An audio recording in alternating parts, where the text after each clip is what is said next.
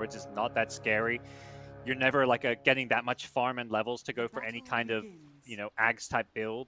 That's like a core shaman gimmicky cheese build. I just don't really feel like this hero does much in the mid game outside of just being a lockdown. The only other play I think you have is the BKB Shackles, which is, I guess, something that Lion doesn't have as much, that like crazy Shackles duration with a BKB where you just lock down, in this game, someone like a Medusa. But if you get that fun on Shaman, you know, I feel like Doom will just be like, I'm going to beat Dooming a Shaman then if I have to, with a refresher or something. Doom the Void, Doom the Shaman, whoever it may be. It definitely feels like the Shaman needs a lot more farm than what Lion does. Like you were saying, like the Shackles doesn't come into play now unless you have like a BKB.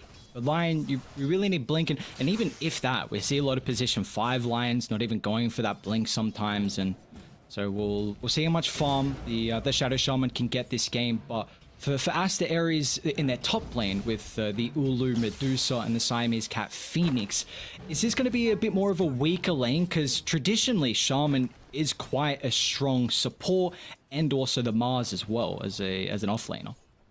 Yeah, I think because it's a Medusa, the Shaman should do pretty well here overall. I think the reason why Shaman stopped getting picked is because the laning stage actually just got worse and worse. It's one of those heroes that if you ever jump on top of a Shaman, he just kind of dies. Like Lion has the 2 spells to disengage with. The Earth Spike is just, you can just use it and run away.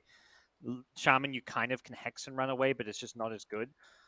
So we'll see. I think Phoenix is very good because you get on top of Shaman, but the good news is there's no carry that also threatens to kill you.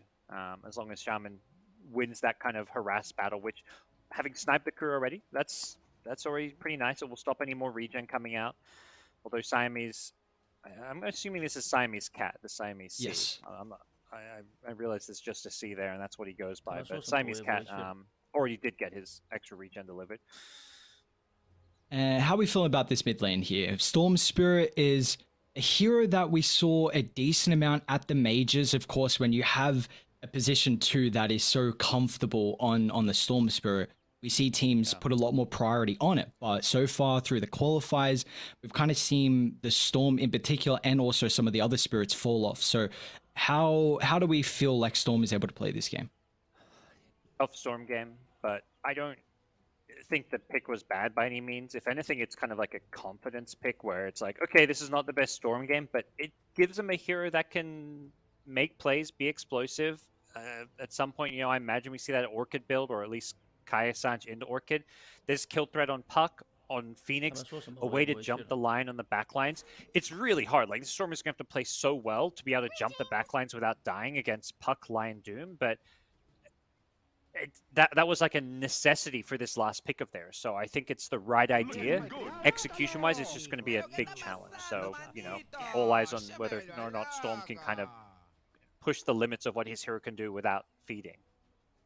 Yeah, and I guess it's going to come into play as well with Xtreme if they can even make stacks as well for the Storm Spirit. Just getting a little bit earlier of a timing for the early game in his items. Maybe he can snowball that into an advantage. And then once that Orchid's picked up, if Aster Aries, if they're not grouping up, then it could definitely hurt them. Now, they do have a pretty decent lineup to group up. You know, once Medusa kind of gets 2 items, if Ulu wants to, then that can kind of take away of this effect of the pick-off that Xtreme are going to look for early on. But with our last lane here down bot, the Lion and the Doom versus the AA and the Faceless Void. Is there a team that we're favoring in this bottom lane?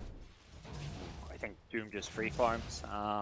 I guess the question is, can they pressure the Faceless Void too much? I think there's no real kill threat pre-level 6 because Void's just going to waste time walk. So probably both these supports, as we're kind of seeing already, are just going to go for these stacks. AA actually misses a stack, but I think both supports in this bottom lane are actually going to be pretty free to stack, to help the mid lane out, grab some runes, because Doom and Void are, they're just going to both be looking to farm, and neither can really kill the other. And do you feel like this is going to give a bit more of an advantage to the Doom or the Void having a free farm lane? Like, is Doom going to be able to get active earlier on? I think overall it just favors the Doom because he's going to get more farm. He's got Devour, and he's going to hit level 6 and have that scary kill threat. I mean, Void, similar story, you get the Chronosphere, but I would say it's slightly better scenario for Doom, just because Doom is kind of the counter pick to the Void. Also, I mean, just counters so many of these extreme gaming heroes. So I think Doom having such an easy game is good news. But I feel like every game feels like an easy game for Doom, which is why I'm surprised it's not picked more, because this hero just doesn't seem to ever get pressured in lane. Yeah, it really feels like this hero needs to start becoming like a first ban material because of what we're seeing from him. You scale so well into the late game, and you have the flexibility potential as well. You don't know if he's going mid, you don't know if he's going off lane, and who knows if some of these high-level China teams are even trying to flex him as like a support and just be like a Doom bot. I mean, that's really greedy. Yeah. We saw Red Panda play the Brew yesterday and looked really strong on it, but it's worrying. We see this hero go late game, a double Doom, nullifies two heroes in a fight, and that's just... You can't then 3v5. It's almost impossible. Yep. So, something interesting with the Doom lane. Lion scouted out the Alpha Wolf camp, and I think Doom went over to devour it, but the Alpha Wolf is actually a level 5 creep now. I didn't actually know that. Apparently, it used to be a level 4 creep, but they made it a level 5 creep, so he couldn't actually devour the Alpha Wolf until he gets his level 2 devour, which is a little annoying for him since he made the walk over there. We saw last game with the Doom that getting the early ice armor was huge, which is something you can devour early on. But yeah, Doom, of course, being able to make use of those neutral creeps in their spells can make a big difference on this lane. Yeah, just that extra ability compared to what the other heroes are going to have can potentially turn a lane upside down. But like you were highlighting, the fact that this bottom lane, it's going to be mainly a 1v1. We're already seeing that Yona and Aqua are putting a lot more emphasis on securing the water runes, and when the powers start spawning as well. There's a double at the Ancients for Dire. They've also got a double at the Hard, so already starting to get a couple of stacks here for the Medusa once she feels content to be able to fall back and farm around the triangle. Yeah, and I mean, I guess the good news is theoretically AA can be doing this a bit too. Bottom lane though, TP in. Storm, nice rotation here. Just hit that level 6 back to base, and then TPs to the bottom lane. That's something we see Abed do pretty consistently, actually. He gets 6 from the jungle, goes back, refills up, TPs down to a lane he can get a kill. So already we see the confidence coming through. Storm on the Storm Spirit. He's obviously got a high amount of experience on the hero. Good move. The one part about the move I would have liked better is if one of the supports TP'd mid, because Puck just got like 600 damage on the mid tier 1 tower. Luckily, the siege creep wave came off. I don't think Storm would have made that move if the siege creep was hitting his mid tower, because he would have like basically lost his mid tower. But yeah, his tower did take a decent chunk of damage, which I think one support TP, like the Shaman, it's probably his job there to TP mid. He was contesting a pull. Shaman could have leached some XP and also prevented most of that damage. Yeah, it's something we see a lot of the tier 1 and even above those teams do at such an incredible rate, where they make sure no experience, no gold is wasted on the map. Like if there's that is at least a rune secured for the Storm Spirit here. They've done a good job. That first power rune can always have a big impact. Just an invis, so not the high impact rune you're perhaps hoping for. That arcane or regen, even a haste rune on a storm like allows you to have a lot of chase and kill threat. But things will go back to kind of that farming pace. Doom, that was a lovely kill, because Doom, yeah, I kind of mentioned, he's the one who gets the most out of that bottom lane because of how crazy Doom is. It's just this farming offlaner, so a very...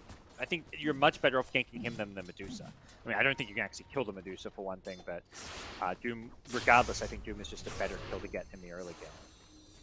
I think with 6 on the Mars, they might be able to kill Dusa. Like, I was just going to ask, when do you feel like Ulu is going to be forced to go back into the jungle? Because you really want to send her as early as possible to the jungle before those levels stack up. I'd agree. You might need a storm rotation for it, but we're going to see them go on the Phoenix first. Phoenix gets set up on by the Shackles, and Mars will commit the Arena. So Arena's down at least. Worth getting the kill, but at the same time, I think that's okay for Aster Aries. Yeah, I think it is, definitely, because I actually thought they needed the Arena plus Storm to kill Ulu. So the fact that Phoenix tanks it up, down bot, Doom's out. Phoenix, he's also getting involved as well with the coil drop. They won't have the Storm Spirit this time to help out. So it means that 00Q is going to get brought down by the first Doom of the game. Both times here, the position 2's rotations has been to the bottom safe lane. We've seen a couple of cores be the target there. Nice move from the Lion. He got the Impale from the Fog, which allowed them to get the Doom out on the Void, so he couldn't time walk out. Dire's middle tower is under attack. Pretty even early game. Either way, this Storm Spirit, still top on the net worth charts, has had a fantastic start to his game with full access to the jungle and successful rotations. Yeah, this is already Oblivion stuff completed on the Storm, and you were bringing up the haste power room potential as well, which he actually has bottled, so we'll see how Storm wants to play at the moment. Still prioritizing a lot more of his farm, and after that early pickoff, he just wants to play his game and try and hit a very, very fast Orca timing. I like it. I mean, I feel like we're seeing more Storms start going for the Cayenne Sange first and going for this tanky build. But I think this game, the Orchid, there's so much stuff that can kill you. I don't think Cayenne Sange protects you. I mean, the whatchamacallit, the Sange and Kaya is nice against stuff like the Doom, but it's he needs to be killing, and he's going to die regardless. So just going for this kill build is much better than going for like the status resist. Would you like to see Xtreme maybe try and smoke up and get a ward down around the Ancients? Because currently they have no information of this massive stack, and I don't believe anyone has also just done their own body scouting too. Yeah, they don't have any heroes to kind of steal it or farm it themselves, but I think we are approaching that point where, you know, they've got Chronosphere, so they can definitely take and win a fight around that area. Medusa is not going to be fight ready really for some time. She can maybe be a good frontline sponge, just tank some spells if there's a team fight, but outside of that, obviously if this Medusa just gets to freely farm these stacks uncontested, that to me is a bit of a problem for Xtreme Gaming. Ideally, even a support, like, I mean, if the problem is there's already Dire wards up there, so if AA can't just walk in and get wards down. I think the problem was you need to get wards down before the stacks start happening, because once Dire is in a position to protect it with vision and heroes, the only way you can contest it is with a smoke. Yeah, and that's where maybe they have to actually put that emphasis on making the smoke instead of using it for a pickoff, because right now Ulu, he's just shoving out mid, so they won't be able to wrap on through, because the creep wave being pushed out gives them a lot of information. And he's just freely able to take the stack, which he's currently doing at the moment. And, I mean, even though Radiant, they've got Chrono, and, I mean, level 8 on the Void, Storm can jump over. Maybe they're waiting on Aqua having level 6, because that is going to be a lot of their bursts. And I actually wouldn't mind just plopping the AA mid and giving him that solo experience. Yes, it's going to slow down Storm's Orchid timing a little bit, but I think this AA burst is going to be really important through the early game here. And great play from the Lion Yuna. Nothing was coming to the Medusa, but that smoke play you mentioned wouldn't have even worked because Lion was just standing on the hill. Now they scan. They're doing everything to protect this Medusa while she farms these stacks. I'd even get killed down bot as well. Yeah. Wow. Yeah. So they're doing great. Yeah, they protect. Lion's just like, okay, I'm going to be a smoke popper. I'm going to stand on this hill. If they smoke to gank on Medusa, I'm going to be the one who dies for it. Then they scan, and then also they got heroes who revealed themselves up top. So then they're like, okay, Medusa's safe. Let's go for a kill on bottom. They're farming while getting these pickups. They're also doing an immense amount of damage to the tower down bot. And you see the rotations from Xtreme. They bring down the Mars, they bring down the Ancient Apparition, and it was kind of just a bait push from Aster Aries. It looked like it's still just more space for Ulu. You got the Doom top of the net worth, you got the Medusa who's very close to the Storm Spirit, Puck's also sitting very comfortable, and they're just farming multiple lanes. And I feel like, is this what Xtreme Gaming want though? Like, are they okay with the status quo of this game at the moment? No, this does not look good for them right now. The Void just doesn't farm at the same rate as really any of these Dire cores. You can see he's bottom net worth. Out of the 6 cores, he has the least farm. Maelstrom will help a little bit, but even that alone won't change everything. I think they're lucky that Medusa with the Ancient Stack, it was a ton of those Black Dragons, so there was like plus 12 armor spread across all the Ancients. So she actually farmed it kind of slow. Normally, after farming a big Ancient Stack, Medusa would be like top net worth. She's still very farm, but it took her such a long time because there was almost too many, and she doesn't have the items to kill them quickly, that at least it was... I mean, it was efficient in terms of, like, it's a ton of gold, but it was not like that hyper-efficient, like, Axe farming it or Bristle farming an Ancient Stack. see a pick off up top. Siamese Cat just runs into the shackle, also simultaneously down bot. The Doom will end up falling. But they've got the coil blocking the Storm Spirit. Even Ulu thinking about getting involved here. They've only been able to kill off the Storm, and 3 of the casualties here for Aster Aries. Yeah, the Storm dying to get a couple of kills is nice, but it feels like you're not addressing the Medusa, who's going to get now, and tower as well. And this game is all about the Storm. This Void is never going to be able to keep up in farm. You need your Storm to basically just have that kind of beyond godlike game where he's going to have to get like go like 15-3 and Top 10 lane or something. There's a Doom out. Instant Hex, but an already BKB. Ooh, doesn't get a hook Missed the stomp. War Stomp, but he should still be able to chase him down. Maybe Pretty Nardo close. can get a deny. Oh, he tried for it, but the big swing of the sword from the Doom will kill off the position 1 on Xtreme Gaming. Radiant's Yeah, top tower I is actually under feel like the attack. broom handle made a difference there. I feel like that plus 50 attack range rarely does anything. This is like all about the damage and armor when you get a broom handle, but perhaps allowing him to get that extra right click on before the Doom wore off. I didn't actually think they'd be able to chase down the Void, but Doom very fast, face Radiant's boots, middle tower plus is the under Scorched attack. Earth. And them defending that tower is very, very important as well, because now Medusa's got kind of a free bottom wave where you've got extra camps to farm, and Aster do an incredible job to defend their top. So this is just going to limit... You're behind on this checklist so often that tier 1 on the opposition safe lane is the first objective you want to tick off as mid lane. Zip in, but Storm, that's an instant Hex, and they drop the coil. Storm, you don't want to be there. The rest of the team, they're going to try and follow up with the arena. That's a great Ice Blast. They've claimed the kill on the Phoenix before the Supernova, but that's all they've gotten at the moment. And we put so much emphasis on the fact that Storm, he needs to pop off this game. It's going to be a difficult task for him to actually have such a strong performance now with already 2 deaths. He has to snowball. And he's lost any good targets to kill. There's Manta on Medusa. Puck has a Yule Scepter. I love this from Phoenix. We haven't seen this Yule's rush on Puck in a long time, but you're playing against a Storm who rushes Orchid. Not going Witchblade, great decision. He can go back for it if he really wants. At this point, he's just going to be going for the Blink Dagger. He's just basically recognizing that if you deny Storm's ability to snowball and get kills, this game looks really good for Aster Aries. All they need to do is set their Medusa up for success. So Dire's top tower I like what we're seeing. I feel like the one thing Xtreme Gaming need to change is maybe start looking to utilize his Chronosphere a bit more. They killed a Phoenix again, but yeah, they haven't used Chronosphere once this entire game, I believe. Yeah, they haven't, and that's something that we see a lot of the Voids prioritize. Like you chuck out Chrono, you want to get involved, use that Chrono, get a free kill, maybe an assist. It's giving you some experience, some gold, and then back to the jungle you go. But pretty much every use of the Chrono feels like a guaranteed kill, especially with the Ice Blast. So the fact that they haven't used it is slightly worrying. Down bot, they have called out Ulu. It's a lot of damage on the Medusa here with the Serpent Wards dropped, and Phoenix is just a little bit too late with his own rebuttal. Nice kill. Yeah, this Medusa just not quite at that scary Medusa with that second. That second item is where you start to feel a little bit unkillable. The 2-man gank, yeah. Perhaps they have got enough tools with the Storm Orchid and the Shadow Shaman, as Medusa can survive through all the damage, and Aster Aries, bit of a reminder, like, okay, yeah, this Medusa's having a great game and free farming away, but things are not wrapped up and in the bag just yet. This Void continues to farm, and they haven't even...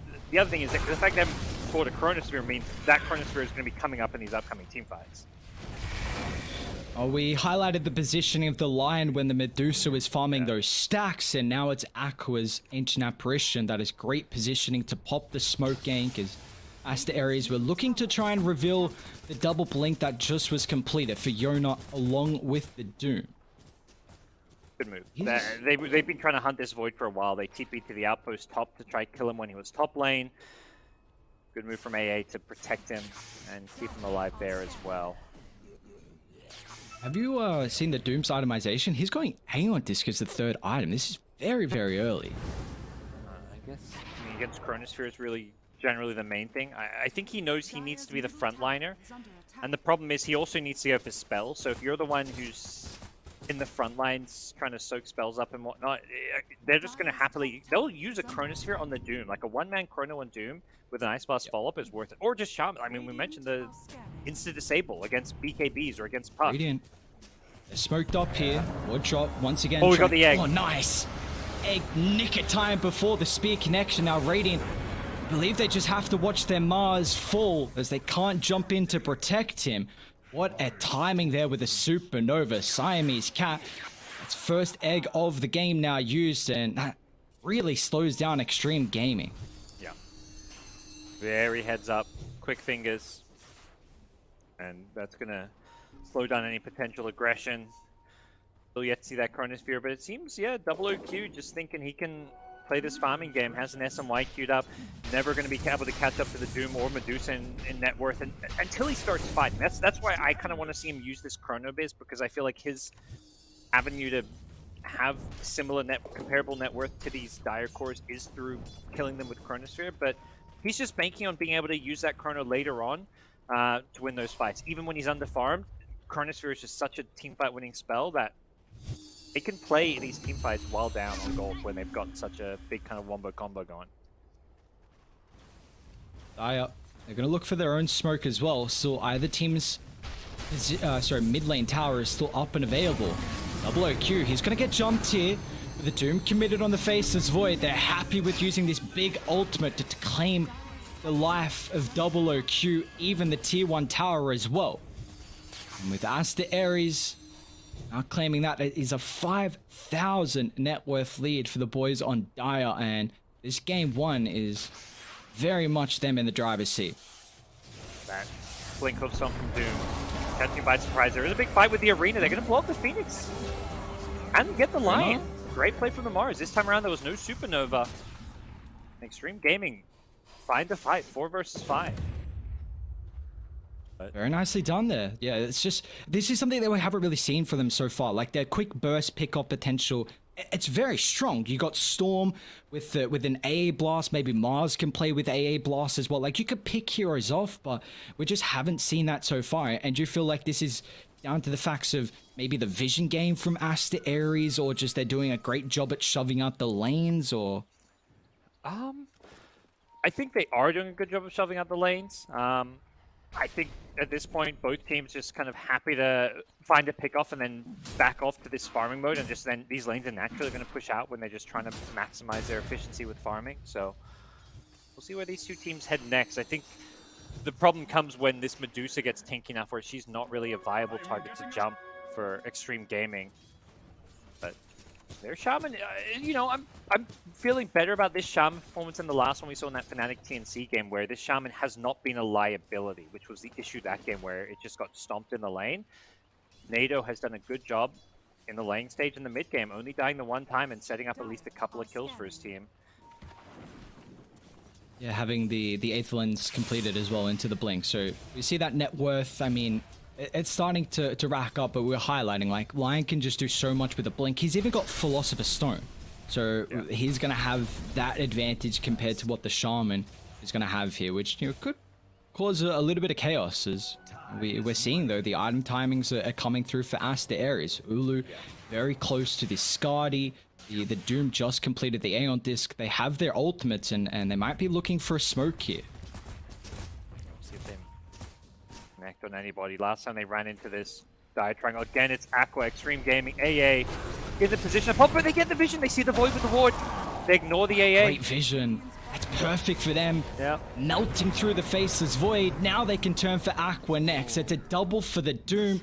The vision game, so important. This time they were just able to scout out Double OQ. He was farming the hard camp instead of the Ancients previously, and they might think about wrapping up top to potentially take that tier 1 tower. Although the Mars has done a great job at being able to shove out this lane. Yeah, this Void's had such a tough time. 1-4-1. It's, you know, not a pretty scoreline to have. Farm-wise, he's struggling, and it's just a hard hero to play into Doom of all heroes. It's like at least his 3rd time getting Doom. Maybe even all 4 deaths were due to the Doom. And Medusa, it's the problem is like even when he comes on and starts looking for Chrono, yeah, this Medusa is gonna just be way too strong, way too scary. That level 20 Talon as well is gonna be kicking in a couple of minutes and things are gonna look really bad for Xtreme Gaming at that point, I feel. Yeah, and we just see that they don't have any deep wards to play with. Like Storm, he wants pickoffs, he can't get them though. When you don't have vision of the backline, which are the targets you need to jump. Like Phoenix has Holy Locket, maxed out Sunray, that's so important. Oh no, you're still smoked. Oh, that's not good. That's Arena now down at Dire. They want to fight even without the Doom. That is a big mistake, and it's just further delaying the game, which feels like Aster Aries late game are going to thrive even more. Yeah. Yeah, that's a bit of the nerves. I mean, I can understand the blink Yules. I think your instant gut reaction is to blink Yules the second you see a hero, because if it's someone like the Puck, you need to Yules them before they phase shift, and you can perhaps get them in the Spear Arena combo out of the Yule Scepter. So, totally, I wouldn't even say it's a mistake that he blink Yules out of the smoke. The mistake is really that he commits the Arena. He should have realized, hey, I'm still smoked. Let's not throw this Arena. He's going to get caught. Yona. He placed that ward a couple of minutes ago here, so the lane ward's so difficult to get rid of. They're going to be able to utilize this, and I mean, I was just highlighting, like, Xtreme Gaming, they don't have any deep lane wards to find these pickoffs, and it's actually Aster Aries that do. So that ward comes into play, heals off the Mars, and you know, this lane is also already getting shoved in, so they might think about putting some damage onto the tier 2 tower. Well, that's problematic. This Doom making all the right plays, finding all these rotations, and very hard for the Faceless Void to play against this Blink Hoofstomp. You have to be so fast reacting, and I just don't think against the Hoofstomp, it means he doesn't have to rely on that long Doom wind back. I think it's like 0.5 on the Hoofstomp with the War Stomp instead of the 0.9 of the Doom with the cast animation time.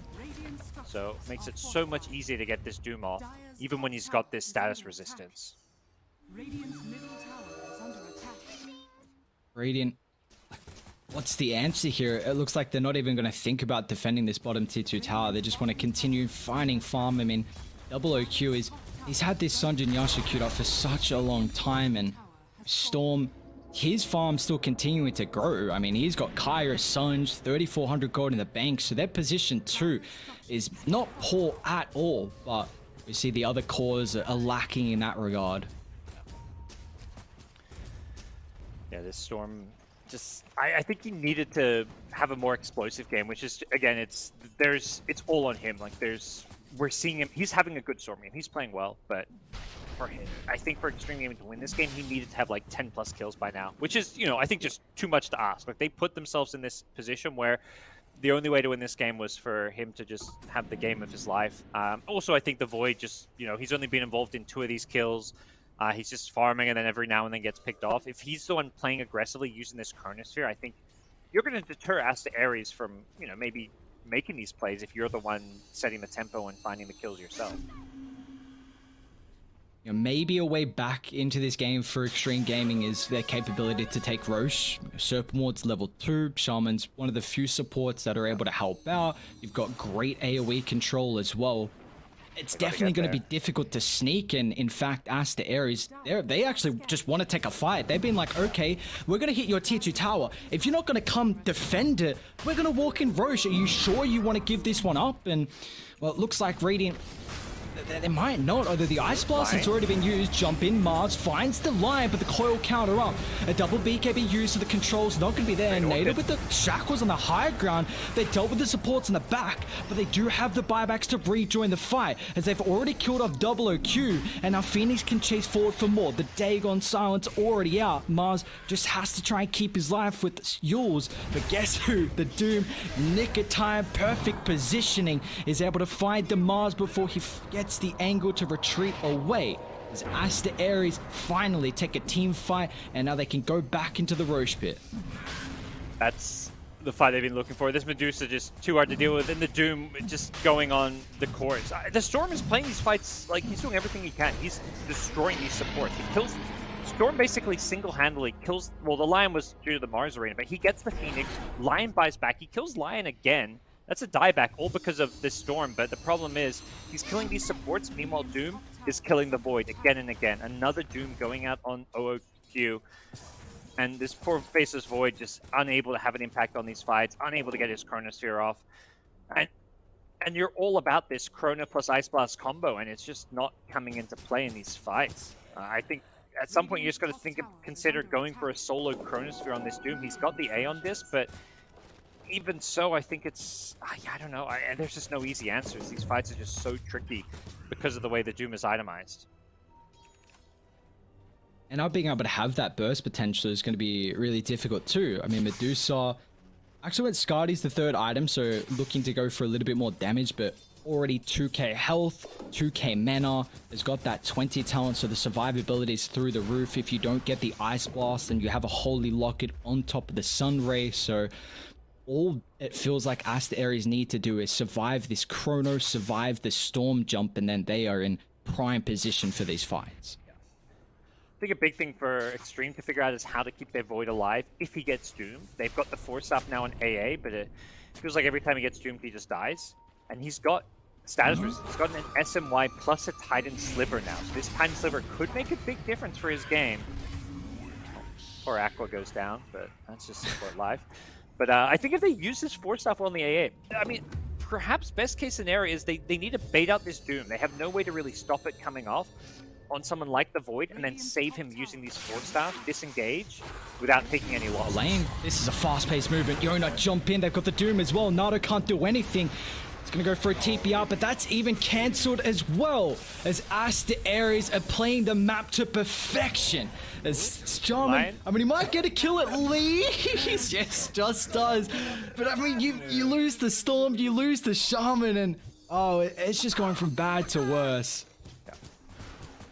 At this point, this Doom mate, I mean, he obviously uses the Doom here on Storm because it's kind of a free side lane pickoff, but even in teamfights, I think the Storm is a better Doom target, if possible. But realistically, whether you get Storm or Void, I think you just win the fight. It doesn't matter who. Like, often the problem playing against Doom when there's too many Doom targets is like, oh, you can't Doom everyone. Well, take out Chronosphere or you take out a Storm and his ability to impact the fight. Either way, you're winning the fight when you have a Dusa. Dusa can easily handle whichever one is not Doom.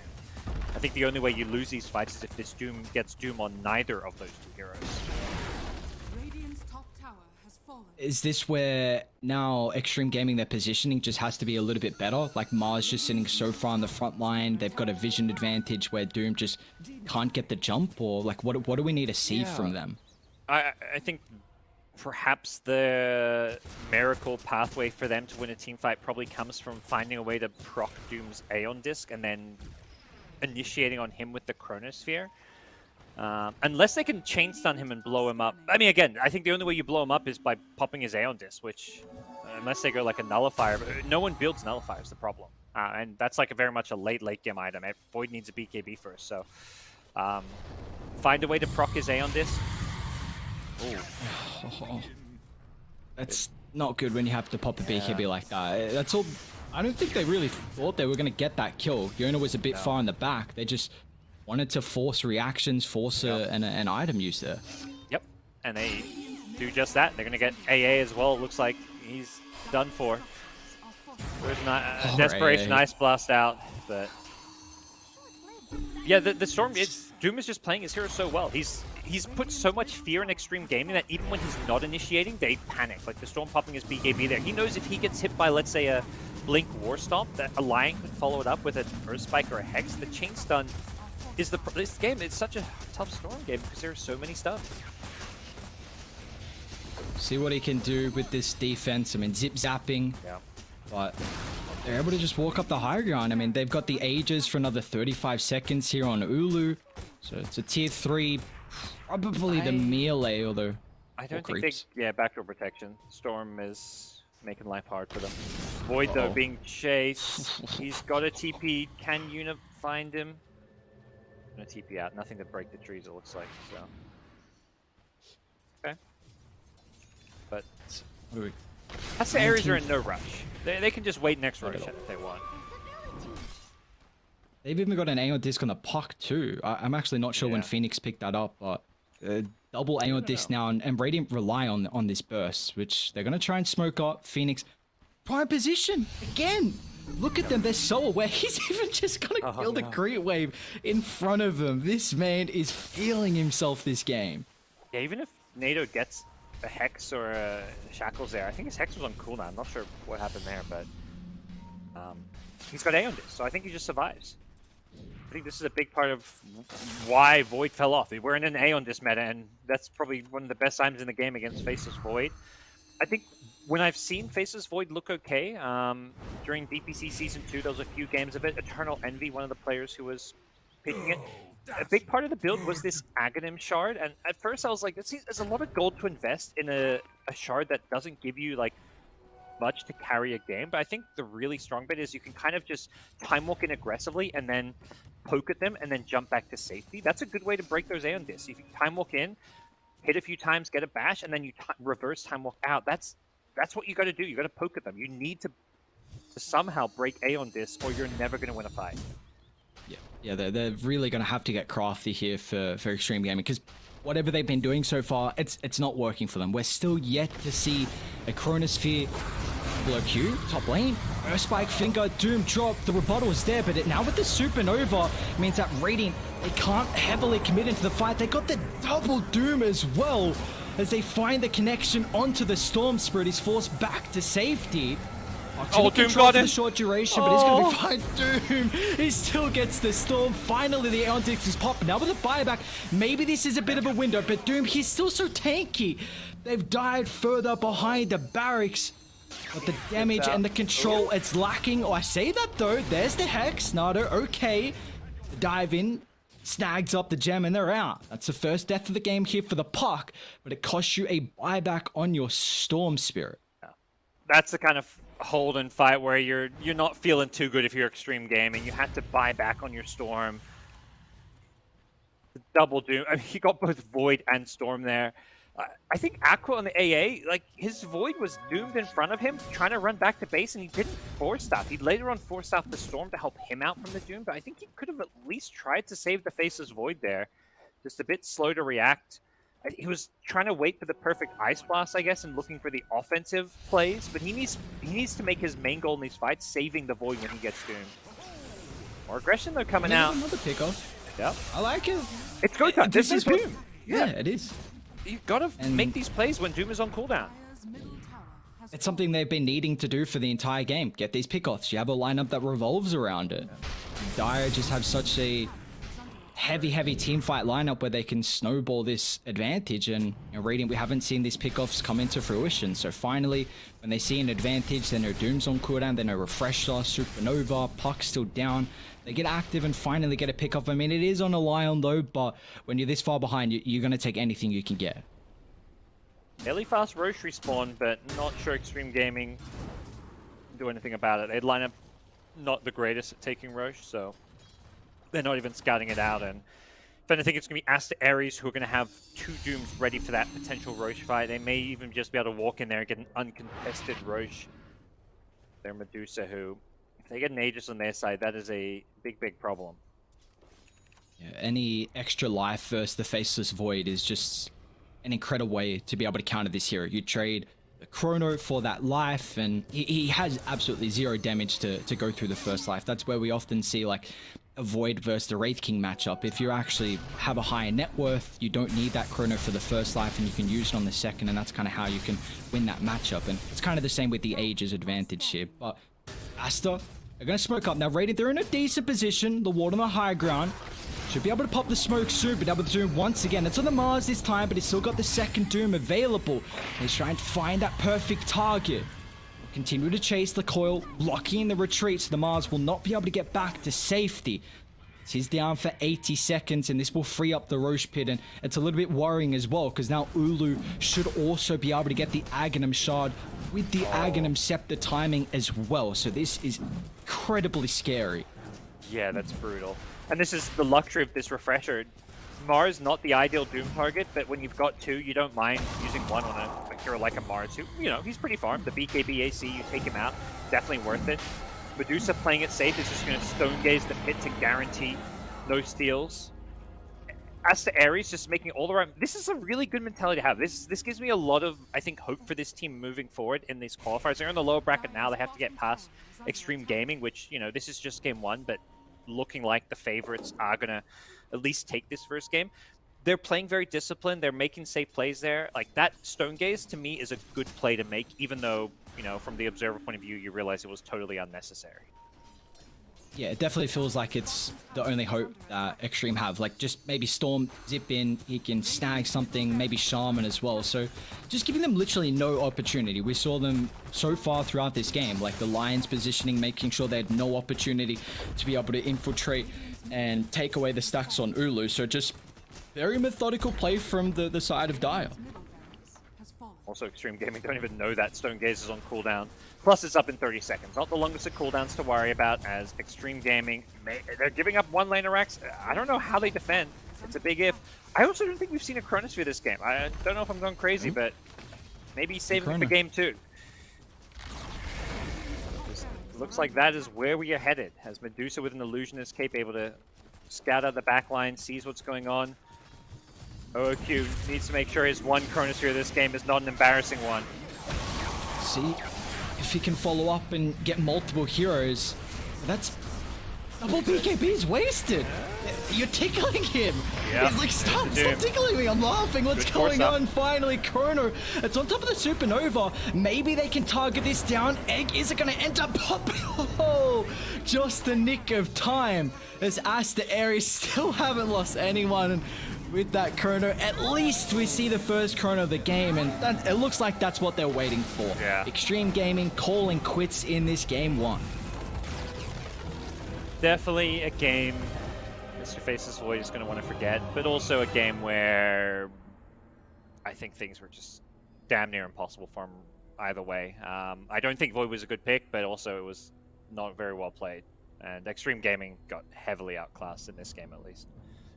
Yeah, very much so. I think we kind of were highlighting throughout that game that Storm really felt like he had to go flawless, just had to go 10-0, absolutely pop off, make some high caliber plays, and he was doing that for a long time. You take a look at his KDA, 9-4-3. It's not like he didn't have a bad performance, but just it's a game where you can't die. If you have any opportunity, you have to absolutely carry this game. And honestly, I'm excited to see what the second draft is going to look like, because we've seen a lot of teams so far ban the Brood versus Aster Aries. eHome were prioritizing it in game 1. Xtreme Gaming also banned it out. So maybe you think about getting rid of the Doom, because he absolutely caused way too much chaos for them to handle the lane, the mid game, and to the late game as well. He was just on point, and so were the rest of the team as well, as Aster Aries taking this game 1. As we'll send it to a quick break. When we come back, we'll break down game 1.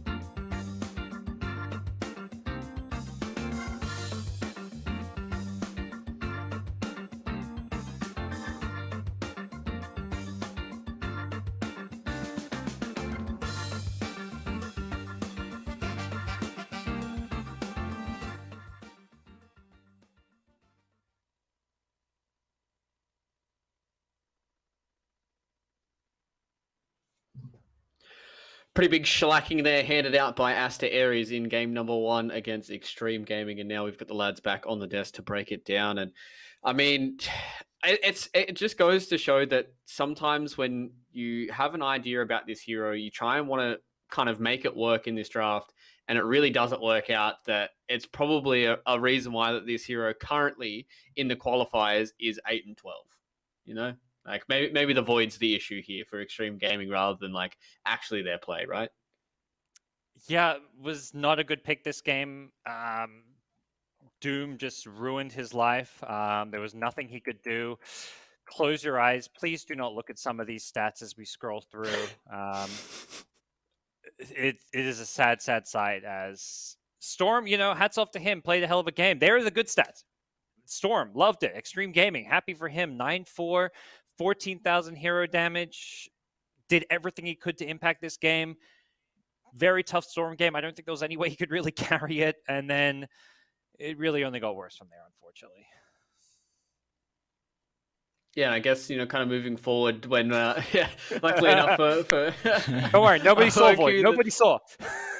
Nobody saw, guys. It's fine. The stats don't matter. We're just going to glaze over the faces. We're just going to get our sights set on match number 2. But I think the biggest thing that you guys touched on, right, is it's this Doom pick, and I feel like every time we've seen this Doom being able to get that early BKB, go into the refresher, or it just deletes people from the map, right? Aries, you touched on a little bit where you can't win these fights when it's 3v5, no matter how good your initiation is, right? Yeah, you just cannot. Like, you see, it gets to a stage where he's even just doing the Mars, and Mars had a pretty solid game as well, but you just have so much flexibility with the heroes that you're able to use these big ultimates on. And I think it's the fact that they got the Lion and the Doom as well. Like, these are two of the best heroes right now in the meta. Medusa as well, we're seeing back whenever qualifiers come around, whenever internationals around, Medusa it's a standout. So they just get these meta heroes. It just has to come back to the draft. Like, you need to take a bit of a break. I don't know how you kind of recover from a game like that. I don't know what the mentality is going to be, but their bans have to be different, and I think their picks have to be different. You can't let the enemy team get a Lion and a Doom. Especially when a Doom was he was 4th picked for the side of Aster Aries, right? Like, he was relatively deep in that draft, so it wasn't like it was an early Doom pick. But from what you saw from Xtreme Gaming, Gods, do you feel like if they can eke themselves out at least a little bit of a draft victory here, do you think they have enough in the tank to at least make this competitive against Aries? I hope so. I think they're going to need a pretty big draft advantage. I think at least what we saw in game 1 was shaky, but we also felt that way after seeing CDC in game 1, where they had an okay draft but got obliterated, and they bounced back and took game 2. So it's not out of the realm of possibility. As Ponley put it, sometimes you just have to get stomped and then say, we're in the low bracket TI elimination effort. Let's just go out playing our best Dota. I think that's the kind of mentality they have to have, where like they've got nothing to lose. They have to kind of be honest and be like, we're probably not qualifying for TI. There's too many good teams in this China qualifier, but let's not get embarrassed. Let's just go out and play Dota and forget about that. Forget this. This is for this team. It shouldn't be about the $40 million, because realistically, their goal is not to qualify for TI. It's just to play as well as possible and to improve as a team. I mean, it's what we touched on previously with Magma and CDC, right? And then that game number 2 coming out from CDC, they picked 3 cores, and that's how it worked out. So it just feels like it needs to be one of those things from Xtreme Gaming where you said, Gods, where it's kind of just throw everything to the wind and just see if they can get themselves out there and play some Dota like they have in the past. But, ladies and gentlemen, it's time for us to go to a break ahead here of game number 2. Let's see if Xtreme Gaming can pull this one back, or whether or not it's going to be Aster Aries moving forward in the lower bracket. So we'll see you then.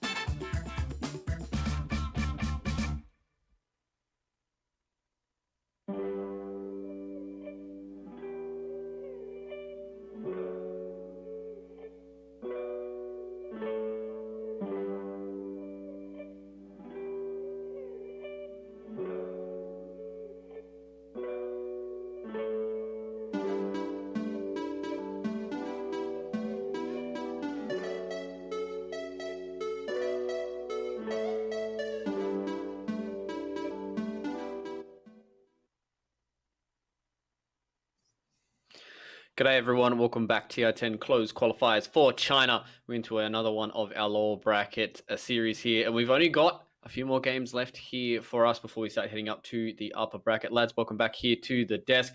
Xtreme Gaming versus Aster Aries, game number 1 draft. A little bit wonky, what we expected. We weren't really expecting to see a lot of those hero picks coming up, but going into game number 2, Aries, do we feel like they're just going to be leaving this Faceless Void, all this other junk on the sidelines, and just try and go for something a little bit meta, a little bit more straightforward? I hope they leave it on the sideline, and now that the draft is up, Aster Aries actually banned the Void, so they're like, okay, we're it didn't have a good game, but we're still going to show you some respect, and we're still going to ban it. They've got Lion, they've got Lina. It's a lot of damage to chuck into Chrono, so why not ban? I guess if it's comfort, I'm not sure. So I guess we see this starting out with the Lina and the Lion here for Xtreme Gaming. A hero that we've been seeing an absolute boatload of is that Lion, and it has had a lot of success. And then I guess the kind of trade is this Hoodwink, right? And I guess Gods, we've been seeing a little bit more across the Chinese region. Do you feel like so far that is a better pick over than what we've seen with the Lion from Xtreme Gaming, or do we feel like it's just kind of another one of those heroes that just gives you a little bit of extra damage, a little bit of team fight to mitigate heroes like the Spectre and so on? I think Hoodwink just does a little bit of everything well. That you want out of a 4 position. It has like kind of control. It's annoying. It's kind of one of the difference between Hoodwink and Lion is I think Hoodwink is just more elusive, harder to kill, can kind of split push waves a bit. That's something that Lion doesn't do. The Hoodwink sitting in trees, throwing out nukes onto creep waves, playing those difficult lanes to farm, but has less reliable, perhaps lockdown, less reliable burst damage with the ultimate being something that isn't always easy to land, but you've got the break as well. So I think Hoodwink just does a lot of things well from the 4 position. I'd say Hoodwink, Lion, and Moran are like the top 4 positions right now. Well, Nyx as well, but Nyx seems to always be banned in other regions, although slightly less so here. We've seen the Ancient Apparition being picked up here as well. A lot more meta, a lot more stock standard coming out from both these teams so far. This is a lot of the heroes that we've been seeing quite a lot across the closed qualifiers, and I imagine we're going to be seeing a lot more of them so far. But Aries, looking at this Lina right now, I guess this feels like a little bit of a flex for me, right? Obviously being able to have a half decent lane against the puck, but do we feel like this is probably going to be, another one of those pos forwards if they can try and eke out something a little bit better in that mid lane to go against the puck? Lina quite often does offer that flexibility, but for Xtreme Gaming, when they pick it up in the first phase, they always give it to Storm mid. So I'm intrigued to see if that consistency is still going to shine here in this second game. But again, maybe they... because often they'd gone for, usually it was Lina with another core in the first phase, someone like a Mars or something that can have a pretty strong lane, but they've gone double support, which now Abba picked up, so I guess it reveals that it's going to be the Lina as a 2. I don't know how I feel about the Abaddon though, because it doesn't seem the greatest versus AA. Usually Oracle is pretty decent because you have the false promise to overlap the Ice Blast, but a lot of the heals and the sustain that Abaddon will provide is kind of neglected here now. Yeah, Abba can usually be good against some of the the heavy stun lineups, which I think against Puck we've seen it have mixed success because you can break the coil, then pop bar time, or if your teammate's coiled, they can break it, then you shield off the stun. Potentially can get them out of a bushwhack as well. So I think, Abba just seems to be a good hero just because you save people from stuns. That to me, every time I see Abba picked, that is pretty much the single reason why it's picked. It's made it through. Yeah. This deep as well. Yeah, a little surprised based on how well it did. I think the key is not to pick carry that's going to be as hard countered by it. There are good carries available. If they really want to go super safe, you get like the Wraith King, and then you're never getting doomed probably as a Wraith King, or only under weird circumstances will you get doomed. At the same time, I don't think Wraith King's a particularly strong hero right now, so I'm not sure if that's guaranteed. I'd rather almost see like a Terrorblade type pick, where if you're metamorphed and BKB, you should be okay if you get doomed. To me, the big issue was the supports weren't helping out whenever their carry got doomed. You need the 4 staffs. You need to, you need to bail out your teammates if they get doomed.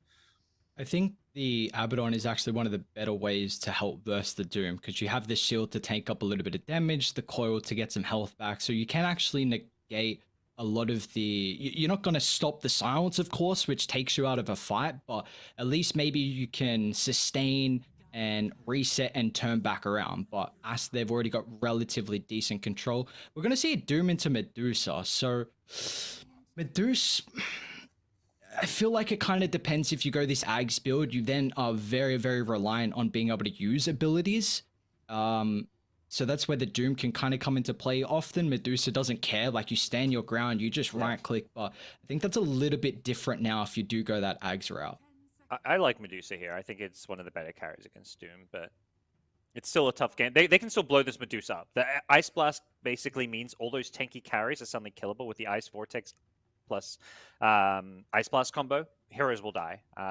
My main problem with Aster Aries is they don't really have super reliable stuns. You know, the Doom with the Blink War Stomp we saw, the Puck Coil is there, the Bushwhack, but it's not like that instant, easy, reliable stun. Like, I feel like they're missing that from their draft, and picking a carry, there's not really going to be any stunning carries available unless they want to do something really weird. Oh, well, DK's banned, so they're not going to see any kind of DK pick there. Maybe a Wraith King with the AA could work, though.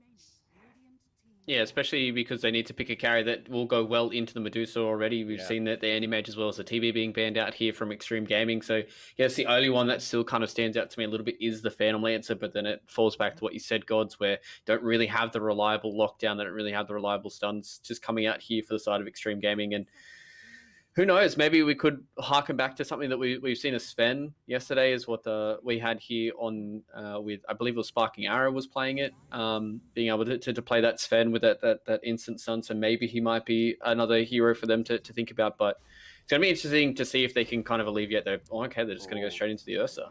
Yeah, no hesitation. Yeah, a lot of these heroes with stuns, I'm like, having a stun sounds good, but they don't match up well against Dusa. Like the Sven, Wraith King, both are bad. Ursa's better than others against the Medusa, I feel, but still I wouldn't consider a counter. But I think it's a good pick here. It gives them something to play aggressive tempo with. Gives them something to take Roche.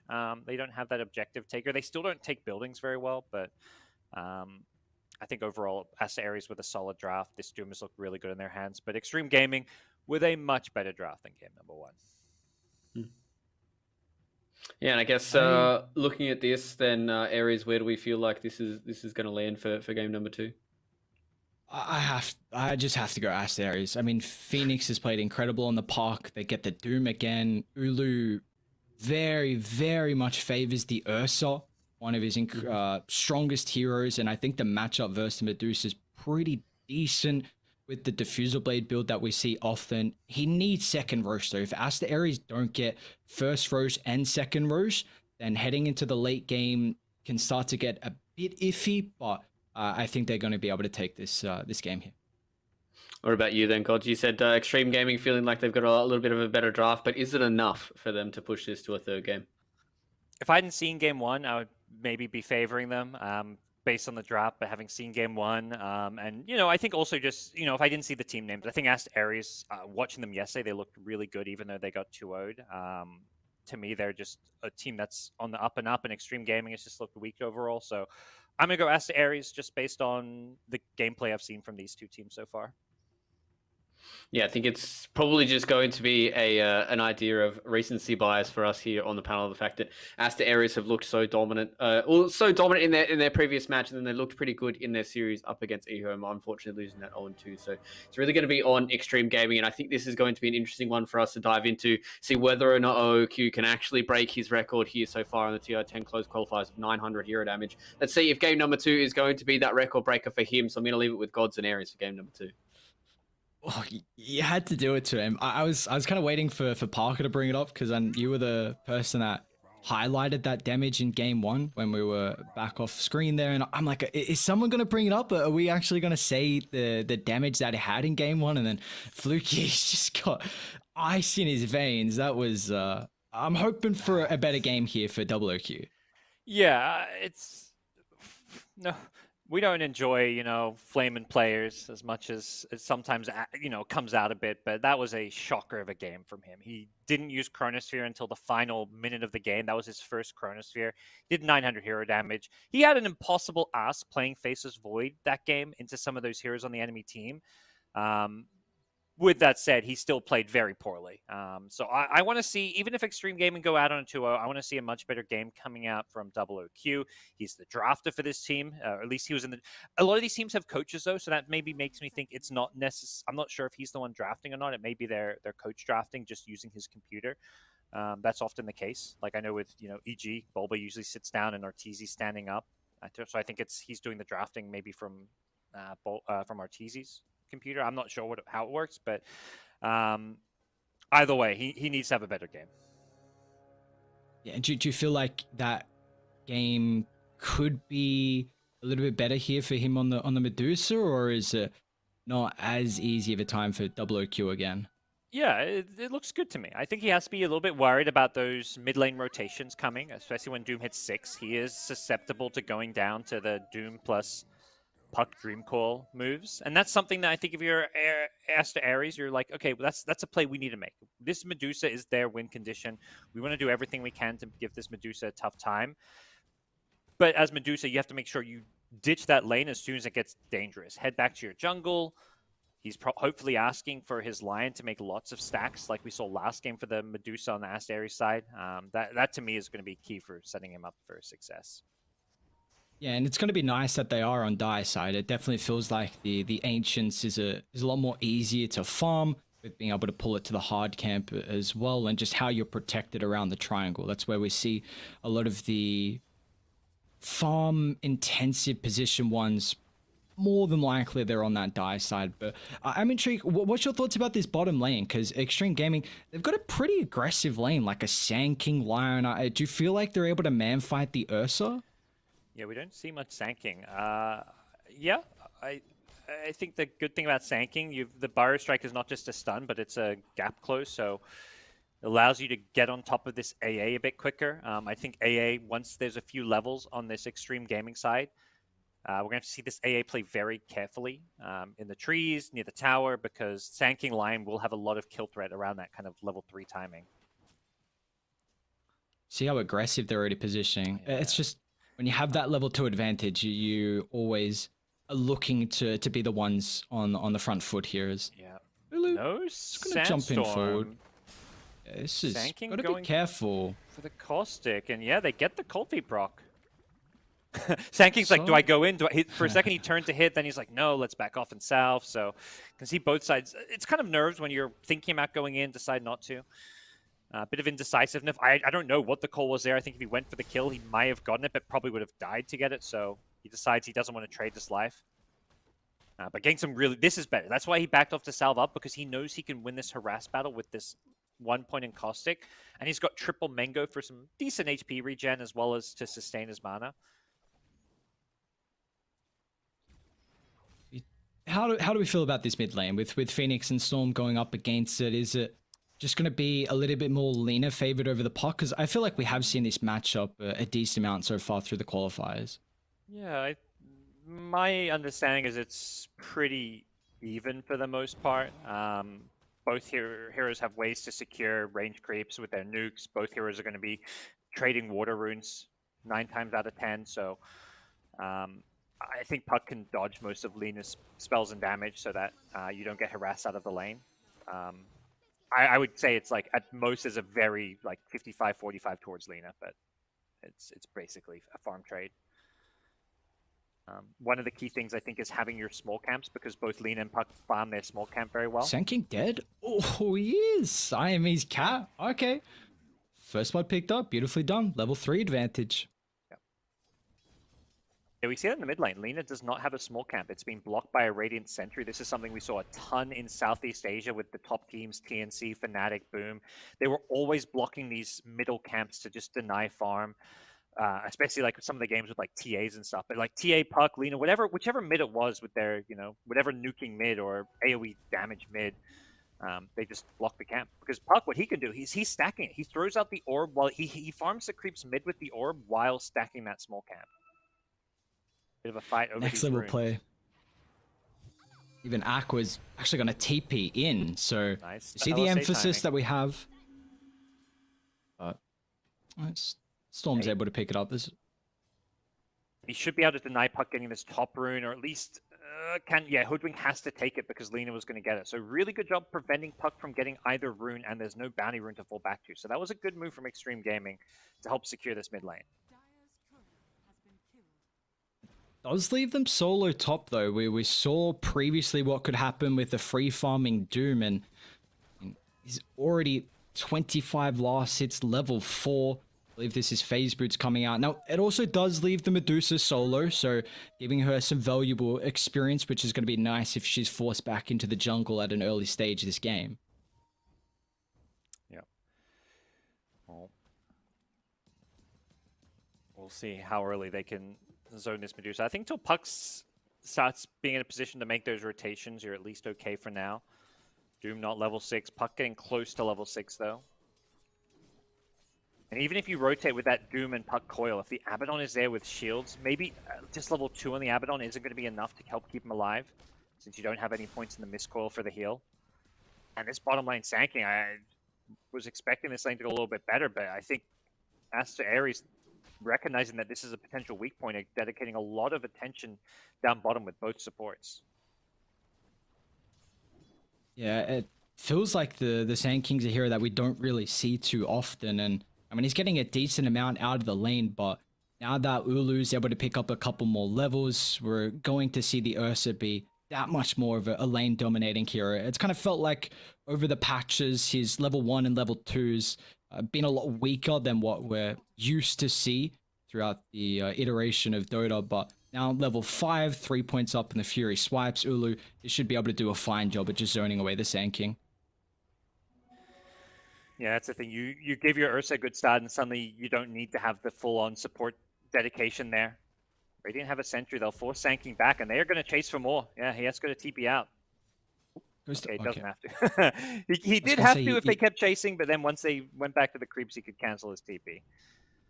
He's honestly lucky they stopped, because he was TPing back to base. I guess he was predicting them to keep going on, and they would have done a lot of damage with the Fury swipe, so pretty nice there for Sand King. Yeah. I think he got away a bit lucky.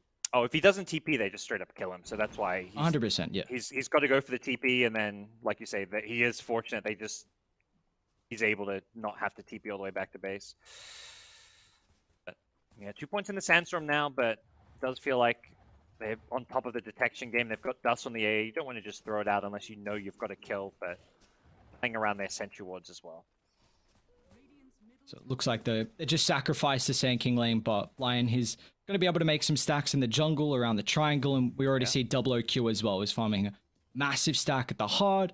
He's also going to try and create a couple of extra ones. That is quite the item for Medusa. Okay, Mr. Gaben giving them a little bit of help here with the Possessed Mask. Yep, definitely nice. Perhaps a hero that, I mean, definitely, it's good. I don't know if, I'm not sure what the best one is for Medusa. It does give you some pretty good sustain. You can get a bit low when you're farming some of these big stacks, but it's not like Ursa Possessed Mask levels of, or Morphling levels of imbalance. Look at this efficiency oh using the courier too. Okay, yeah, let's that's go. sick from Medusa. But top lane, some trouble for Abaddon, who's a bit under level, but we'll be fine. Okay. We're kind of bringing up in that game one that Xtreme weren't really having this maximum efficiency with a support soaking up the experienced mid, and I want to see if they're going to play it a little bit different, because Alina is someone who's able to flash farm the jungle very early, but it's kind of difficult because also the Medusa is someone who likes to just shove out mid and then go back and farm the jungle. So I wonder how Xtreme are going to try and prioritize their supports in this game.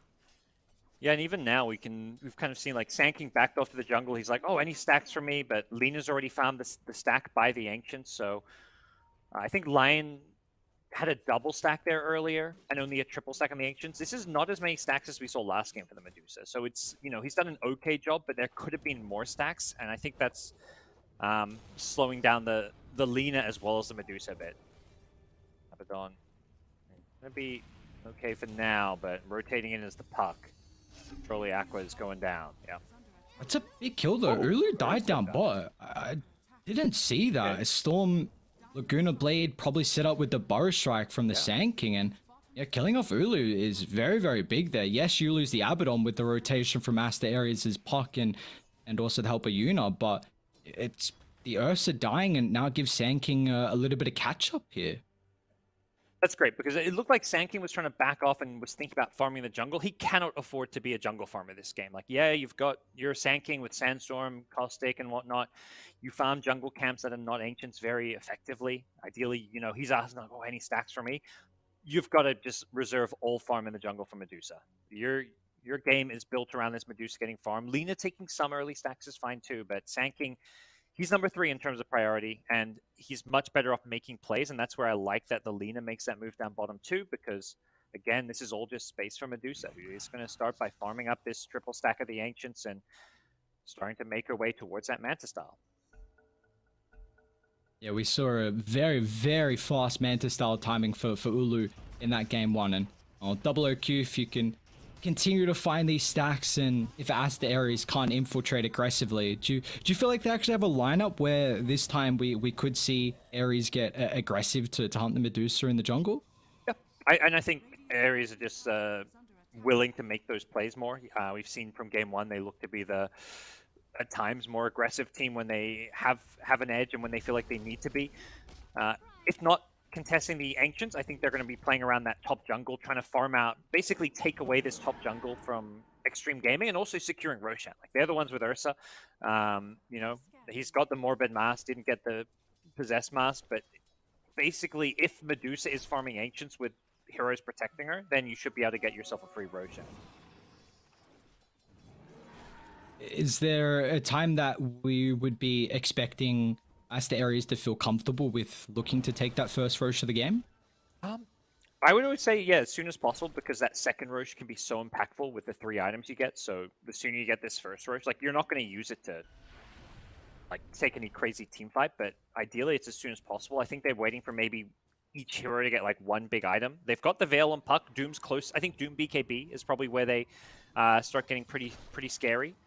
But now they're looking to make a move down bottom on Sand King, who is not an easy kill, but with the coil, they should have this. Okay, he's an easy kill. I take a lot of damage. We've been seeing a lot more of the Veil. I mean, supports have been putting priority on it, but Phoenix this game, do you feel like just when you're against a Medusa, you kind of need that little bit of damage amplification, and that's where the Veil can help out? Yep, absolutely. I asked, it's funny, I was just Cosmo and Paulo, I literally asked him that exact question. I was like, you know, we're seeing a lot of Veil in China, what's the deal? His thing is, rather than just stealing his answer, I'll credit him. In China, I think the item decision making is usually a lot more team oriented, and Veil is just like, we're going to boost up 5 heroes damage. Rather than get saying to improve my game, let's get saying that improves the game of, maybe not 5 heroes, because like Ursa's not dealing much magic damage, but 3 to 4 of these heroes deal magic damage, so Veil can be really impactful this game. Aqua, ooh, they got the break. It's gonna fall up top. Very nicely done. Nice sharpshooter. Arena with the ulti there, Ulu as well. Just, and it's a kill on a support, but honestly, that's just a little extra gold into the backpack of the Ursa, which is going to get him closer to the Diffusal Blade, and this big first item for him could wreak havoc in the early game. They definitely want that Roche. I think maybe to get it, they want to take this tier 1 mid tower. That makes that Roche a whole lot safer, but easier said than done. Their lineup doesn't push towers particularly well, so Ursa may just feel like walking in there regardless. I don't think Diffusal's the item timing you need to go Roche. Maybe just more points in Overpower. He's got 3 points in it now, so earlier Roche the better. He's near the pit. Is he going in? Yeah, here we go. Roche time. They seem to know that Xtreme Gaming are playing the bottom side of the map, so they feel like Roche is safe. Coming though. Sand King, Blink completed. Also BKB just delivered. Let's see, who do they want to reveal it on? But the Epic casts it, gets the Burrow Strike initiation of the Puck, but where's the follow-up? It's there. Nado brings him down thanks to the Finger of Death, and now they can turn to deal with the Ancient Apparition. They have to keep tabs on Roshan, though. If you're not seeing Ursa on the map, he's got to be somewhere, and he's hitting Roche. It's going to go for free. Maybe they get him as he's running out of the pit, but hey, thank you, Gaben. Why not give him a free mobility in the Earth Shock, and he's out of there? It's tough. it's kind of inevitable that this Ursa, I feel like, gets Roshan, unless you're willing to... If they play around that Rosh area, constantly scouting and contesting it, the problem is they're going to be out-farmed because there's just so much more farm in this bottom side of the map around the Radiant jungle and their Ancients. That's their area. They took the bottom tier 1 tower, which means they have full access to this Radiant jungle, so they're playing a farm game, which means, okay, we'll give them a free Roshan. Medusa's still farming. I think it's the right call for Xtreme Gaming not to contest Roshan. The kill on the puck plus the mid tier 1 tower was a great move. That really sets them up to have a strong mid game now that tier 1 mid is down. The key thing is not giving Aster Aries second Roshan. That's where 3 items out of that. By that point, Medusa should at least have Manta plus maybe an ultimate orb or whatever. We'll see if she goes Scotty or Butterfly first. She's got Butterfly queued up, but Medusa should be well on her way or maybe have completed her second big item then.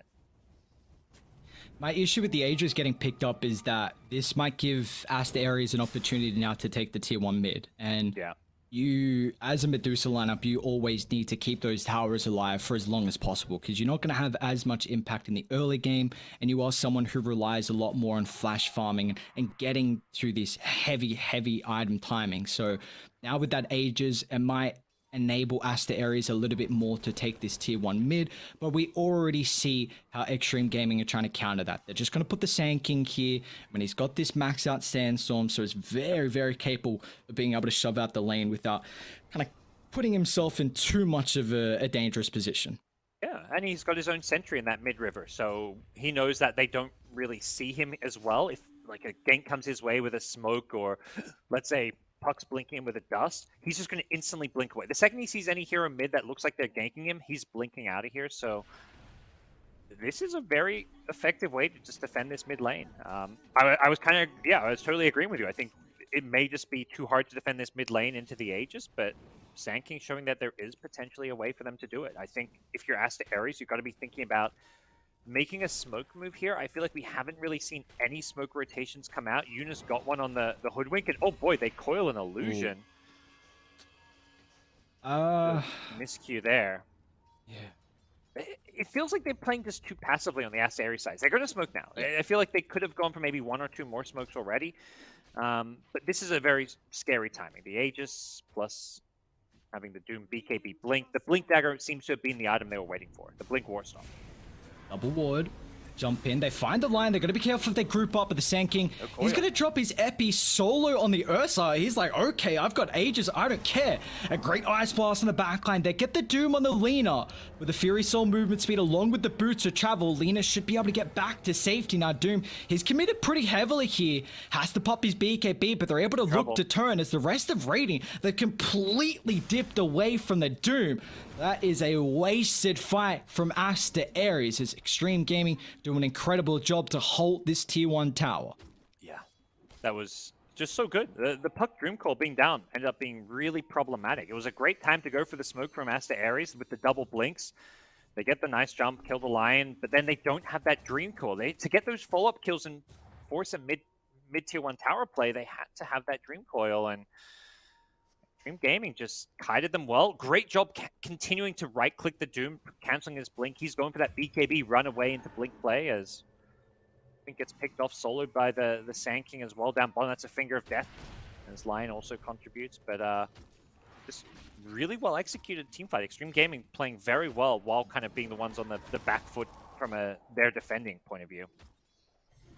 Yeah, and so far I've seen the Lina a couple times versus the Doom, and I've actually been a decent fan of the Lina matchup. Like, you have the Boots of Travel, maxed out, you know, the Fury Soul, even when he gets that 20 talent as well. He's moving 483, and unless you have Coil, then Storm, he's okay. There is no way you're going to control him, and it gets to a stage as well where, well, actually, will just be a pick off on Aqua. It's just the warding expedition as we see so often. He's got some backup though. Sand King, Lion, nearby in the area. They get the jump on the Doom, but he doesn't have the ultimate, so it's not really as much of a valuable target. The trader 1-for-1 at the moment, but now you see the right clicks. They're coming out in full force here for Xtreme. They're even got a wrap on the backline as Storm is recognizing the angle of retreat, but a blink to safety means that Doom is going to get back to the fountain health. Sand King didn't have mana, or he may have... Sand King was nearby to go for another blink stun on the Doom, but as BKB wore off, like we saw last team fight, but without mana, he couldn't do it. So still another pretty good team fight for Xtreme Gaming. They're just, that's another BKB forced out from Doom. They're just playing these fights really well. I love what you said about the Lina versus the Doom, and something Storm's doing really well. It seems like he always has that triple fiery soul stack up. Like he's never, often I think, you know, inexperienced Lina players will just be running around without these stacks. It's so much movement speed, and it's so much survivability as well. He loses them now because he's invis, waiting to make a play, but pretty much every other time I'm looking at him, he's just using a spell on the ground, not even to farm creeps, just to keep those stacks up. Yeah, it's so important this game, and once he gets maybe Daedalus, MKB, whatever the item's going to be, he can actually stand his ground and just shred through the Doom. So that's where Doom's itemization, you see he's actually going Shivas back into the early Aeon Disc. So it could be, yes, often we think Lina is prime target to Doom, but you know, with an Abaddon to protect you, maybe that's enough health pool for Lina just to burst you down, and Doom, he'll just think otherwise then afterwards of using that big ultimate. His top line is going to fall, sharpshooter on point from the Hoodwink once again, but this game, we're continuing to have another slow game whenever the Medusa is in the lineup. Now, do we feel like, yes, you've got a Doom on Aster Aries, we've seen his scaling potential, but can Aster Aries go toe-to-toe in the late game here, or is this slow game favoring Xtreme Gaming? It's definitely favoring Xtreme Gaming. I think Medusa is, you know, the king of carries when it comes to late game matchups here. Ursa's going to be hitting a BKB timing soon. I think we are going to see Aster Aries look to make some plays in the near future once they get their next round of items. The key thing for them is, yeah, ultra late game, it's going to come down to having that Refresher Doom with the Aeon Disc. So the Aeon Disc on Doom is so key to get your spells up because you're playing against Sand King, Lion, Lina. There's all this chain stun and burst on the enemy team where you can't rely on your BKB to get your spells off if you get Blink Impaled or Blink Bar Strike, Blink Hex, whatever it may be. So Aeon Disc timing is very strong for the Doom, but at the same time, Xtreme Gaming, it's so much, it's just Medusa Gaming. Like, how do you kill or deal with this Medusa on the front lines? They're going to have to kill all the supporting casts first, which is not the easiest thing in the world when there's an Abaddon. Oh, Phoenix. Sand King. Oh, nice phase shift. That's way too close for comfort. Oh, my lord. Sticking around. He's actually going to drop the coil. Yeah. They've got the backup of the team, though. Smoke up. Who can they find? Jump in. Double wall stop at the Doom. Straight on top of the Medusa's head. They find the Abaddon as well. He's going to try and pop the borrowed time now with the shield, but it's not enough to keep the Medusa alive. His Aqua's targeted next. It's a great smoke maneuver. They dangled the puck underneath the tier 2 tower, and they evaporate 2 heroes on Xtreme Gaming. This is the AA effect. There's just too much damage coming out when you've got like an Ice Vortex plus Ice Blast there. That Medusa just melted. And the Abaddon a little bit out of position, got caught with the Medusa, with the initial Blink War Stomp. Does pop the borrowed time basically on full health just to shield the Medusa. The problem is then you don't have borrowed time for the actual team fight, and there's also a follow-up stun. The Bushwhack comes in afterwards, so as soon as Medusa gets shielded, she gets basically caught again, and she can't move. She's just getting picked off. The Abaddon needs to be further back. Doesn't have the 4 stuff yet. Nice pick. Falls. This is the BKB on Storm. I thought Phoenix was going to jump with that Ice Blast, but this is really, really important. This could actually tell the tale of this game here. If they can get this second Roshan, it's so important on an Ursa. With that Aghanim shot, it's a massive power spike here. And Xtreme Gaming, they're not in the area. This is the second Roshan. They're going to be too late. It feels like they're TPing mid to try go for that smoke play to contest it. Abaddon's just charging forward like, oh, I can scout this, but it's too late. That's Ursa with an Axe Shard. We were bringing up in the draft that this is kind of the timing that Ursa has, and if we're confident for them to take it, you need that second Roshan, and well, they've got it now. 5,000 net worth lead with these items picked up, and they might just try and look for a play on top of the top tier 2 tower. Now, you do have to be careful, though, because Lion with the Lina can burst you down from 4 to 0 and take care of that Aegis, so Ursa's going to make sure he's got some friends on the backup. The A is not enough. Yeah, not enough at all. No force, no glimmer, no nothing as Ursa's first life goodbye. They'll deal with the Aegis, but here comes the rotations. Are they able to bait forward for more? And can they lock him down before the BK? But the LSA timing's on point, but there we go with the Rage after the Earthshock. And Ulu's going to look to turn, but Storm with the BKB looking to play it out. He can't stand his ground in man fight. The Fury swipes are stacking up. They're able to bring him down, but the Ice Blast on point. They'll kill off the Lina, and they're looking to hunt for more. As the Abaddon's caught with the borrowed time on cooldown, he can't run out of the coil. So that is a 2-for-1 technically with the Aegis getting claimed. It was a great move to get the Aegis, but I think the right call was, well, I mean, in hindsight, definitely the right call was just to back off. Like, I think it should have been clear to Xtreme Gaming that that tier 1 tower is up, multiple TPs immediately came, and Ursa out of the Aegis, he Earth Shocked, so that shard gives him that minion rage, so that LSA, even though the timing was good, instantly basically wears off. Oh, they say the Sand King. Oh, no. Nice orb from Phoenix. That's a big play. The Ice Blast is fishing for more, but Lion's already blinked out of there. Tier 2 tower means they can take the enemy outpost, get some more experience, as far as their advantage goes. But yeah, Aster Aries just making the right moves to kind of counterplay there. And I'm not very convinced about Storm's Deso pickup. I feel like Daedalus is just a better damage output item for the carry Lina, but wanting something a bit cheaper, I guess. Definitely the right approach to this game, going for the physical damage on the Lina, but it does feel like this game is going to be a tough one for Xtreme Gaming. Yeah, it's an interesting choice. I mean, you take a look at the Radiant lineup though, like AA 6 armor, Puck is always a hero that's got very low armor, 11 at the moment, Hoodwink's on 12, Aster is an Agi carry, and Doom's going to go for some armor items, but yeah, I kind of agree, like we see that Daedalus a lot more often here, but maybe the Deso against these low armor items could be enough with the physical damage that Deucer is just going to be ripping out in these fights, but yeah, very methodical play. Tier 2 tower claim from Aster Aries, and they're looking to reset, go for more. That's a good point. It does boost up Medusa's damage output if they're hitting the same target, so. The team item, we kind of touched upon the Veil, how it's this team-oriented item. In some ways, Deso can be as well when you've got another right-clicker to go with you. Smoked up, Sand King's gonna pop. Where's the vision? Oh, is it just a double? No, there's the double Earth Spike. If they're able to burst him down, they are. No BKB, no Enrage. They get rid of the Ancient Apparition too. Great smoke play from Xtreme Gaming. They steer into the Ancients. The Puck wasn't there. We're showing on bot, so they knew they had a numbers advantage. 2 big kills to pick up.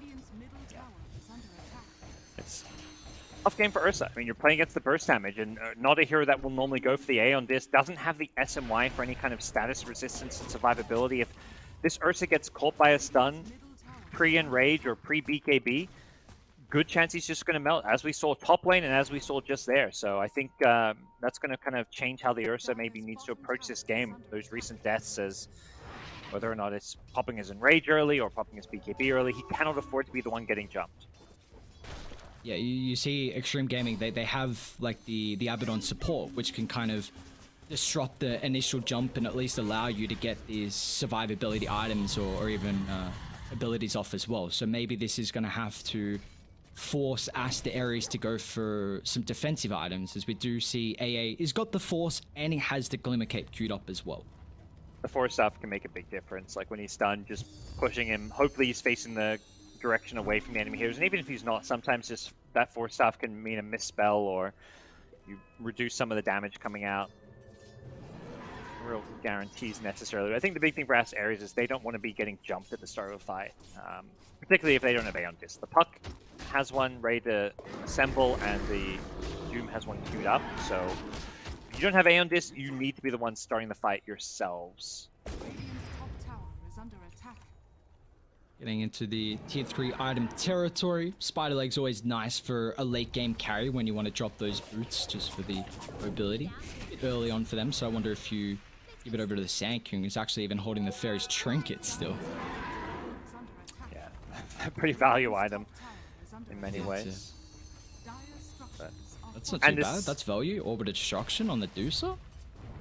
Okay, yep, I like it. A lot of minus armor coming out. The minus armor is starting to stack up with the Deso as well. But yeah, some of these tier 3 items is probably what's being eyed. Spider, I feel like the spider legs may end up going to Medusa's way if she gets like near 6 slotted for it's replacing the boots, but she still has a bit of a ways to go. Lane Dire. They're actually going to back off here. They've got a really strong observe ward in kind of that tinker position. I thought they were going to jump as soon as they saw the TPs, but they're looking to just reset and shove out some of the other lanes. Mid's about even, but bot is the lane they're looking to try and get back in their favor. Do you feel like this game might just continue to slow down even more until Roshan is back up for either team? I think that makes a lot of sense. The ward will get taken out and dealt with. NATO was in the neighborhood, but didn't have any backup, so both teams, I mean, especially Xtreme Gaming, their draft does scale a bit better going to the late game, but at the same time, it's also late game Doom, so I think both teams have late game ways to win these fights. I would feel slightly more confident being in Xtreme Gaming's shoes with the late game drafts, and oh, it's Medusa. It's caught by the Shiver Slow, but I'm not sure. Okay, they do ping. It looks like they do notice she's there, but don't feel confident taking this fight. Yeah, it's going to get to the stage pretty soon where it's coming down to Doom. Are you able to get the target on a very valuable hero from Xtreme Gaming? I mean, he's incredibly farmed, but it's not as impactful of a game as what we saw from him in game 1. I mean, he's third in net worth. He's only died once. He's got the Aeon Disc Refresher queued up, so if he can get to that stage where Double Doom is going to be in the arsenal, then it could spell a little bit of a worry here for Xtreme Gaming. But for now, it looks like they're very happy with the position they're in. I like that as Aries. They pass over the Philosopher's Stone to the AA. I believe Hoodwink was carrying it for most of the game, but the AA is the one who needs it. This 4-staff is going to have much bigger impact than any item that the Hoodwink can get. And, you know, Hoodwink or bow, not the most amazing, but not terrible. The magic resist is kind of nice with the attack. Storm. Yeah. Storm's going to be careful. Ice Blast might scout him out. Uh-oh. Doom. He blinked already. There we go. They had vision. Gets it. Nick of time. That was now so it's going to come down to the Roche Spawn. Let's see. Couple seconds. What's the gamble here for Aster? Aries. 2 minutes. Ah, you hate to see it. 2 minutes. Yeah. It was potentially going to be a big one if they had like a sub 30, 40 second one. But that's Doom down as well, though. So I guess the good news is that when Roche is back up, they'll have Doom. Because when Lina respawns, there's a 60-second window with no Doom available. Does have the refresher. He's going for, well, it does have it queued up. He's going for it before the Aeon Disc. I think that seems fine. The refresher is such a big item. We're already in that crazy late game where he doesn't have any one single amazing Doom target that wins in the fight. So he's thinking, I just got to Doom as many people as possible.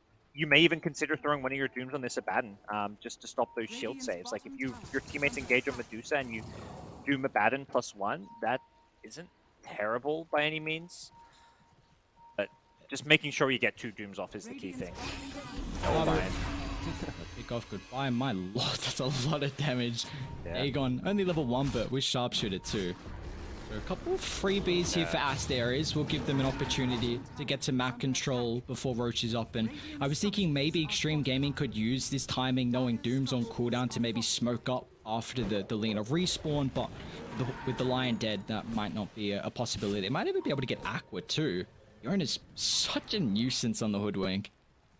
I just force out a borrowed time, even though it's a 50-second cooldown. If you pop it, it may create. Yeah, they're still trying to pop this borrowed time because if it's on cooldown, taking Roche suddenly becomes a whole lot more viable. Abaddon has to position way differently when his ultimate's on cooldown. So similar to the Aeon Disc, where I mean, basically that's what Abaddon's ultimate is. It's an Aeon Disc.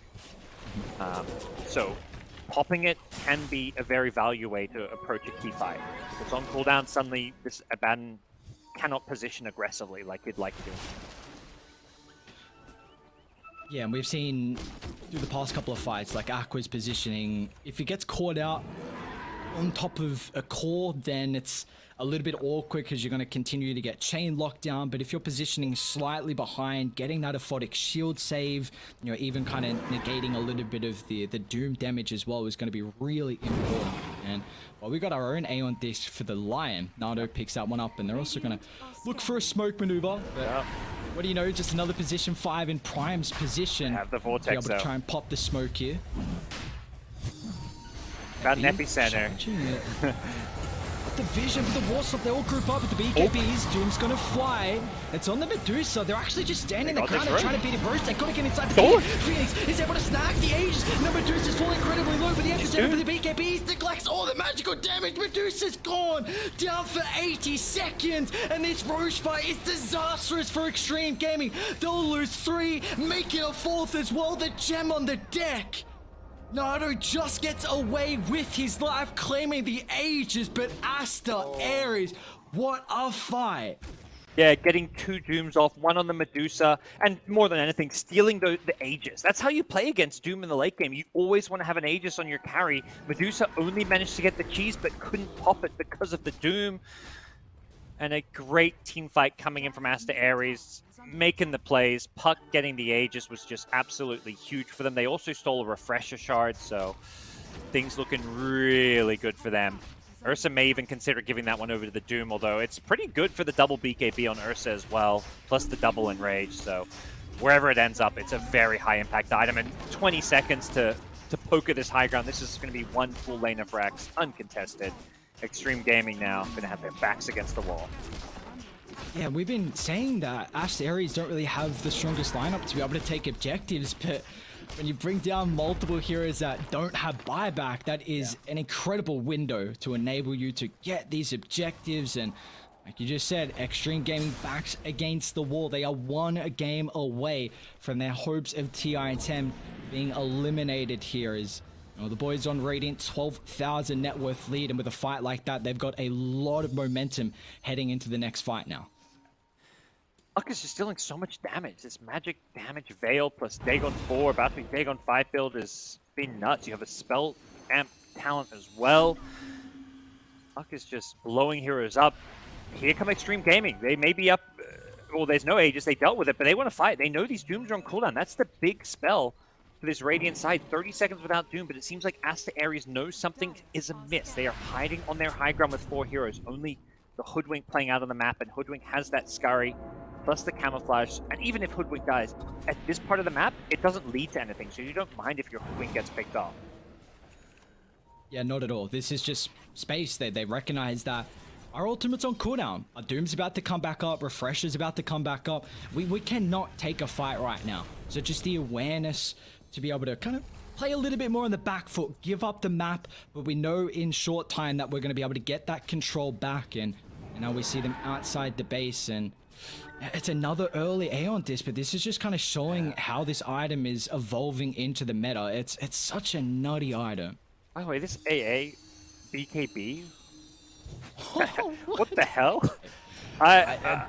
You know, has to get ulti off. What's? I think this is terrible, but you know, they're winning, so I yeah, feel like I got to look for the positive. But why not Aeon disc is better? The four staff idea was great. This is not the right item for Simon's cap, but you know, there have been some fights where they try going him, like the Sand King a little bit, but it's like, he's just sitting, you're just going to sit back. Nobody should be ever getting on top of you. They don't have jump outside of the Sand King, so yeah, it's not a good item, but ultimately doesn't matter right now because they're in a position where they're playing forward. They have the double Dooms online, and this game is looking very good for them with the Refresher Shard Ursa in the front lines. Great choice with the MKB to deal with the Medusa evasion. They're a bit split right now. Like showing bot. Gonna TP the mid lane, jumping once again straight on top of Medusa. Aqua, they need the protection, but Medusa's running further away from the Abaddon. They pop the refresher. Naruto's gonna get controlled at the moment. He does have a buyback to rejoin the fight, but Medusa is disconnected once again. Storms, he just can't help out. It's towards the northern side. They'll pop the cheese. Ursa, he's gone incredibly deep at the moment. Maybe this is where a 4-star would have helped in hand. We'll use him up in the air. There's the BKB from AA! Watch out! Watch out! He's got to be careful. Oh, it enables him to get back to safety. What a BKB pickup. And they're out of there. You know, scurry away. They'll just find him. He's got the Aeon disc. Another round of the scurry up in a couple of seconds. It's still going to be a difficult target to bring down. Will they even be able to? Okay. Jules is there, but they're TPing in. Now it's this time that Xtreme Gaming, they're pushing up really far. Oh, Trying to Ice follow the Blast. Ice Blast, Storm. Storm, he's life stealing. Okay, Careful. he'll survive through this. Oh, see, Blue, Phoenix, they're coming. Got a great ward in the river, but they will not jump forwards. I say that. Oh my. got the borrowed time off. He was trying to blow him up through the damage threshold, but I mean, Medusa. I mean, that's why you buy 4 stars. That Medusa gets 4 staff away from the Ice Blast landing, and he's able to reset that fight really well. It goes in the end goes pretty well for Xtreme Gaming. They don't get any big kills off of it, but they save their heroes. 2 dooms used and no kills picked up by Aster Aries. So, you know, that's a huge win for them. It opens up a little window where they can play aggressive, but generally what we're seeing is when these dooms are on cooldown, Aster Aries are playing very passively, very safe, and until those dooms are back up, they won't make any moves out on the map. Right now, they just want to pick up some of their tier 4 neutral items, it looks like. They also use that refresher shard as well on the Ursa, Yeah. so just another little bit of an advantage they had from the third Roshan, now not in the arsenal for them. Yeah, it was used really well. Like, Ursa got full value out of double BKB and double Enrage. He would have died. Like, he was committing hard and deep into that fight, but didn't have enough damage or backup to really finish off any of those kills. Just great defensive plays. The Abaddon, you can see why it's picked, why it's so popular in a fight like that. I'm gonna smoke up, but again, it's taking a little bit too long. Doom's up in 5 seconds, also refresher in 15. So unless they connect to a fight right now, Radiant, they will have everything available. And it looks like that is another smoke wasted for Xtreme Gaming, which is, it's definitely potential. It actually potentially may bite them as this game continues on. Those smokes really valuable. Yeah, definitely a precious commodity, but Aries themselves deciding now is the time for them to go for a smoke. Pressure's back online. Oh, get out of there. No, That's a don't shot run break. up Oh, there. That's the wrong way. Do they have That's the detection though? wrong That's the way. question. Yeah, it's a... I don't know if they were ready for that. They have it on the AA, but that's not like... I guess that's why you have the BKB, so you can run into pop dust without dying. But I think one of their frontline heroes needs... Okay, they've got a gem on Hoodwink.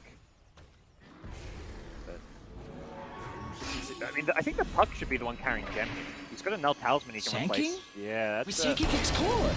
He's got gem too. out of the Ice Blasts, thanks to the... Just breaks the coil, and... Smart decision just to break the coil, tank the stun, and then Burrow Strike away, because that Ice Blast would have maybe finished him off. Very tense game here as... Yeah, I think this Puck definitely needs to be carrying a gem. Has the item slot. I guess if you... Yeah, basically has the item slot until that E-Blade comes Yeah, get rid of the null. It's nice on the Hoodwink. It's not a bad gem carry, but at least for this stage of the game, Puck being in the front lines, both of these skills, it's got a lot of value on.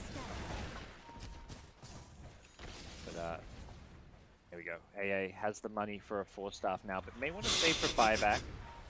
We'll see. I don't mind the idea of saving for buyback here, but I also do mind the getting the BKB. As we saw last, the BKB TP out. That is one of the funniest things I've seen in Dota in a while, I'm going to be honest.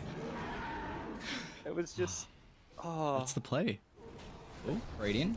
It's a great ward on the high ground, but it's just a Sand King along with the Abaddon. Quick Sandstorm, and the BKB's wasted. Roche is up, by the way. Gonna This look is a to very retreat. fast respawn. Phoenix in the wings, looking for an angle to get the jump. Aqua once again, they need to try and pop the borrow time. A little bit difficult to do so, so it's 100% they're aware of that ward, but 4th Roche Yes. is up and available. Refresher Shard and the Aghanim's Blessing here. And I think if you're Xtreme Gaming, you just can't fight around that ward. They know it's there, so they need to play around the other kind of high ground, which is they probably, if they have a ward, need to just put it on that cliff, even though it gets dewarded. Or they need to find a way to deward it. They go with the deward Puck. Again, trying to blow up this Abaddon. The Ice Blast will catch him without borrowed time. He's He got out dies on through this it. Puck, should be fine. Okay. Now they're coming over. They've got the outpost control. He can buy back and rejoin them. The core drop. Stone Gaze has to force the Aster Aries to look to reset. He's got the shard. Needs to find a good Mystic Snake or a Shard Crop. Full-blooded. So what was forced out there? Coil, pretty short cooldown. BKB on Ursa. More importantly, it feels like the Stone Gaze and the fact that Medusa doesn't have too much mana at the moment. Yeah, Medusa's kind of heading back to base, maybe to get mana. Also needs to push out this top lane. That one lane of super creeps can start causing some problems. Medusa shows, so that's the Aries know. If they can find a jump around this Roche pit, it could be an opening for them while Medusa's not there. Medusa does have mana once again, so. We got a bit of a big standoff here as Dooms are in line. Again, it's the Observer Ward on the cliff that gets dewarded now, so Xtreme Gaming managed to deny some of that important Roche vision. I think they actually placed another one there. Yeah, they did. So that's 2 wards now for Aster Aries actually going around the Roche pit. They've still got one around the mid river, but they can kite the fight to that vicinity. We see how important it is. Like, Aster, you need vision. I should say the Doom, he needs to have a target to get the jump. He's prioritizing Thusa, probably going to prioritize the Lina as well. But if you can't see these heroes, then it's going to make it that much more difficult. But they're enticing them. They're saying, we're strong. We're happy with fighting right now. Xtreme Gaming, you've got to come to us. Aeon Disc already early procced here thanks to the Finger of Death. Yeah, interesting trade. The Finger of Death is... Oh no, Storm! He catches out. You're in it with the camouflage. Okay. Gets out of there, but very low on mana. Lina can still fight, but won't have a Laguna Blade. The Finger of Death to proc Aeon Disc, I don't mind that. It makes the Puck's teamfight very difficult, and they have plenty of damage coming in from the Lina and now the Medusa at this stage of the game, so... A pretty clever play, I think, from the Lion, which is going to, you know, suddenly the Puck can't just go blinking into a bunch of heroes looking for those Dagons and whatnot. Both teams will continue the standoff. Good scouting, of course, from the Radiant side with the Ice Vortex. Dire have okay options with the Illusionist Cape and the Manta, which are constantly being sent out. Fiona's baiting, I believe, right now. They are aware Sand King's up on that high ground. Yep. Big old hero ward. Big timing coming out for the Medusa. Level 25 is very close. The big problem, if they get, I think this Ag Scepter should go to the Doom, if anything. They've already burrowed. This is Roche giving up now that he burrowed down from the high ground, They go for the steal, maybe. Lion's in position. And then to cancel the blinks. Doom's going to jump forward. Bye-bye, Abaddon. Another sharpshooter on the mark. And now the Abaddon, it's so impactful to defend you versus the Doom, so they've got to be careful about resending. But Storm? The BKB from Siamese Cat. It gets back to safety. They've caught out the Medusa. Phoenix, Waning Rift, drag back closer to the targets on Aster Aries. The Epi's out, but the damage, it's neglected completely. They don't have the stacker. Medusa trying to stand her ground in man fight, but she can't do anything. Brought down to the decks. 95 seconds. Storm, he'll lose his life as well. They do have a couple of buybacks, but they're doing absolutely no damage right now as Aster Aries run over them in this fight. The Age is going to get claimed deep underneath the tier 2 tower, but there's a big win condition. Instant of Rage, Ulu, he's still got the Refresher shard though. The Hex is out, it's going to be able to pop, but now with the BKB, look, determined, it's going to get back to safety. Dire, they've got the numbers advantage at the moment. Radiant, they're a little bit disconnected. Who can they catch though? Siamese Cat, the BKB, not available to be used this time. They'll find the Ancient Apparition, but this is a big window for Aster Aries, a buyback forced on your Lina and the Medusa.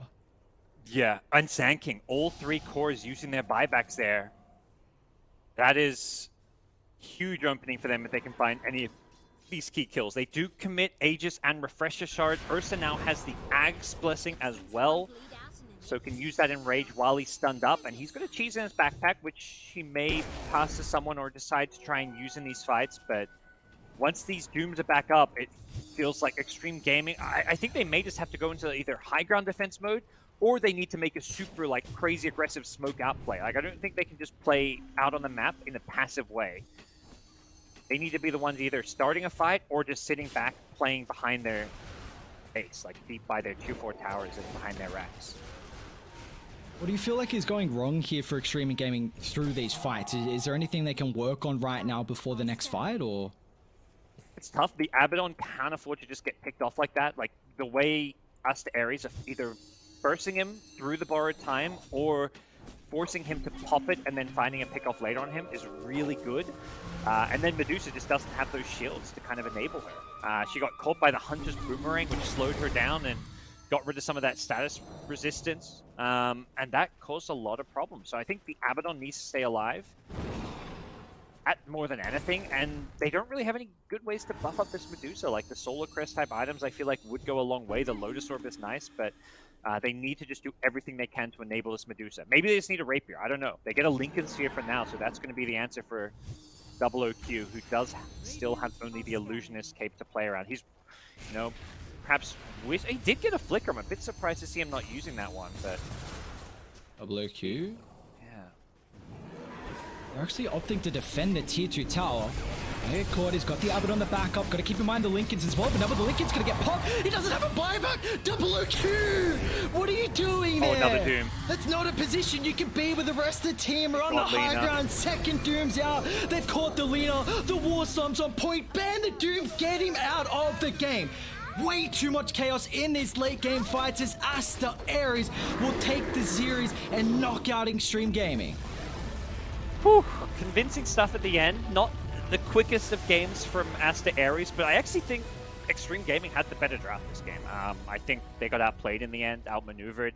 I really like how the Puck itemized and played these fights. He was constantly, you know, he was willing to put himself in these dangerous... He's playing against a Lion Sand King, and he's blinking in aggressively, using his Dagon, forcing the Abaddon either to get bursted or pop his borrowed time. It was just really solid play from the Puck. He was kind of the standout for me.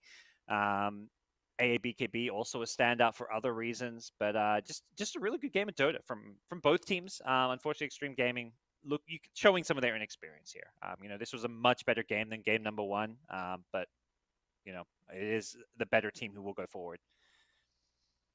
I'm excited to see how Aster Aries are able to continue on in the low bracket, because yes, they got knocked down by eHome, but the 2 games they played, they looked pretty solid in those games, and now being able to 2-0 Xtreme Gaming, looking pretty solid in these games as well. It's just their coordination through the late game, just how they're able to calm the situation down, make sure they've got the vision advantage, getting these jumps, and just constantly feels like they were getting the priority target with all these Dooms. Just game 1, game 2, they're just taking heroes out of the fights left, right, and center in the late game was too much for them to handle.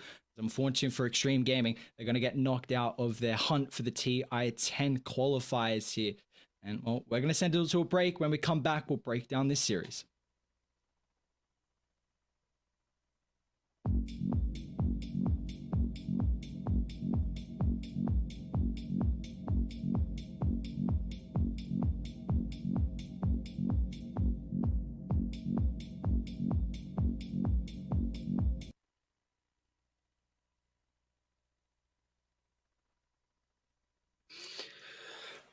Bit of a fast changeover we've got here in the TI-10 closed qualifiers for China, because we really want to get into these upper bracket matches. But lads, that series is done and dusted here from Aster Aries, and that does signal that it is time once again for our giveaway here on BTS, where you guys can win some Mate gear. Make sure you guys do use !Mate in the chat, and you guys can get some sick gear. You can get some sick cases of Mate, which would be really nice for you guys. 20 winners each day as well.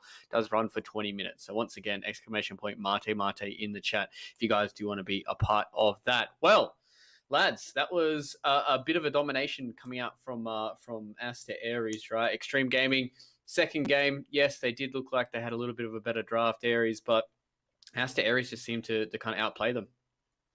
Yeah, it definitely did. I mean, they were able to hit these timings where I thought this game might just get out of control here with those ages getting picked up, but they kept slowing it down. And in the end, the Medusa just wasn't able to be the raid boss that they were kind of requiring here. Doom just too much of an issue. They're able to kill off the Abaddon, like Parker was saying, a lot of the importance of this hero. Like, you need to keep him alive. If the Abaddon dies at the start of the fight, it's just getting rid of so much of your defensive factor to turn off and away from the initiation that Aries are chucking out. So I think just the fact that it always felt like it was Aster Aries starting these fights, and when you've got a double Doom, again, it's just another game where we see he's taking 2 heroes out of late game fights. It's just, you can't deal with that.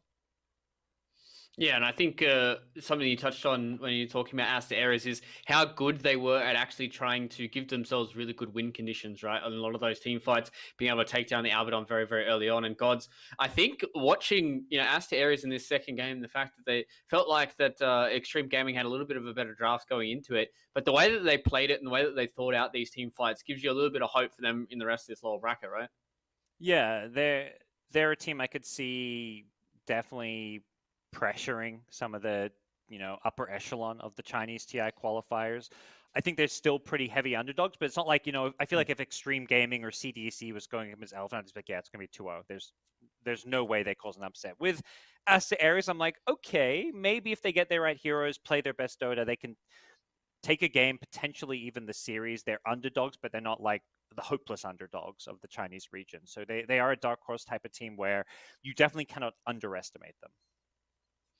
Yeah, I think it's a really good showing from them that something you said is their heroes right now. It feels like they're really starting to find what is really starting to work for them. I think their Hoodwink and Doom are two heroes to me that really kind of shine out a little bit. And I guess, moving forward areas in this lower bracket, a lot of these other teams I feel like going up against Aster Aries are going to be underdogs in respective to them. Do you feel like this is going to be the kind of the kick in the teeth for some of these other teams to try and figure out to get rid of this Doom, right?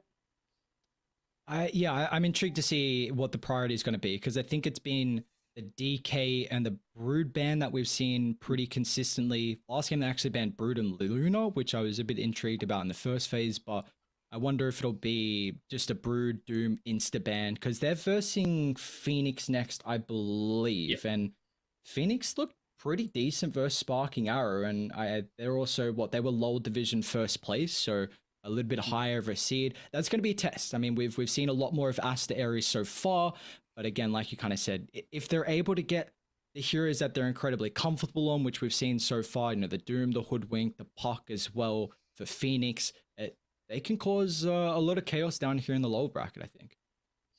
Yeah, and I guess kind of moving forward for you, Gods, looking forward for this upper bracket match. Unfortunately, we won't be able to cover those. Seeing this, a few of these upper bracket matches, do you feel like this is going to be pretty cut and dry for a lot of these matches moving forward for today? Obviously, Elephant's a pretty big favorite. Yeah, I think that's the one I'm most excited for, the Elephant versus RNG. It's a bit of a grudge match with Red Panda getting the boot from Elephant. They had that little kind of roster swap with Super coming into the team. So I think RNG are going to have a lot to prove. They're going to be trying to come prepared. But I also think Elephant look like the stronger team. But at the same time, Elephant still don't look like they're way better than the field yet. So a clear favorite, but a very exciting match. And then Spark Hour eHome, I think that's more likely to be the closer of the two series. I think, I'd give eHome at least a slight edge as far as being favorites go, but both matches should produce higher quality though than what we saw in these lower bracket matches, which is not just to flame these teams. It's just, those four teams in the upper bracket, one of those four teams almost certainly going to be the Chinese representative at TI. Exactly. What about you, Aries? Do you feel like this is kind of the same stuff, pretty cut and dry for Elephant, and then eHome and Sparking Arrow should be close? I actually think the Elephant RNG series might be a little bit closer than what Parker's giving credit for. I mean, do I want to say that? I don't know. Elephant definitely, I agree that they have, I think, another level to get to.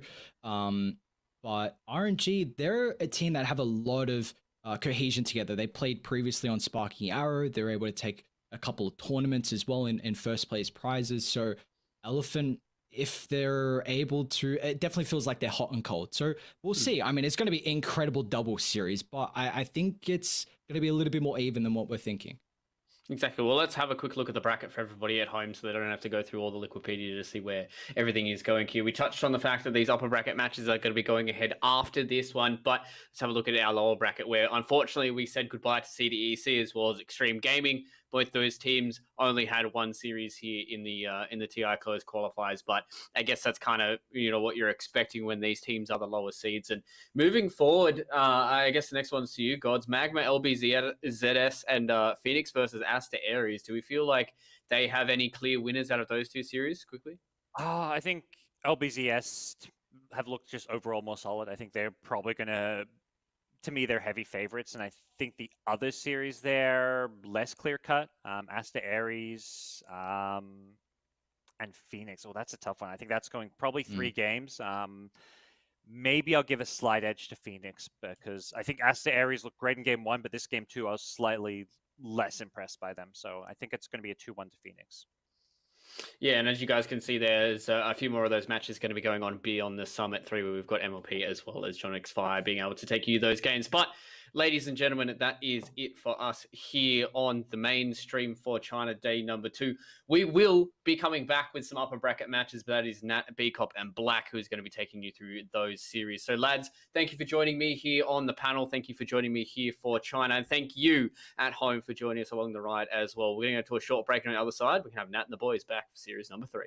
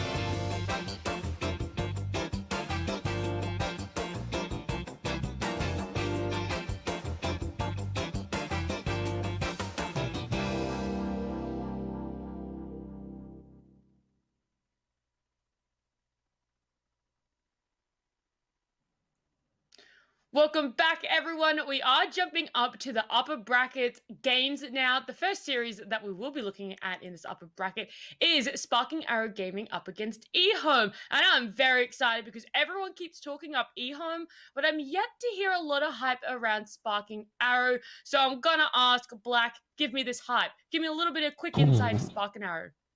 All right, it's probably B Cup's opinion as well, since we spoke about it a little bit about it yesterday. You know, eHome. Yep. People think they're the big favorites here, but B Cup and I, we actually don't think so. Like after what we've seen yesterday, SAG looked honestly on par, if not even a little bit better than eHome, unless the good eHome shows up, which you never know. Is it going to be the good eHome or the struggling eHome? If it's a struggling eHome, I think SAG is going to take the series. If it's the really good eHome, they should have no problem closing out the series, but they're so inconsistent throughout the entire 2 seasons already, and it never stopped. Not at this TI qualifier either. Could have just been, you know, maybe a few nerves or something like that. Hopefully they do show up today and we get a very close game. But we are already in draft, and on the side of eHome, we're going to see the Viper Darkseer band, and then TA and Lion being picked up. We're over in Sparking Arrow. They banned out the Mars, the Dragon Knight, and then picking up Phoenix and Razor. I am pretty curious with Razor coming out so early in the first pick, B Cup. Well, the Razors picked up here similar to how eHome picked it up in that second game, right, Black? And we saw it really start to destroy as it got later on into the game. I'm actually a little surprised that the TA picked so early. It's kind of like we've seen these 2 drafts, or at least the openings from these 2 drafts previously in just this regional qualifier alone. I get a little nervous when TA comes. Yeah, I get a little nervous when TA comes out because now you're looking at carries that may want to back off into the jungle. And all of a sudden, you know, now you've got a TA and a carry that wants to both farm the jungle. And that's where you find yourself falling behind, where you've got something like Razor, who with the right supports can play pretty aggressively. And I'm a little worried for eHome based on already how they played yesterday going up against a Razor Phoenix combo. Yeah. Also, just in general about eHome, Sylar is a pretty greedy carry player. I don't think this team should function very well with the TA in mid. Like XM, I feel needs to run around and kill stuff for Sylar to be able to have enough space.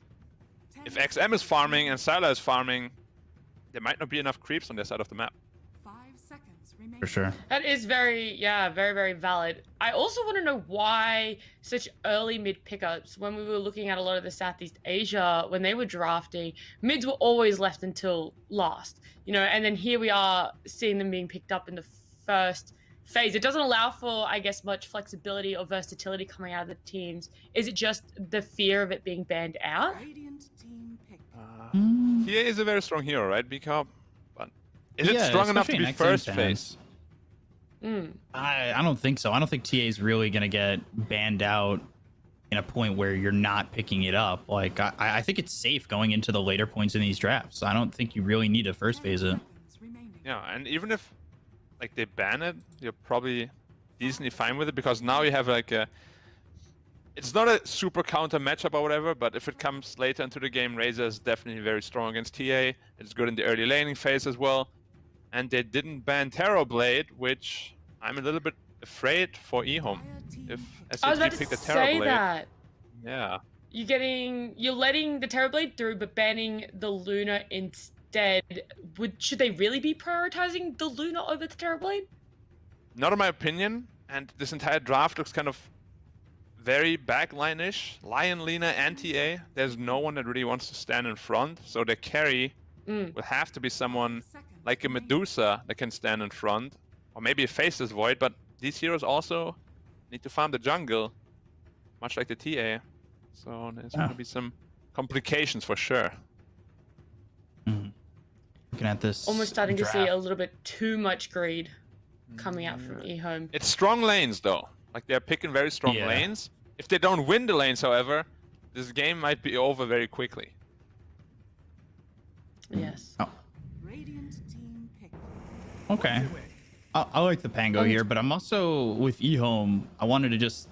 we saw a couple safe lane TAs, right, Black? In, I want to say, Southeast Asia.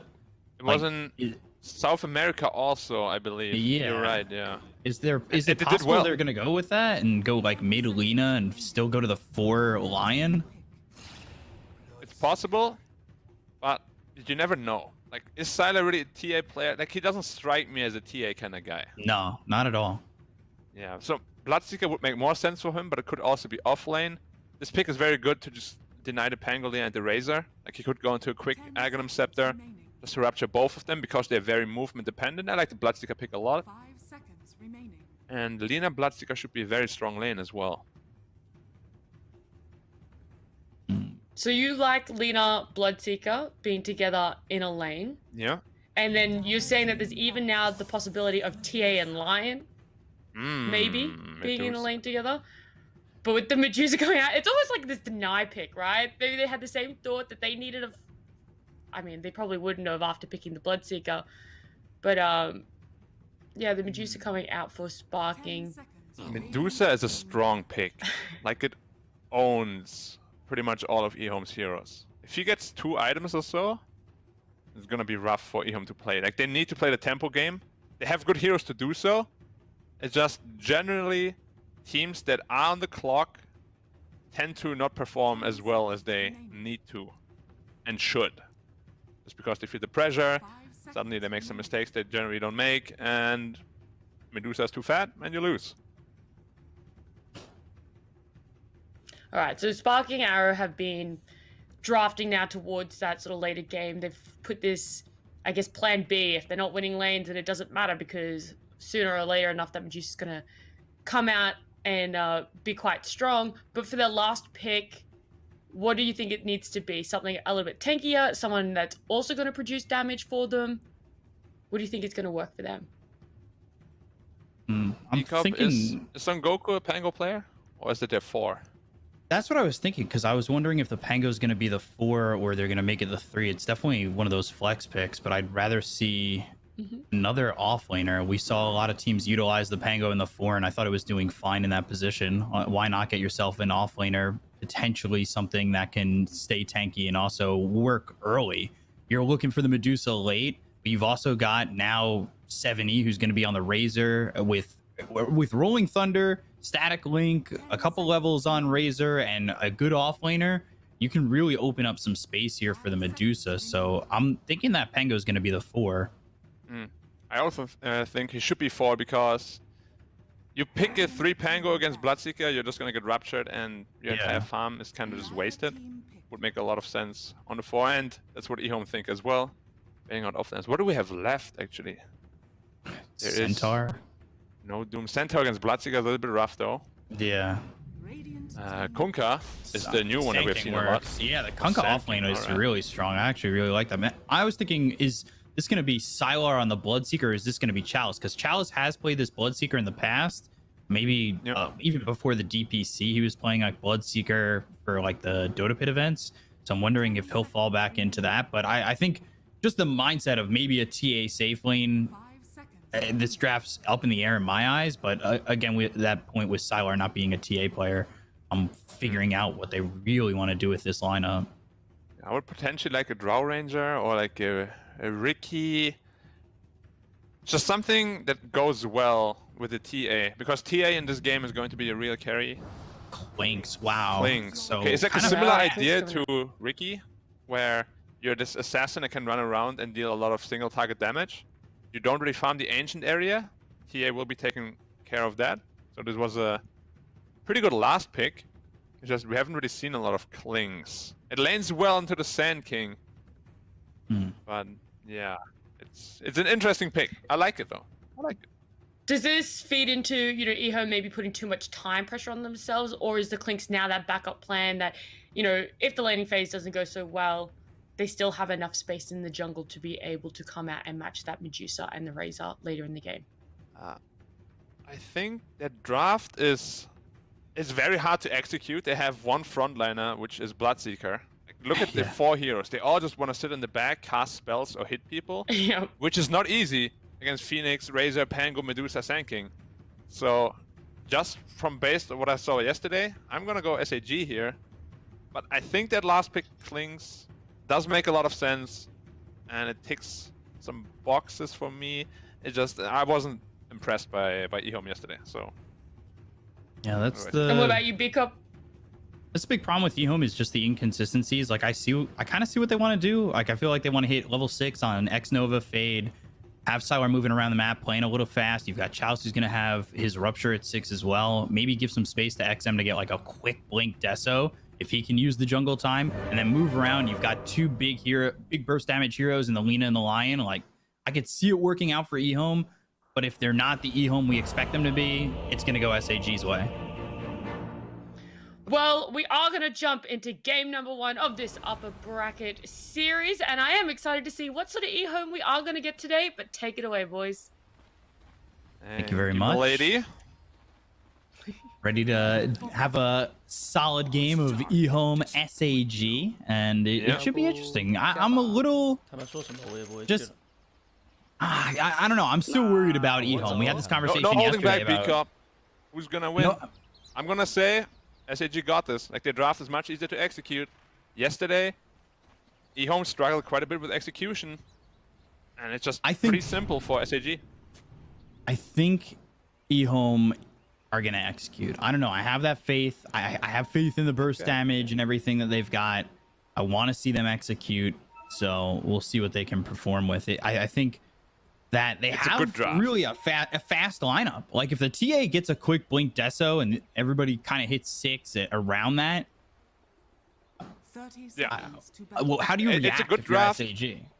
However, Klings and TA, they do have a little problem they run into sometimes. They both want to build Deso later. So obviously Klings will have to adjust his item build a little bit here. But as I said, the Klings last pick makes a lot of sense. It's a lot of single target damage. It's an egg killer. It's a hero that can potentially kill Razor through a BKB even.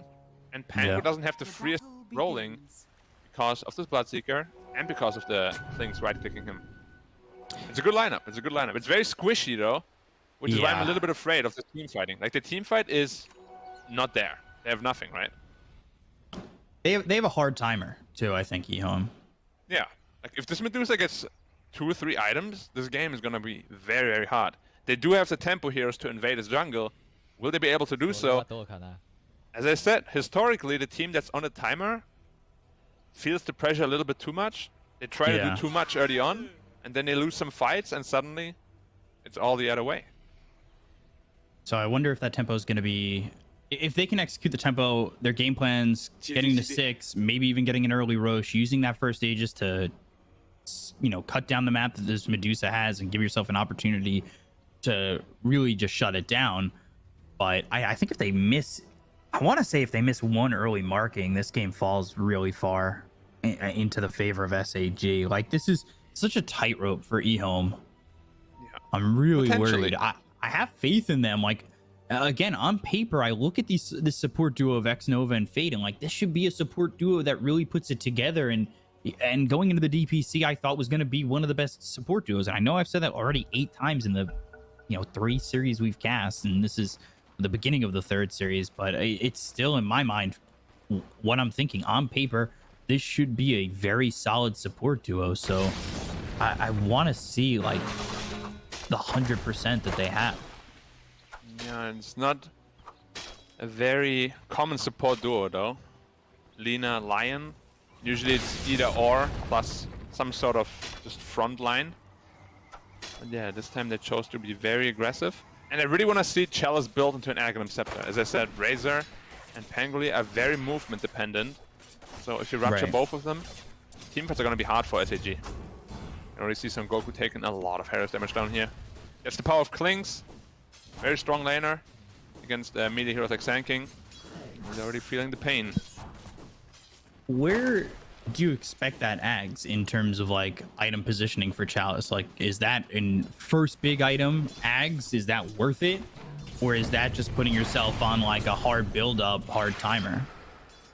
Maybe second or third, depending on how like he feels about it. You could go Atos into Ags, or Hood Atos into Ags, or just Hood Ags. I do think you sort of need to Hood this game. There's a lot of magic damage coming out that you need to mitigate. Even a pipe would be really good for your team, because what your team is lacking is survivability. Like, Like you have no HP basically. So you're not thinking like Maelstrom into Ags, right? Nah, I don't think you can be greedy. Oh, Phoenix is in a little bit of trouble. Yeah, he doesn't have Icarus dive. He took the Fire Spirits level 1. Good. That's a lot of damage on XCJ. And he's working with 4 tangos in a salve. So he's got regen available to him in this lane. Yeah. I think a lot for SAG will come down to the Sanking as well. How fast can he get his Blink Dagger? Because he is the only initiation they nicely have. done again. Yeah. That Taking little a lot of combo damage from harassment is quite nice. The LSA into the Bloodrite. As I said, this lane is very strong. Any Lina 4 lane, I feel, is insanely strong. Like, this hero is just, base stats wise, pretty busted. I'm also wondering how Fade's gonna build, because when I see players like JinQ as well as PYW play this for Lina, they kind of build into this late core pickup. So now you're right clicking really hard. Maybe you see like that MKB at some point for the Lina, and you're starting to output quite a bit of damage with just your right clicking. And then you see other players like FY and I want to say Fade play it more utility, not as much a right clicker, and just trying to really have that extra control and that extra help. Yeah, going into like the Yules, Yeah, Ether Lens and this kind of thing. I wouldn't mind a BKB on him this game, just because he will have to function as an egg killer eventually, I feel like. But maybe Clinks is enough in their mind. They don't need it. How's bot lane going CS-wise? 11? Yeah, Clinks is winning the lane a little bit. And Son Goku's out of mana completely, pretty much. It's not an easy Sanking lane against 2 range heroes like that. Especially with the Pango support. X-Nova though? Well, he's fine. Look at his Clinks right clicks. They really hurt. yeah, they really do. And if we could see bigger spikes coming from X-Nova, like that is just going to open up the blood rights. That's going to open up the damage being dealt by Sylar. So we'll see if X-Nova is on his game. And one of the things I want to focus on that I think I failed to focus on in the last eHome series is X-Nova's warding, something that he's been regarded as one of the best supports, best 5s in doing so. Yep, so I'm really excited to see how he does it. Yeah, I want to see how much vision he can get here for eHome, because that's going to be very important, especially with a hero like Clinks on Sylar, who wants to get behind enemy lines. Yeah, when you play against Invis heroes in general, you want to put Pangolier. Oh, he's gonna be fine. Very low health though. Doesn't have a healing self. Where was it? When you play against invisibility heroes, you always want to put up sentry together. Like just putting sentries alone doesn't really help much because you don't have vision there. But if you see them under the combination of the wards, then you can kind of predict their movement. You sort of know what they're doing. So I'm expecting a lot of sentry ops being placed together all around the map. Take out this sentry. Speaking of sentries, bottom. Yeah, so he just can't sandstorm freely. Makes it very tough to lane for Sand King. I know where to pull this creep wave at the moment. Yeah. At least Son Goku is getting something. It's important for them, but you can see his networth is really low. A lot of harassment in this lane. Yeah. And he went for Tranquil Boots, a pretty uncommon Sanking offlane item, but he needs it in this lane. Taking way too much damage. TA went to the jungle already, and still keeping on par with the Razor. This is why it's such a strong hero, why people regard it as first pick material. And honestly, it is. It's just a lot of teams fall into this trap of just being too greedy, and then just getting punished for it. Which in this game, why I like the Clinks, it's not a greedy hero. And we'll see what Clinks can get away with here. And again, if their plan is to get an early Roche, potentially with the TA, that's obviously planning in towards an earlier second Roche with that shard. Do you give it over to the TA, or do you let Sylar pick it up? Does he build into that Aghanim shard that gives him, the burning army skeletons coming out of the skeleton walk, which is something that really can up your damage in these team fights, especially if you sneak into the back lines. Yeah, we have seen a lot of different, well, we haven't seen a whole lot of Clinks, but in ranked games I've seen a whole lot of different item builds. Some build Aghanims really fast, others go for this Orchid First build, which Sylar is doing, others go for Desolator, Medallion Desolator. A ton of builds you can go for on that hero. Fate actually picking up an urn on this Lina to start. Snow has to be careful. If he gets lucky shot one more time, he might be dead. And he gets it. First hit. Lucky shot. He has a fairy fight to work with. And he has that Earth Spike swashbuckle in 6. Fate making a rotation. It's a Do lot they of really space believe that created. Chalice is here, like, safely? Yeah. Pretty unnecessary, probably. And Chalice is not going to be feeling too good about this. Already getting Aries quite low now. Radiant's top tower Yeah, he's going to be pressured right out. His He MS still has wants to 2 come fire over and get spirits. the Mystic Snake. He might just be dead. They made the rotation. They're going to try and get a trap down. Chalice with the blood right, the damage, the fire he spirits missed the burning him fire low. spirit. But the damage from XM now is first blood, and he rotates over. Fade walks his way top.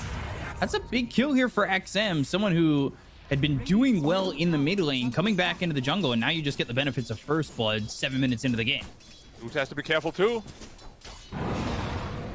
Chalice, blood right down. Mystic Big snake. going out. It is a big one, but I don't know if it's going to be enough. They finally bring over September. Swashbuckle is only on to Fade. Fade now hit with a lucky shot. He'll end up dead. I thought maybe they'd want TA to come over, but it's probably better off that he didn't. Not that he knows that 7E is making the rotation into this top lane. And then bottom lane, they get Son Goku. So Sylar gets himself a kill in this lane. That's going to push him quicker into that Orchid, which is something, like you said, he wants to get pretty quickly and move around the map with. Yeah, Orchid this game is going to be really good against Phoenix, against the Pangoli even. Medusa early on is very good. Sand King, the same thing. Gonna be a while until I get the spell items out. And Razor is falling quite far behind in terms of net worth. I feel like that's a little bit TA. to be expected, though, right? Because TA is such a flash farmer around the map. Which is why this Razor into TA answer, it's honestly like a 50-50. Sometimes it works, sometimes it doesn't. Great body block. Next Nova should be fine though. No levels in Caustic. Do you really want to move up into Sylar? 70's coming over. That Plasma Field's not going to land. And he pops the Fairy Fire. Anglia might be in trouble. A couple of reactives will do it, and he's dead. Yeah, so XM now has the benefit of a second kill. This is going really well for the TA, and I expect a lot of movement early, especially with that Orchid. You get that Orchid, you move with the TA, and TA right now, XM's going into the Dragonlance, so sometimes you see TAs going to this Dragonlance, but for the most part, it's normally like a Blink Dagger, maybe a Deso, but it's Dragonlance to start. Yeah, actually that's the new build-up for every TA. They just go Dragonlance first, because with the level 10 talent, you just have this almost sniper-esque range suddenly. It just lets your Psyblade spill pretty much the entire screen. Like you can hit a creep, and it would, in the mid lane, it would hit you at the tower. It's kind of ridiculous, and I'm expecting some changes to it eventually. Rupture on Pangolier. Ooh, they're gonna go for the Pangolier. They've got that Rupture. The LSA comes in from Fade, and the right clicks to help out. Chalice, not getting... I didn't feel like he was even going for the last hit on that one. Dire's middle No, tower is under doesn't seem attack. like he cares too much about it. No, he's a team player. And now TA is gonna go Deso next. So that was actually gonna be my question. Do you want to go to the Blink Dagger, that gap closer, or do you want to go to the Deso? And it looks like with the extended range, XM's just gonna go to the Deso, and Yeah. I think that's okay. Yeah. Also gives you the Roche potential. Like this is literally what just everybody's doing nowadays. And then maybe into Blink Dagger, maybe into BKB, depending on what they feel they need. Some people just don't build Blink at all, and they just build into this hard carry route, just BKB into Daedalus. Tower is under attack. Ever since this talent was added at level 10 and Dragonlance was buffed, TA has been...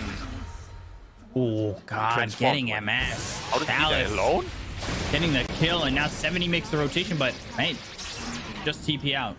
Was it a solo kill? Yeah. Without Looking Rupture like use? it. Now Sylar's coming over, and they'll get the kill into September. Yep. Finger not expanded either. And he's very close to his Orchid. Just one more They're about to component. have Fade Sticks too, so they'll have both the Laguna as well as the Finger. That's a lot of burst damage coming out, and probably a kill on most of these heroes. Yeah. This is the pace we were talking about. They're not giving Medusa space to farm at all. Like they're just everywhere in the triangle. while they're farming their own triangle. It just feels pretty bad to be SAG right now. They're getting choked out. They need that Sanking Blink, as we said, to be able to really get some team fights going. He didn't have a good lane though, so it's going to be a lot slower than they'd like it to be, and that could be a big issue. They're invading again. They're going after 7E. He's ruptured. He's running, but he's too far gone, it looks like. Static Link under the tower. Do they want to dive this? Actually, don't. And 3 heroes coming in, and Chalice getting Static Link just didn't want to risk going in and potentially finding himself dead under the tier 2, especially with the potential rotations coming in from SAG. So wisely backs off, and right now it's a 4K lead for eHome. It's a big smoke, that though. Is potentially going to extend itself if they do win this engagement, but they're working without Rupture. It's down for 30 seconds. Son Goku does not have a Blink Dagger to close the gap, but I don't know if that's going to matter. They've got the Burrow Strike, Blood Right, the Silences, the Static Link, and the Sandstorm all on top of Chalice, and they will double their kill count, but while they do that, eHome extended their lead to 5K. Yeah, picking up pretty much every bounty rune. Xnova getting in some deep wards under that smoke. There's a lot of sentries there though, but unfortunately both of them out of the ward range. Invis Lion here as well. But he's under the sentry, This so he needs Medusa to can be die. careful. He has Orchid. Ooh, I think they spotted him. Now he's out of the sentry. They don't have a stun for him though, he could just TP. It's a long TP though, it's a long TP. Oh, he didn't get out. Yeah, he TP to the top That's tower a where already really two of his long teammates TP to. For 6 seconds. If he just goes home, he's fine. Yeah, or tier 2. Unfortunate. He just gets That's a bit of beaten to death. miscommunication. Yeah, it's one of those silly things where you're like, why Dota? Orchid? Sour has this Orchid, so he could go on Son Goku. Ooh, kind of enough damage, initiated though. it in the trees. I think he would have potentially had the damage if he had started in front He of needs to be Son on top of Goku. him. Yeah. Like, he misplayed that slightly. Whenever you play Klings or any Invis hero really, you just need to be on top of them as soon as you start hitting them, because otherwise you can't get in as many hits, of course. But he was melting, you can see that was just 4 hits and he dropped to 400 health. Now Blink Dagger and Epicenter are online though. This is the teamfight timing they were looking for. 5k gold behind, you can still recover from this. Oh, for sure. And Bloodseeker It's is still going that to hard the- timer, right? Yeah, 100%. Like, Dusa is still the king of the game in the late game. You just need to get there without getting completely crushed, which they sort of are right now, and a couple of good team fights can make up for that. Look at the Bloodseeker build up, late mail, into straight the axe, which is a little bit of a winning condition even this game, I would say. Lot of sentries down here for the Dire. Sada has been spotted. Should be the Orchid, and there's the right clicks, but they've got the disarm. The Rupture be comes fine, down to the though. Tangle Hero, goes into the Rolling Thunder, and now he's going to bounce back and forth. The right click damage, and now the Supernova is out. LSA comes out from Fade, that lands onto the Sand King. They'll use the Lagoon Blade to go after Son Goku to get themselves a second. They both don't have buyback, and there's a finger on the 7E. Oh dear, and the Courier. Oh man, that goes so poorly for SAG, and well, they'll knock on Roche's door. And Roche ain't too happy about this because he's likely dead. Yeah, the Phoenix went in way too deep. Like, there's no Stone Gaze available for him to help you. Sand King tried to help you, so he didn't channel his Epicenter. This was their one big team fight they should have won, but they got crushed. Yeah, And now this lead, that's a big marker. yeah, this lead is starting to become a little bit too much, perhaps. Over the 8k. And now they can really start choking you out of this map. Because they have way more tools than they had previously. Already lost that fight pretty one-sidedly. Convincingly, yeah. So that's the thing. Now you've got this Aegis to potentially farm and play aggressive, push out these lanes, farm up, get your next item here for the TA. And it makes SAG probably not want to fight into the Aegis. They could potentially look for pickoffs, but that's going to be a little bit difficult against this lineup. Yeah. Just look around. Right now, Medusa will have a dispel very shortly, but other than her, the other 4 heroes are really vulnerable to this Orchid. Yeah, 70 needs this happening. BKB badly, and he's so far behind. Yeah. Son Goku is down here smoked again. Setting up for an Epi potentially, but enough they've damage. got 4, they'll use the Rupture and trying to get into the Rolling Thunder, but now the Epicenter Burrow Strike coming through on the Sylar. The Sunray right on top of him, but Sylar, he's A-okay. They're going to get a second kill on XCJ. Son Goku, is he dusted? Yes, he is. They just need to get the vision on him. They'll throw it on the trap. He's the other direction. Burrow Strike into the trees. Son Goku, LSA right on it from Fade. He's got it perfectly lined up. They'll get the trap down, but the Blink now under the tier 1 tower. X-Nova follows through. Fade's there. Laguna Blade and the kill. How do they know? What if he just blinked further down? That was Harry Potter catching the golden snitch kind of thing. And he just knew where he was and snatched him out of the air. Then a big engagement gone wrong for SAG. They're looking a little bit flustered. Like they're always getting outnumbered, even though they're the ones trying to be aggressive. And now they just invade the triangle again. Yep. Like, what? Do you want to farm these creeps? Too bad. No. This is just the farm it SAG anyway. we saw against Phoenix game 1. Yeah. Yeah, not the one we saw game 2 and 3 for sure. Oh, of course, Unsure growth ball. and TA. yeah. Why not? What's some extra range with more extra range? Yeah. Something is bugged. Wait. 330? 430? Money to burn. Yeah, it's not showing up the range properly. Supposed to be 7. Burrow Strike. Okay, now it's fixed. Okay. Coming through an X-Nova. He'll end up dead. Yeah.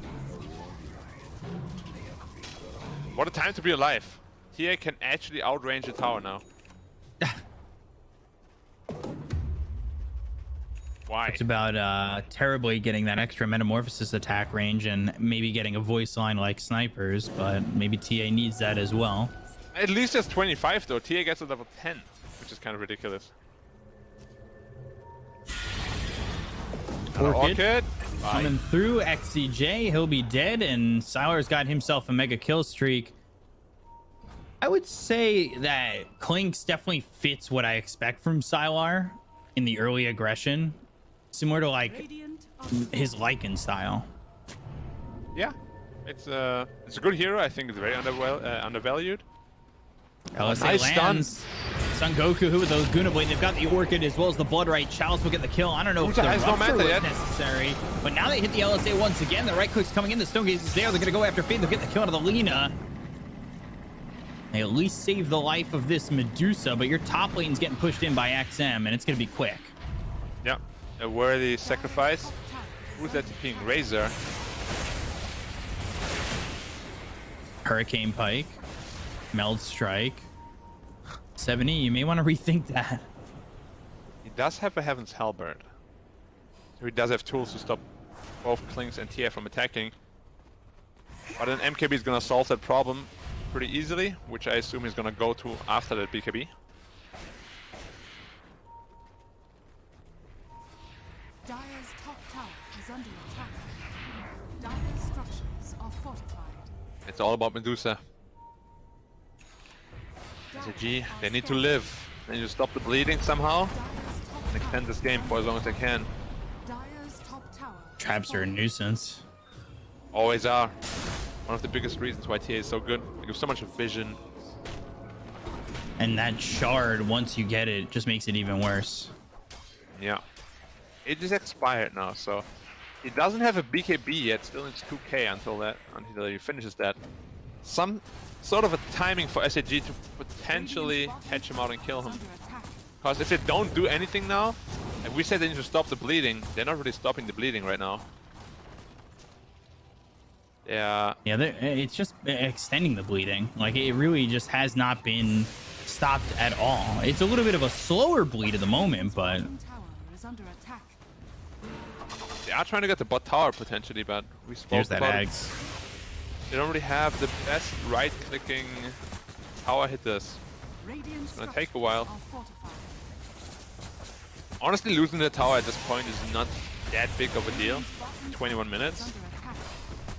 But they're actually smoking up to fight down there, so let's go. They know they're really far ahead. Why not? Yeah, they can take this fight. They've got that axe. It's something they want to work with the double rupture. But by the time they get down here, everybody should be out. 70 has a TP. Pangolier has the Rolling Thunder as well as his TP out. Might be looking for the Lina. Oh, Fate going. He shows doesn't he's go the proper way. Yeah. Oh, all right. Solid positioning, but now the Rolling Thunder coming through. All the while, though, they're setting up towards mid, looking to clash. Burrow Strike comes out and the clinks over mid. Rupture, finger with the Earth Spike, the damage on the Son Goku, and he'll stand in the Sandstorm with the Blade Mail. I think he could have just killed him if he just stood there a little bit longer, because it was still active. But XM will get the kill, and Son Goku will fall. He's now dominating on XM. Yeah, but double ruptured. So at least they don't have one rupture available now. But look at this tower damage from things. Insane. And it's gone. They've got a rupture in 15 seconds anyway. Yeah, this axe on Bloodseeker is really good. Like, it's not being built enough. Double rupture is super strong. And it's only a 40-second replenish time with axe, rather than the 60 or 70 initially. Look how fast it recharges. It's crazy. Yeah, it's actually pretty nuts. I'm gonna check real quick. The original is 70 seconds cooldown, so it cuts the cooldown in half basically, and gives you 2 charges. Super good upgrade. Roche potentially up in the next 20 seconds, and of course that leans towards that shard. Whether or not they want to give it on to the TA or the clinks, we'll see. I think both are fine. TA has DD and BKB. It's a bad fight. Burrow Strike coming in, right clicks through, and they're gonna get the Rolling Thunder out. Chalice gets the rupture off before he dies. The Supernova might be a little bit too far south in this fight. Fade taking a lot of damage. The Burrow Strike comes in with the epicenter. They're gonna be right on top of the clinks. Sylar starting to hit away, goes up to Son Goku, and will get the kill onto the Sand King. It ends up being a 2-for-2. XCJ with the Sun Ray on Sylar, but he doesn't survive this, and neither does MS. XM gets the kill. He pops the double damage. He's got more than enough damage to kill off this Medusa. And that is a fine trade here for the side of eHome. Roche, though, it's a long timer, which is at least okay for SAG to be back alive and potentially go for it. But eHome now a 14,000 net worth lead. Yeah, like this fight was destined to be a failure because TA just picked up her BKB. She had a DD bottled. I just can't see any way they win this fight other than them bursting TA down before she BKBs. They didn't. They focused other heroes. TA was full health the entire fight and just laid down so much damage. Razor had to TP out immediately. And Dusa got like 4 hit by her. As TA outputting a lot of damage, and Sour kind of stood his ground and succeeded. And Klings is very tanky. Like with his ult, he's sitting at 2.8k health, which is not easy to kill at all with the heroes they have. And now he's got that outputting shard, so much damage. Look at his damage. He has 400 damage on Klings per hit. Insane. Sour coming over, sentry's down, Icarus dive away. That's going to give away the fact that they've got that sentry. Yep. He has a shot on Klings. Yeah, he just, I think he picked that up in that last fight. Yeah, it's a good shot. A lot of extra damage coming out. Because it's not easy to really kill these little skeletons. Smoke up from eHome. MS standing there. They've got the traps down. But they've got the hex on a Son Goku, and there's the finger as well as the Laguna Blade. There's no chance that you survive the blap blap. Oh, just TPing out inside the Rolling Thunder with the rupture on him. This is the big target. If you can kill Sand King, you're gonna win pretty much every fight. He's the big AoE damage, he's the initiate. He's their lockdown for the most part. Yeah, if he dies, it's just fight over for SAG. But as we said, this Pangolier just can't play any fights. He's just gonna get raptured every time. He used one rapture like, what, 20 seconds ago? Now he has 2 charges again. So Razor is gonna feel really uncomfortable. Looking pretty dire for the dire.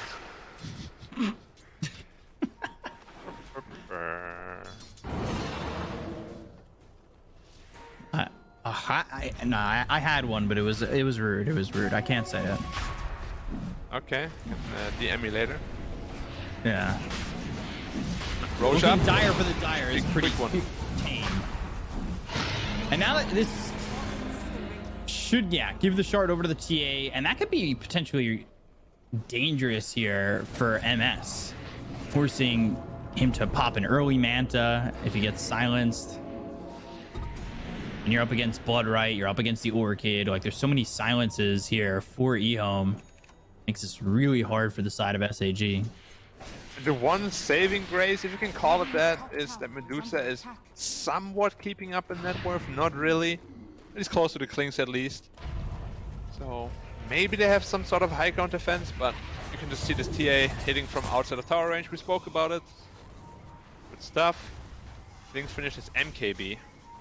So the Heaven's Halberd is not going to do anything. His damage output right now is insane. Like, Klings is one of the highest single target DPS in the game. Yeah, he's really hurting. Got the mini crit, got the MKB procs, got really good attack range. He'll take the Grove Bow. Meanwhile, XM has the enchanted quiver upgrade from the Grove Bow. Of course, a classic. Like, he's getting the perfect neutral items. He really is. Seems to happen quite a bit. Put tokens in the game. Really advocating for the token process. I'm not letting go until it happens. You know me and RNG, we don't go well together. You just gotta give a call into Ice Rock. Yeah. Oh boy, Hex comes out. That's through, as well as the Rupture. They've got the Finger in September. Well, wake him up when September ends, because his life has ended. No, every time. Sylar has the Orchid LSA with the Laguna Blade. It's just burst damage after burst damage. There's nothing that they can do. He died so fast. Yeah, he even had a plate mail also. It's not enough. It's kind of comical at this point how much damage they have on the Radiant. That's what we said is their strength, right? They have this really strong timing where the damage output is through the roof, and SAG could not weather the storm a single bit. Another DD on TA. Klings hitting buildings. Look how fast it's gonna fall. Epicenter, Stone Gaze looking for it. Burrow Strike on a 2 with the Supernova. And now can they at least get Chalice back to the field? And he's gone, and so is Sylar. X-Nova, he's going to be in some trouble himself, but the damage coming up from XM might be more than enough to get these kills here. They already got the kill on the 7E, but the Sunray right on top by XM. The Burrow Strike to follow it up with the Blink away. Rolling Thunder coming out. Meld Strike. Oh, man. And the right clicks come in from XM to get the kill. XM, he'll stand his ground. He's got that Aegis, and man, does this guy hit hard. Yeah, with the newly picked up Daedalus. Quiz question here. How many more DDs is he gonna get? Oh, look, he's prepping for the double. Nope. Debated. 2. 2 more? No, 1. I think this game only lasts 1 more DD. Okay. Going forward. Hurricane Pike pushing himself away. Meld Strike comes out on his Oh my You're gonna use a Ghost Scepter! I don't think he expected the damage, and you go, oh, where's the button for Ghost Scepter as that's coming in? It's a classic. It's like, he pressed every button like, oh, nope, that's the wrong one. Oh my, 2-shot him. This is what happens sometimes to me too. I'm like, I know exactly I gotta dodge this somehow. Oops, I pressed stick, not Ghost Scepter. Blade. But Medusa standing there. The replacement power. Look at the the Psyblade splash almost killed him. If that's a crit, he's gone. Well, this sort of looks like an Arc Warden at this point. Seriously.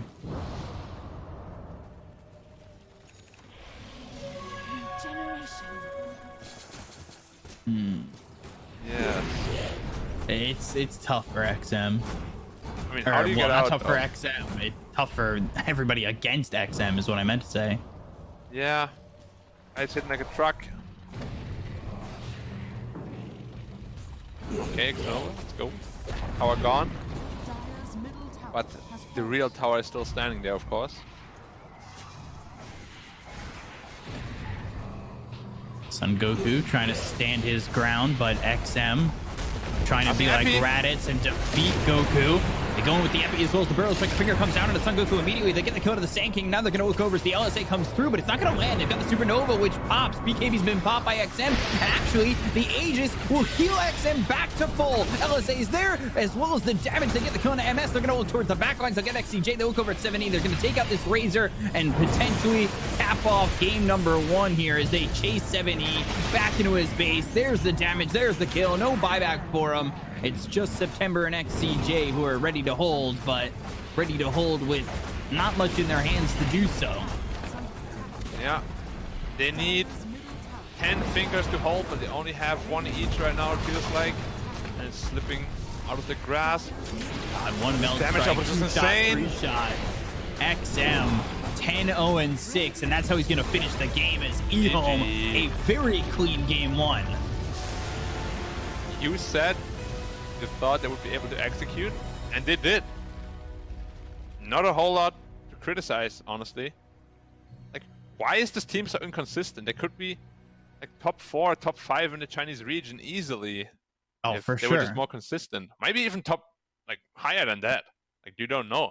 Because you can't really think about their ceiling when it's just up and down the entire time. It's, yeah, I don't know. It's like, the so players they have, shaky. they should not be this inconsistent. They crushed Yeah, SAG this game. Very Yep. one-sided. SAG has a lot of thinking to do. Like, the draft was not bad at all, but eHome was a little bit of an unconventional one. Completely ran him over. Yeah, but it works out for him. eHome take game number 1 over SAG. SAG now got to become the SAGs of yesterday and try and defeat them in a reverse sweep. But eHome take game number 1. We'll be back in a moment to break it down. Stay right there. We'll be right back.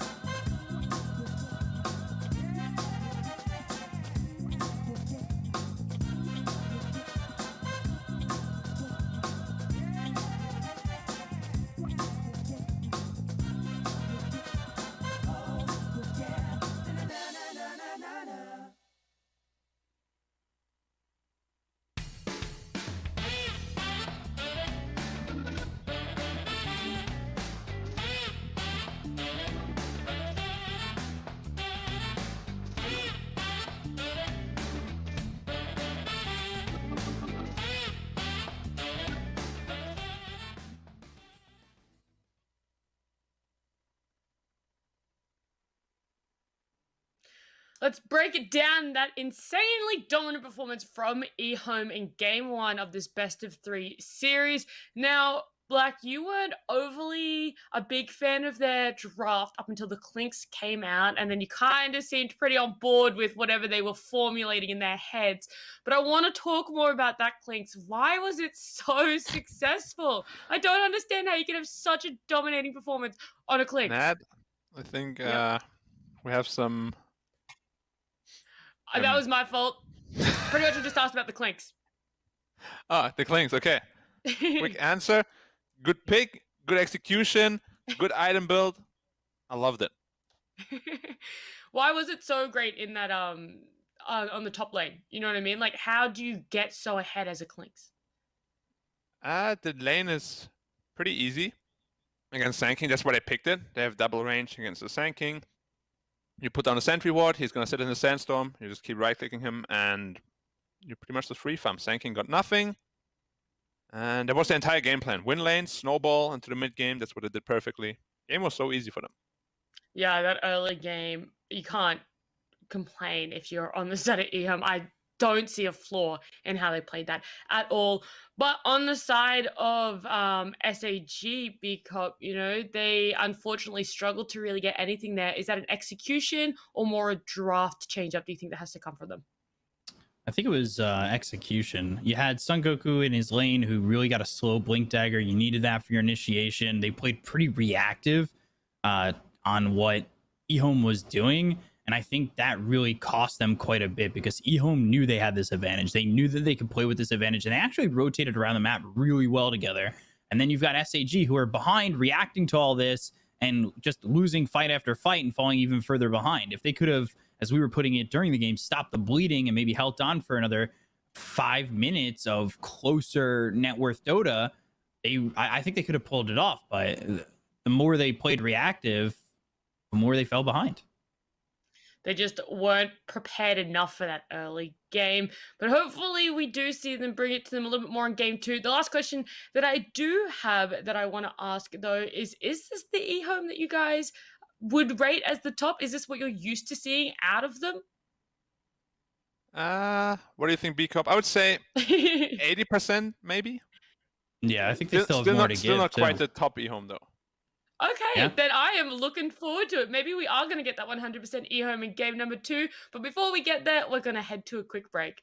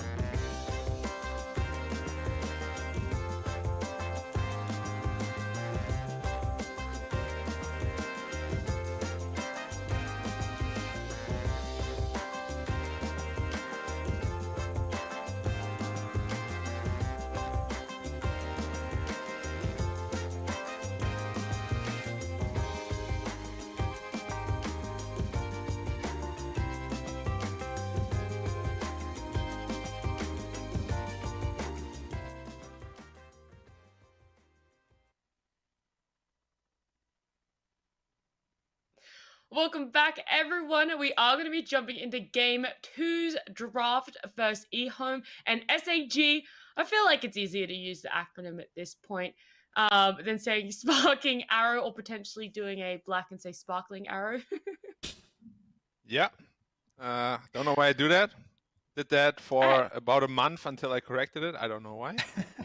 It absolutely happens. I Just mean, like when I said, I'll... what was it?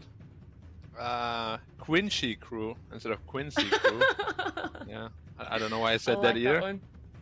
That one works though. Yeah, sometimes you just have half a thought in your head and then you start talking about another thought, and before you know it, the words are just all jumbled up.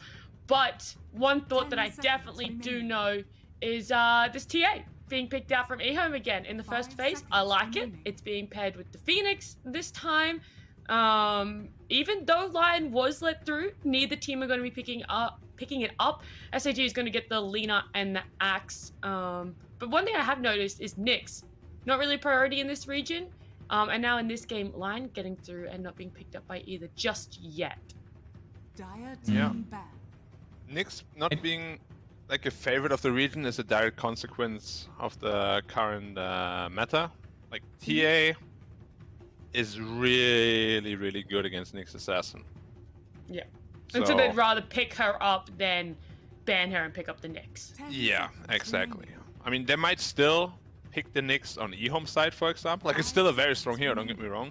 It's just this region in particular has like other things to prioritize in their own particular drafts.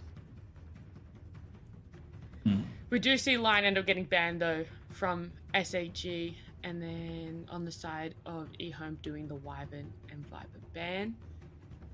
Anything that's sticking out to you guys from these bans at the moment? 10 seconds remaining. Not really. I thought SAG would try and shut down Chalice a little bit more. I think I see a lot of these drafts that end up focusing Chalice's heroes. He's a lot of the playmaking potential here for eHome. He plays a lot of those flashier heroes. I think maybe Bloodseeker's like the least flashy hero he plays in that off lane. So I'm a little surprised. The Mars makes sense. That's Chalice's best hero. Like, if you're going to play against eHome, you need to be banning out that Mars. You need to make sure that that's not in his hands because he will make you pay for that. And I'm actually a little surprised they let the... we talked about how TA, like, should it be first phase? After a game like that, I almost want to say you should get it out of there because XM, when he was rolling during Dota Pit like a year ago, he was picking up TA and that was like his go-to.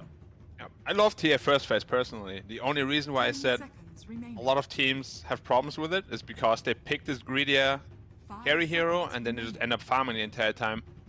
But if teams don't do that, like high-profile teams should, then TA is an amazing hero. You can counter him in the lane, but he will always out-farm you in their jungle and get his Dragonlance, Desolator timing. You have this super good Roche kill. He just does everything. He outranges towers. It's a very great hero. Gives vision with traps, because vision in Dota is one of the most important aspects of the game. Very good. Yeah, when you like noticed or like when you pulled out the numbers and you're like, TA can now outrange towers, I felt like a little bit of PTSD. That's one of my biggest gripes in Dota games, is just knowing that so many heroes can outrange towers. And I'm like, no, there's nothing you can do when someone has range like that. Yeah, it's very scary. It was never like this. Usually she was at like 500 range or so, you know, had to go quite close and personal, but not anymore. Everybody's becoming a sniper nowadays. A lot of range being able to be picked up. Yeah. Ooh, okay. Lifestealer ban, right. That means Axe is probably going to be the off lane. And Chalice likes a Slardar. I like Slardar a lot with Templar Assassin. We might be seeing that as an 8th pick here. On a minus armor. Yeah. Dire team pick. They go Hoodwink, okay. Yeah. We have seen that do a lot of work yesterday. And they've got 3 heroes that kind of work well in succession. Blink call into like, or even a bushwhack into a call with the LSA, set up the sharpshooter. You don't really need to charge it up the entire time, but I think these 3 heroes definitely give the opportunity to output as much as you can with that sharpshooter and land quite a bit here with the Hoodwink.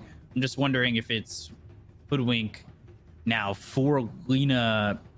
Is that going to transition into a mid, or is that going to be Lina 5? I'm feeling it might end up being mid.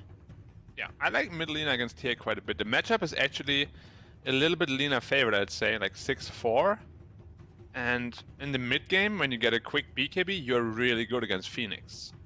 So I would like that quite a lot. They go to the okay, Medusa. Dusa TA though.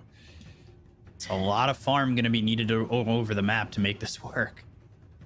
Yeah. Do you think it's too greedy? Do you think the Medusa was something they wanted to go, or is it like, it didn't work for you guys? Maybe we pick it up. We do well on it. I mean, I literally just said I hate TA when this happens, and they just do it. And I honestly hate this a lot. It's just both heroes want to farm the same area. They do pick up the Nyx Assassin even though they play against the TA. It's a hard counter to Medusa, so that makes a lot of sense. And it's a good hero to catch up Medusa in a triangle area as well. It's just like, how do you itemize now as Medusa? Do you just go the same items anyway? Like, how do you play a less greedy Medusa? The hero is made to be greedy. And vice versa, how do you play a less hero is also made to be greedy. Almost the direct opposite playstyle that we had in the first game? Are they now almost gunning for the later game on the side of eHome? Mm-hmm. Like what they want, but it's hard to get there. It's very hard to get there. But the lanes are good. Like Medusa plus Phoenix or Clockwork, it's a good lane. So they can win that lane, and then Medusa might not have to go to jungle so quickly. Right. But yeah, it's... Maybe it works, but I think if eHome plays against a tier 1 team, they're gonna get heavily punished for this kind of playstyle. For sure. Do you feel as if they're going to be able to have the execution for their lineup so far on the side of eHome, Bcop? It's going to be tough. I want to say that they have to give priority to XM on this TA to start. Like, you have to win Medusa's lane so you can stay there long enough for XM to find the farm to get a couple of items to maybe work with like Clockwork 6 as well as Phoenix 6, and then whoever's going to be your offlaner, I think, needs to get involved. I know you like Slardar, but how about Prophet? Like, move around the map, be a little bit global, work with the hook shot. Is that... I'm trying to think, maybe that kind of is in Chalice's wheelhouse right now? Potentially. I mean, also Slaughter is... I mean, it could still work, but... Prophet is banned, though. Yes. It is banned. On the side, because they probably had the same thought on the side of SAG. They're like, Death Prophet, you know, maybe that's what they're kind of building up towards. But I also do want to quickly talk about SAG. I feel like we're focusing a lot on eHome, but I do want to talk about their 4 picks that they've picked so far as well. I look at it and immediately I see how much lockdown they have, like with the Nyx, the Hoodwink, the Axe, and the Lina. All of them have some amount of stun, if not taunt, with that call from Axe. How do you even counter that one? They can output a lot of pressure, and what I would love to see now is ban Slaughter, pick AM, because this is a very free AM game so far. They have no stuns. Ooh.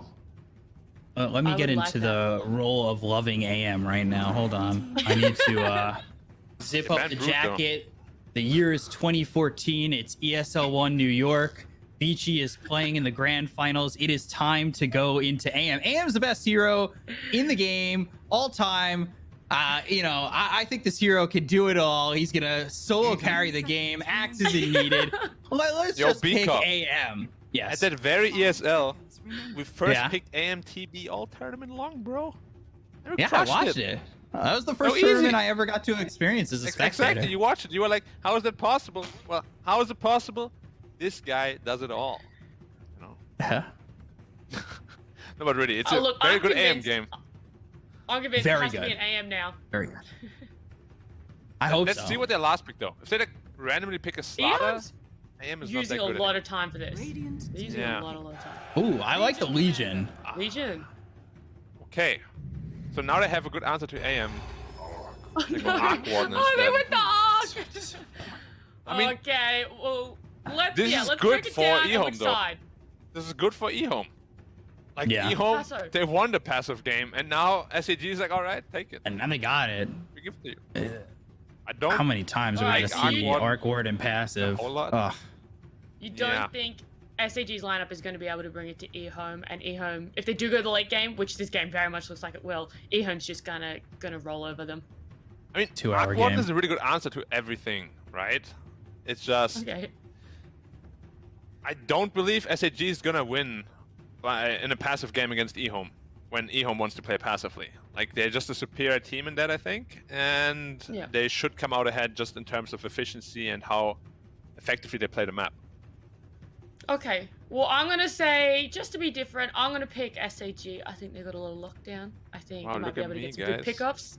I'm different. Yep, I don't want to be like you guys, you know? You guys with all the Dota knowledge, you know, the veterans, people who actually know the game, I'm not going to listen to you. I'm going to pick SAG, 100%.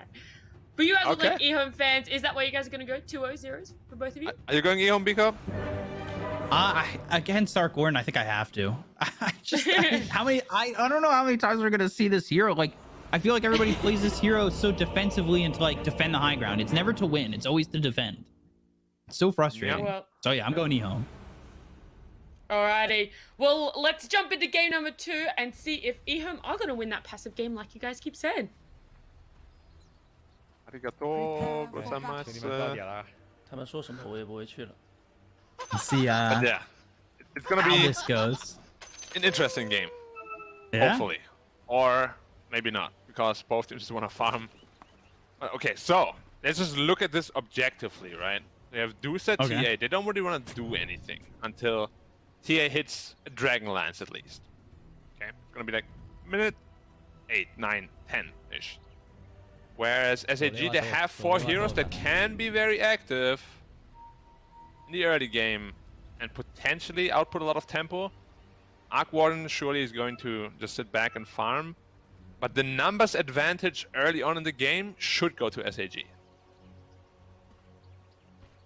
Now just a question of like how they're gonna play with this Arc Warden, right? Like for me, I really wish they picked a more tempoed safe laner. I always just find these Arc Wardens playing for worst case scenario and instead of best case scenario, right? Like it just seems like, oh well, if Medusa gets farm, I'm gonna have the farm to defend my base. It's almost like when Techies is picked. You pick Techies to defend your base with mines, unless your name is Zayats or Jinkyu, in which case then you play aggressively with Techies. But like it just feels like Arc Warden is almost complacent or a complicit. I don't know the word. My vocabulary is not great, but they're okay with Medusa getting to that late game, and I think being okay with that is such a dangerous tactic. Yeah, I agree. Like the tactic of dealing with Medusa by not dealing with her is a scary prospect, 100%. But it was us casting, right? This 104-minute game in SEA. Yeah, I'm thinking it's 2 hours minimum. And that's my biggest fear with a lot of Arc Wardens. They just don't play the hero. You know? Like half the heroes is AFK in base because they're scared to die. They're scared to get picked off. And that ended up being where it was MTG against another, I'm blanking on the SEA teams. Yeah, Galaxy Racer. And they ended up having this Arc Warden only playing the Tempest double. And if they played both Arc Wardens, I think their chance of winning had gone, in my eyes, had been upwards of 20% better than it was with them just playing the Tempest. Yeah, I agree with that. But that's the thing, like a lot of Arc Warden players are like that, and it's a natural consequence of the hero. Like you get level 25 talent, you know, you're like, I have my clone up permanently, I don't want to like risk anything. But at that point, as I said, it's really just playing half your hero, you're not using the strength at all. And if you can't use the strength of your hero, I don't think it's tournament ready for you or your team. And I don't know if it's just the hero in general that you're not tournament ready for, or it's the mindset breaking through the standard, what seems to be the standard Arc Warden mindset. Yeah, but whatever it is, like you gotta be able to pull out everything the hero has to offer, right? That's why you pick it, especially in a TI qualifier. Like you gotta just know everything about it. Yeah, for sure. It's a good pick, but if you only make 50% use of it, then maybe some suboptimal pick would have been better because you played 100%, you know? Because in your mind, when you pick this hero, you're thinking of how this hero is going to be at 100%. But if you only play 50% of the hero, you're not executing like you wanted to when you drafted it, and then your draft is already flawed to begin with. Yeah. We'll see how they play it. When Raven played it later on in the final against TNC, he did a really good job at that. Like, he played his main hero and the clone, and he just destroyed everything. Son Goku actually taking a lot of damage. Yeah. Sylar, how is he farming? Top lane should be pretty easy.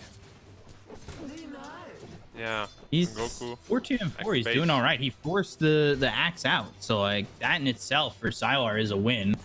And he forces him out before he's able to grab a ring of health. Yeah. It's double melee against Medusa. It's tough. Now they lose 2 couriers. Oh no. Oh wow, that's pretty perfect there from Fade, who is on this Phoenix.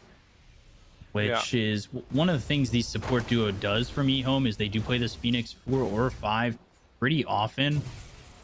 And I like it when Fade plays this Phoenix.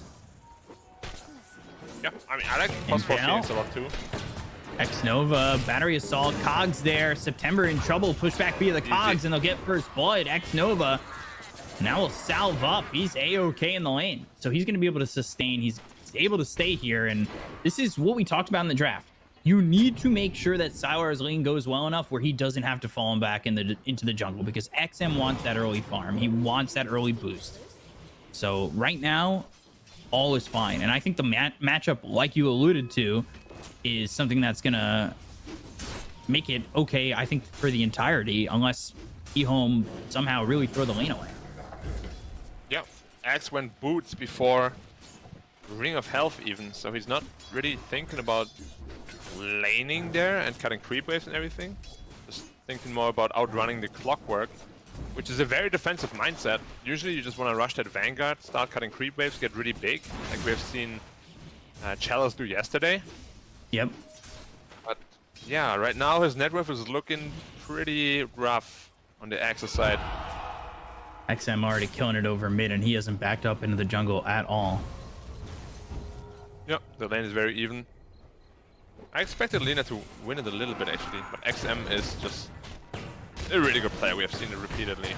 Guy's a beast. X-Nova trying to run here, and Mystic Snake comes in and hits both. X-Nova's fine. Yep. Medusa's so good against melee heroes.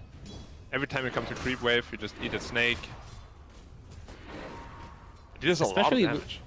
Yeah, especially when both of those melee heroes want to get up on you, or, well, get up on the clockwork. He just throws down the cogs, and it's a guaranteed double Mystic Snake. Yeah. We spoke about it in the draft as well, how bad Nyx Assassin actually is against TA drafts, and they went for Nyx anyway in response to the Medusa. But it might be kind of like a self-bait, you know, where you think it's a really good answer, but you just don't have the tempo to stop a TA Medusa draft. Or Axe is dead again, I think.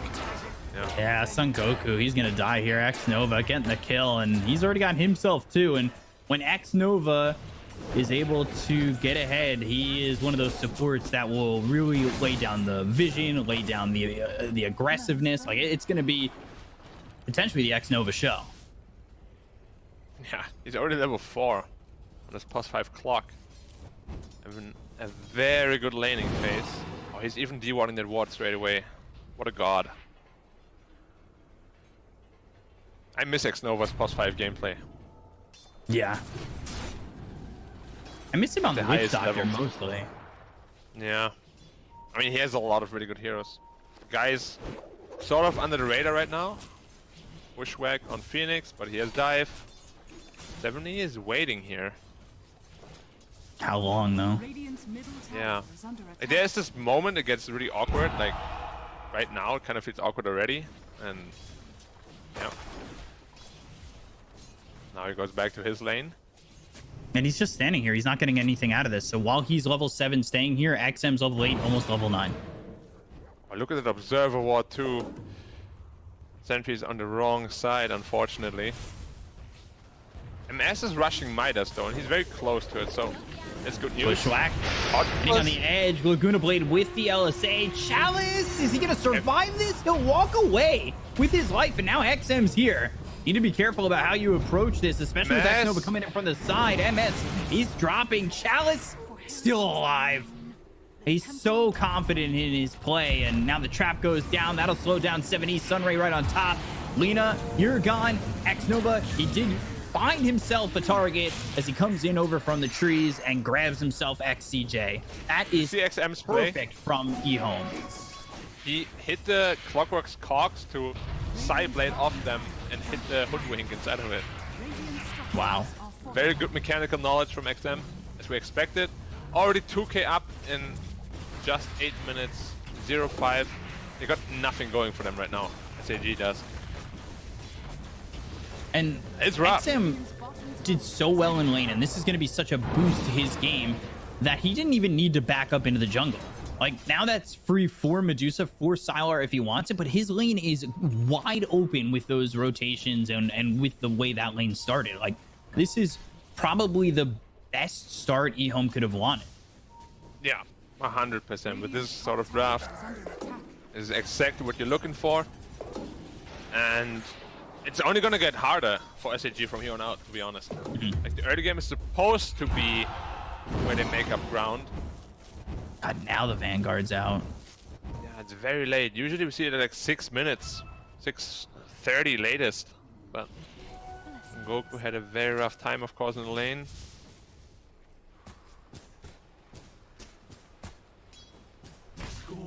$2K lead. That standard Dragon Lance. Obviously, I knew that this time. Very standard for TA as it is with the new, you know, with the 10 talent. Yeah. And Did I get it right that time? Already completed. He's massive. Medusa is just as big though. Huge. Yeah, and Medusa's not getting touched. Like, Sara's having a free game. Yeah, and even Legion Commander is doing pretty decently for herself as well. Going straight into the blink, I like that. Just pretty initiator for your team. This front line. Also got in position for the press the attacks. Purge of potential stuns. But yeah, they're having so many stacks to farm. Honestly, at this point, they're kind of fine just retreating into the jungle. They did the early damage. Now it's time to scale. Tower potentially going down, and you know, this is eHome, who have Medusa doing so well that the timing's gonna get pressed on SAG, especially with their map shrinking already. Yeah. Hookshot comes out onto 7E. They use the Stone Gaze even, potentially looking over at Son Goku to get themselves on +1 off this, but they've got the duel. They'll get the kill. 7E dead to Xnova, who is now 3-0-3, involved in all 6 kills here for eHome. Yeah. This is how the perfect +5 Clockwork game looks like. We've seen a lot of Clockworks, +5, where they just fall off, they lose lane, like level 4, minute 13 or whatever. But Xnova is absolutely crushing it. He didn't even need the Tome. Like, the Tome went to the Phoenix, and he is on par with him in terms of levels. Wow. Which is insane. Actually, I lied, the Tome is on Korea. But he is on par with him on levels, which is very rare for Clockwork. He's cheating with a Tome, that's not allowed. I will forgive him. All is forgiven. Thank you. Sylar is closing on the Manta style. And this time around, XM is like, alright, we got TA. A little bit of a faster tempo needed from me. Gonna go into a Blink Dagger before the Desolator even potentially. I wonder if he buys out on that Blink Dagger as Fade goes down to XCJ. That is a kill there with the Nyx Assassin using that Vendetta. Yeah, Vendetta plus Sharpshooter, a lot of damage coming out. Easy pick off on Fade. Xnova's like, alright, I'll take that. Yeah, and that's going to push September looking towards an Ags, which is something we saw a lot from the Nyx Assassins in the Chinese DPC, was early Ags as quick as they can to try and change the tempo of these games. Hook shot in over top, shot comes through. Clockwork though looking fine. Stone Gaze, Son Goku, he's dead first. MS brings the Tempest double. Xnova TP's out, and he's free to do so pretty easily. Yeah, Xnova just knows exactly his 7 limits. 7E, they're diving him. Supernova and Yules, the egg, it's going to be fine because they've got duel. They'll get the kill. XM gets credit for that one. Unfortunately for Xnova, he can't be involved in 100% of the kills when they're making a play happen over mid, and they do take the tier 1 on top of that. Yeah. Where was the rocket flare? What an assist. Bad play, man. Hook shot up at You have to get the 305. Yeah. They have a dust on him. No mana for Carapace right now. We'll have so shortly. Hook shot Chalice at 5. no duel. 3, 2. They Doesn't don't need it. Oh, yeah. Fade burning him out. No. So XM is going for the Deso, which means they are looking at Roshan relatively soon. And I just don't think SAG can teamfight them in there at all. With the Egg, Stone Gaze, no chance. And this is eHome execution that's causing them to have this fast-tempoed Medusa game, which is not something you normally hear or see, but they moved around the map perfectly. You would never be here normally at this time. But because of the laning phase and because of the draft they have, he's happy being here. But that's what I kind of alluded to earlier. If they were to play like a really aggressive tier 1 team, I think they would be suffering badly right now. Because they would be suffocated on their own side of the map. SAG, you know, they allowed themselves many blunders this game, which eHome took perfect advantage of. And now they're in such a commanding position. Like, they're going into the mid game, such a greedy draft, the 5k lead. They caught Aqua too. Yeah, Arcwarden's gonna die here, and that's while they're trying to make a rotation with this Blink Dagger to show it off for the first time, and that's exactly what they'll do. But the hook shot comes out. Sharpshooter, there's the kill. Onto XM, Chalice comes over. Press the attack, 7E, he's traded off. XCJ, Son Goku. What can they do here on Xnova? Because if you go up onto the high ground, there's a Phoenix there waiting for you and might make this fight a little bit more difficult. They do finally get the kill onto the TA. Blink looking for the call, but won't land on a Chalice. He won't even use that call. But eHome, they're happy with those trades. Like, TA is in a fine spot. Bought out on the Desolator, and when TA's back up, XM, he's going to start moving around the map and hitting even harder. Yeah, it's probably not what he wanted, obviously. He didn't want to die there. It was a good pickup from SAG. A good response from eHome as well. Lina dying Blink there debut. Does not feel good at all. SAG, yeah. They see him. Trouble. And Sharpshooter coming in. But they got the duel, and Son Goku, he will fall. Xnova is traded by XCJ. However, XCJ Supernova catches him on the edge. Chalice doesn't have a duel. Bushwhack comes out with the LSA, but they still burn away XCJ. This squirrel can't live through the forest fire. Yeah, the level 4 Sunray dealing a little bit too much damage. Now Spirit Vessel. Danzo on Phoenix, so Axe is gonna have such a hard time surviving through any fight. He already does. It's only gonna get worse. Double damage, of course. As is always. tradition. Yeah, I don't know how it actually always happens. What is the magic? Well, we see it at such a high percentage. It's kind of crazy. Yeah. I don't know if it's selective memory or not, but it doesn't feel like it. It could be, though. Could be, yeah. Blink duel coming through on a September. He'll burn out in time for the duel victory. Yep. 50 duel damage, 16 minutes mid. into the game.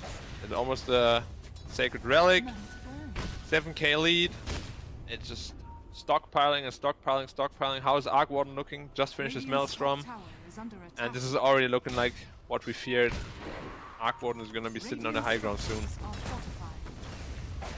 He's even maxing Magnetic Field rather than the Flux. That's a rare side. This is tough for this Arc Warden. Yeah, you You can want already to tell set the up to play mindset of this. defensive, and he can't. Like if you max the spell over your offensive spell, your mindset is already alright with a defender high ground at like minute 20. Looking for bottom. TA. One Maelstrom. God. That really feels like it's going to hurt. Sharpshooter Bushwhack coming through onto the TA, but they've got the TPs coming through, or at least shown. 3 heroes do make the full rotation as X-Nova, again, looking to cut somebody off at the pass. Nyx Assassin, he's going to be under this Sentry Ward and misses the stun. Spike Carapace is out. Icarus dive over. XCJ gets into the trees and the hook shot misses from X-Nova, but Sylar, he's now farming the Radiant jungle. Tell me someone saw that. Yep, we all saw that. X-Nova. And now hitting the bot tower with the Desolator. And duel. And Spike Carapace, but still dies in time. Yeah. Another Grove Bow. How lucky is this man? Oh, Sylar's Courier gets taken out, and that was the completed Ags. Yeah, that is really big actually. 2.5 minutes. Still going high ground though. Do they want to knock on high ground already? Yeah. They do. But the clone is already here, and there's the dome. Yeah. All right. I mean, they have 1 tower left, which is outside of base. Rough position for SAG, fortunately. Oh, for sure. Big call on... Oh, he missed. He has a Crimson Guard finished, but is that really the big problem? Because the Sunray doesn't care about that, the Vessel doesn't care about that. He's gonna deal so much damage to the... They caught the Lina. Yeah. Caught 70 cock him, blink. Oh, Chalice. He wanted the duel, but he couldn't find it. Yeah. Probably should have cocked rather than battery assault. But Elsie picked up. Elsie now in trouble? Yeah, now dead. On. Good pick off. That's one way to get back into it, or at least get towards getting back into it. Clone. That's 240 gold for Fate. Pause coming That's out. Another from thing about Arc Warden. X-Nova. You have so much money. Especially if you can reliably deal with his Tempest Double. Yeah. Then you're just hemorrhaging gold. And it's a lot of gold too. It is. 240 per clone and gets to 300 even on the 3rd level. It's a good pick off. And it's... They stopped the bleeding for sure. Like, they're only 6k behind. Or 7k just a couple of minutes ago. So, they're doing a good job. eHome is... They're trying to apply pressure, but... SAG's kind of outplaying them right now. In terms of just map movement. Like, they need a defensive ward in their own jungle. Because someone is always going to be farming there. Like, Lina has been farming there for like the last 3 minutes. If they have a ward there, Clock can just easily TP there. And set up a pick-off. And then Lina is very discouraged from farming there. And that's how you grow the gold lead. Sylar TPing up towards top. He's got a minute till that Ags is going to be delivered from that courier. In the meantime, though, he's farmed up 1,600 gold, which he's working on that MKB, and that could become a problem. Icarus XCJ dive. getting burned. Spirit Vessel on XCJ. They've got the trap, and this is troublesome. Sharpshooter to try and maybe even jump further back, but that's not going to help him out. At least not keep him alive. Just wasn't far enough away. Gave him some more time to look at the TA melt strike come at him. Yeah. The half to dead strike. Lina is living a dangerous life up there. They know where he is. Rocket flare. Oh no, the catapult! Okay. A little bit of a misplay because he knows it's there. Yeah, but X-Nova knew it was there too. Like, there was just a little bit of a misplay. Huh. I mean, well played by 7E, honestly. Like, to even give him the chance of it happening. Yeah, he kept himself in line with that siege creep on purpose, but I thought X-Nova, especially with the force staff, could have force staffed himself out to a different trajectory, back in with the hook shot. 100%. It just happens sometimes. Dire's bottom tower is under attack. You know, we're not pub players. Mistakes happen, we forgive. What lane? X? Duel. And Pretty survivable, from the though. Phoenix, Sunray makes that a little bit more of an easy kill for eHome. They don't get the dual damage, but they do get the kill. How much dual damage does he have? 70. He's still very happy with that. And that's a smoked up squirrel. Trying to get some deep wards in, perhaps. Nothing too deep for them just yet. They do have this new mid observer, but that's about it on the deep vision. Which means Sylar isn't getting contested really at all. He got that Axe finished off once that courier came by, and he's already picked up the Demon Edge going towards this MKV. So things are just becoming more problematic, and it's again Sylar and XM keeping up with each other in farm. Yeah, but as we said before, he's doing a good game, good job of just stabilizing. XM has been caught. He has no BKB. Yeah, calls there. Sharpshooter hits, and the damage is out. Nova Sungoku will help get the kill, and X-Nova, he's trying to run. Icarus dive over. September's here. Fade might be in trouble, but they've got the duel coming out over on the other side of the fight. It's on a 7E. They get the kill to the lead. Now they've got the Supernova. They go after Sungoku. They'll get themselves a second. Stone Gaze, the chase afterwards, but it'll only garner them 2, and I say only, but that is still a good fight from eHome. Yeah, considering this entire engagement has been 4v3, though Arkward is just very busy farming still, of course. XM a little bit, you know, Over aggressive, I think is a very nice term, yeah. Without his BKB, like if you have your BKB, it's fine, but you gotta respect the damage output from the Radiant still. They have a ton of magic damage and a good amount of stuns as well. Will not be able to get the mid tower just yet. Clone dealing a little bit too much damage.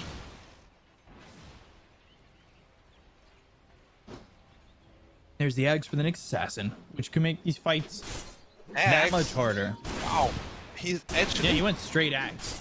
Yeah, he's pretty farmed then. I did not expect his Axe to come out this soon. Honestly, the game isn't looking super Bottom lane, duel pull out. This time it's onto the real Arc Warden. Oh, he's gonna survive, and now it's going the other way. Chalice, just like XM, overplays his hand and pays for it. That was close. I don't know if he didn't have the vision to know that he had backup real close by. Yeah, potentially a couple more moment of courage procs and he will die there, but it's not likely to get them when there's only a single hero attacking you. Yeah, eHome bleeding away a couple of heroes. Double damage now on the Lina, so the mid tower should finally fall, maybe. Oh, hook shot misses, but XM goes in with the Metal Strike. They've got themselves the stun on the 3! Ooh, September showing off that Ags and potentially stopping a bad fight from happening. They get the MKB on Sylar. Roche now up in 1:45. I'm thinking about who wants the shard on eHome, and I want to say it's going to be Chalice. It could be Chalice. Again, it could be XM. That silence is always nice. Give it to Chalice. But the magic immunity just feels so good. For the spell immunity. Arkward is the ping bottom. Oh, it's just a clone. Made it. Duel out onto the fragile squirrel. Now at 110 duel damage. Yeah, that's almost 2 relics already at minute 25. Pretty insane. The mid tower should now also finally be falling.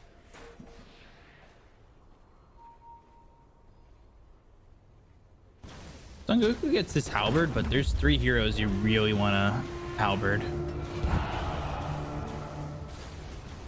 This evasion is so annoying.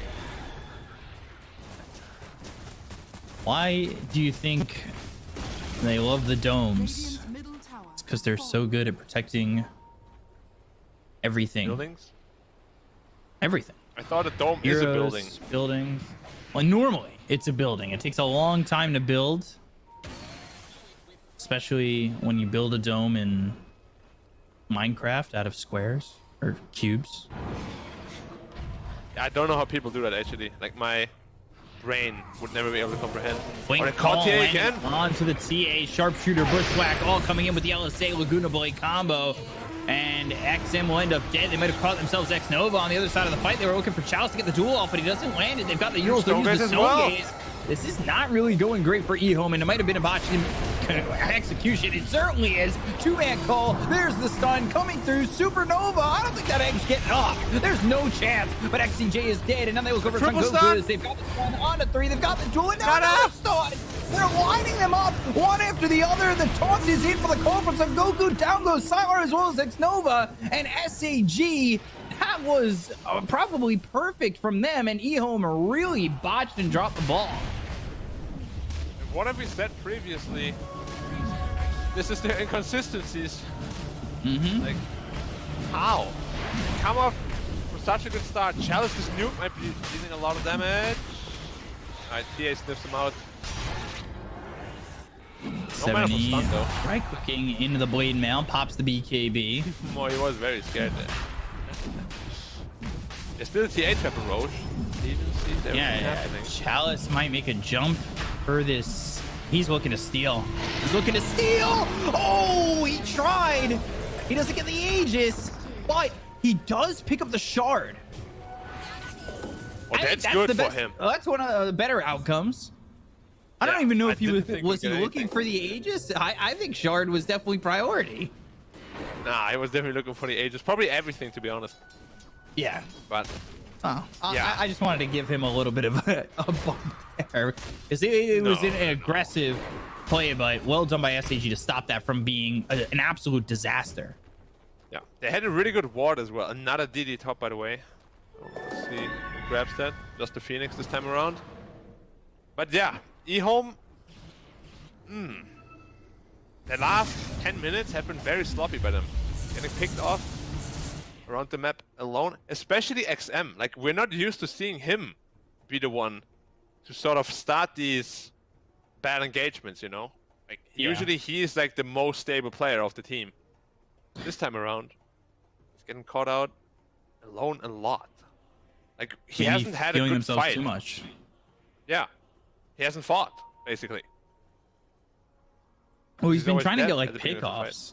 Yeah, he's trying to get like pickoffs. He's trying to play further forward than the rest of his team. Almost like a lack of not execution, but shot calling, where it's like you're just doing your own thing. Yeah. You're just getting And you caught can't out. play like that if LC is behind you. But if she's not, you gotta be careful. But if LC is behind you, you get stunned, you just get pressed, and then you BKB, and you're fine. But if you get perma-stunned, of course, you can't BKB, and you're just dead. Very careful. Now this Arc Warden is getting really scary big. Like, he finishes Skadi already. And what looked like an unwinnable game in the early game suddenly looks very good actually for SAG. Yeah. And legitimately possible for SAG, not copium possible for SAG. Dire's middle tower Yeah. is under attack. Copium came in earlier and it worked. Dire's middle tower has fallen. But we have 2 MKBs online now. Against the Dome at least. Dire's That shouldn't be middle too big of a tower problem. is But this under Nyx Assassin with his Aghanim Scepter is causing so many problems. It was a game changer. It legitimately, he got it and the game changed. Every time it is though. It's so good. His Ag Scepter is so damn good. Like his Choo-choo top Impale is becomes gone. a line level 25 Impale basically. The range on it's pretty disgusting. No, range of Mana Burn 2. Spike Carapace stuns in an AoE around you. Dire's top tower has fallen. But the hero is already annoying, but Axe makes him just unbearable. That being said though, we haven't seen eHome really fight a proper 5v5 fight.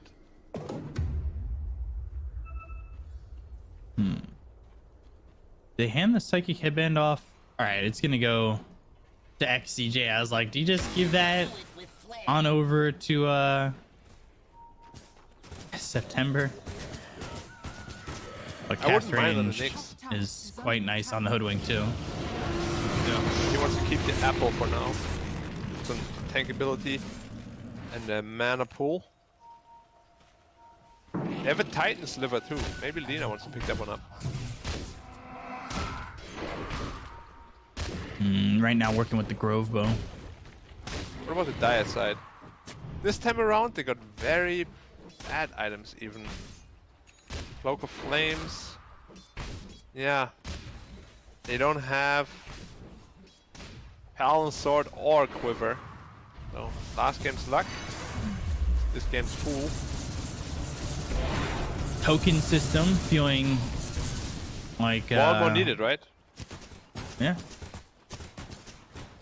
Like, you need a Paladin Sword against these clones. Like we spoke about it last time, how important lifesteal is against Arc Warden and to deal with his split push. If you have Paladin Sword, it's insta solved. Smoke and Son Goku. He's standing forward. Hook shot misses. Sylar goes forward, and Chalice already popped the BKB. That's going to be early in this fight. And look at this. Already the Nyx Assassin doing a lot, but they've got the duel. The Sharpshooter comes in as well as the Supernova. They've got the lockdown where the Supernova is going to get off. And now Lina on the run. Just surviving. I see them, but Chalice. Melt Strike. Melt Strike. That takes out the Aegis. So now they'll get around him for the second life.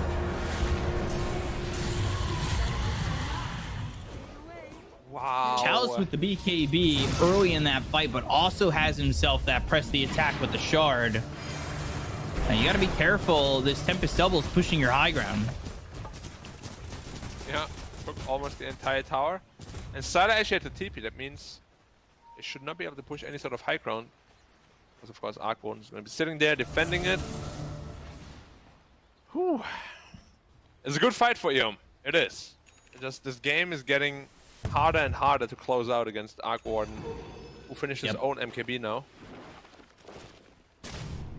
And even then, like, that was sloppy from eHome. You saw that Chalice, he blinked. I don't know if he knew what target he wanted to go for, but at the end of the day, it didn't really look like it was that confident from him finding a target to duel. And he does, fortunately for eHome, get to the Nyx Assassin, get the duel, take out the probably, I want to say, yes, I understand there's an Arc Warden in this game. He's doing a lot of damage. The biggest threat feels like the Nyx Assassin still. Yeah, I would agree. And Nyx wasn't borrowed when he dueled him. So otherwise, I don't think they would have killed him, actually. Because he gets the 50% damage reduction, of course.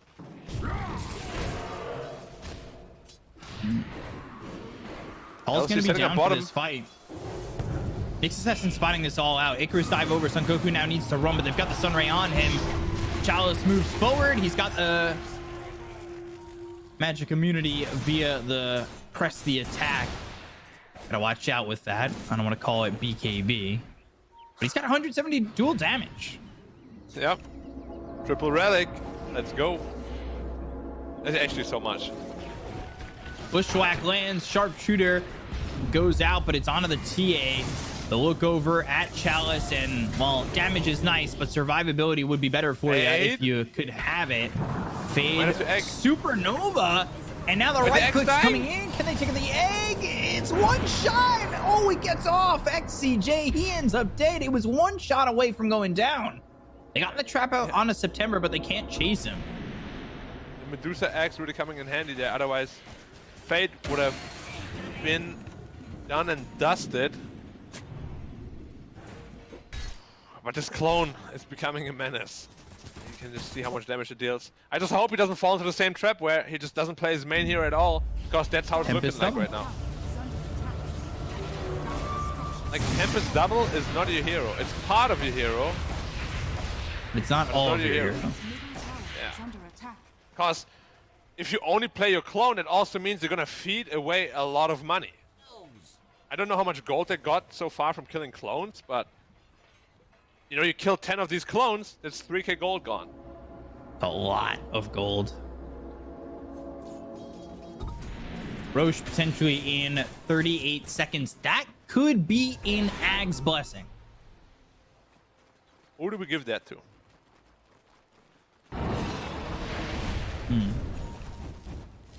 I personally already have like one on the Legion Medusa, but TA Ag's like not Legion bad either. I think TA Ag's Legion allows X? you to react to the Arc Warden, right? Oh, he popped BKB. Okay. They Well, did Nyx, pop he's gone. BKB for this one. They'll get the Nyx Assassin. Chalice now at 200 dual damage. You're definitely giving it to Legion if it's an Axe Blessing. So good. And Chalice is gone. Sharpshooter. And there's the Lugna Blade. Fade has Sun egg Goku a again. little forward. They're going to try and Shiva slow down XM. Fade waiting over in the wing. And hookshot comes out. That's going to land onto the Lina. And Stone Gaze gets committed. They throw the snake over on a Son Goku. They don't catch anybody just yet, but the right click's coming in on a Son Goku. They'll pop the BKB on this axe, throw the Battle Hunger as well as the Heaven's Halberd on the XM. Everybody escaping from SAG post-death on the Nyx Assassin. Yeah, but the damage is piling up. B-Cup, it's 200. He needs to be able to survive, and that AC will be crucial in doing so. Yeah. Roshan, 50 seconds away. I don't think we saw an Axe Blessing yesterday at all. It was always a shard. Did we not see a fourth? I swore we saw a fourth Rosh in one of the games. Yeah, but I'm talking about the third. Yeah, Well, it was it's always RNG. Refresher Shard. Yeah.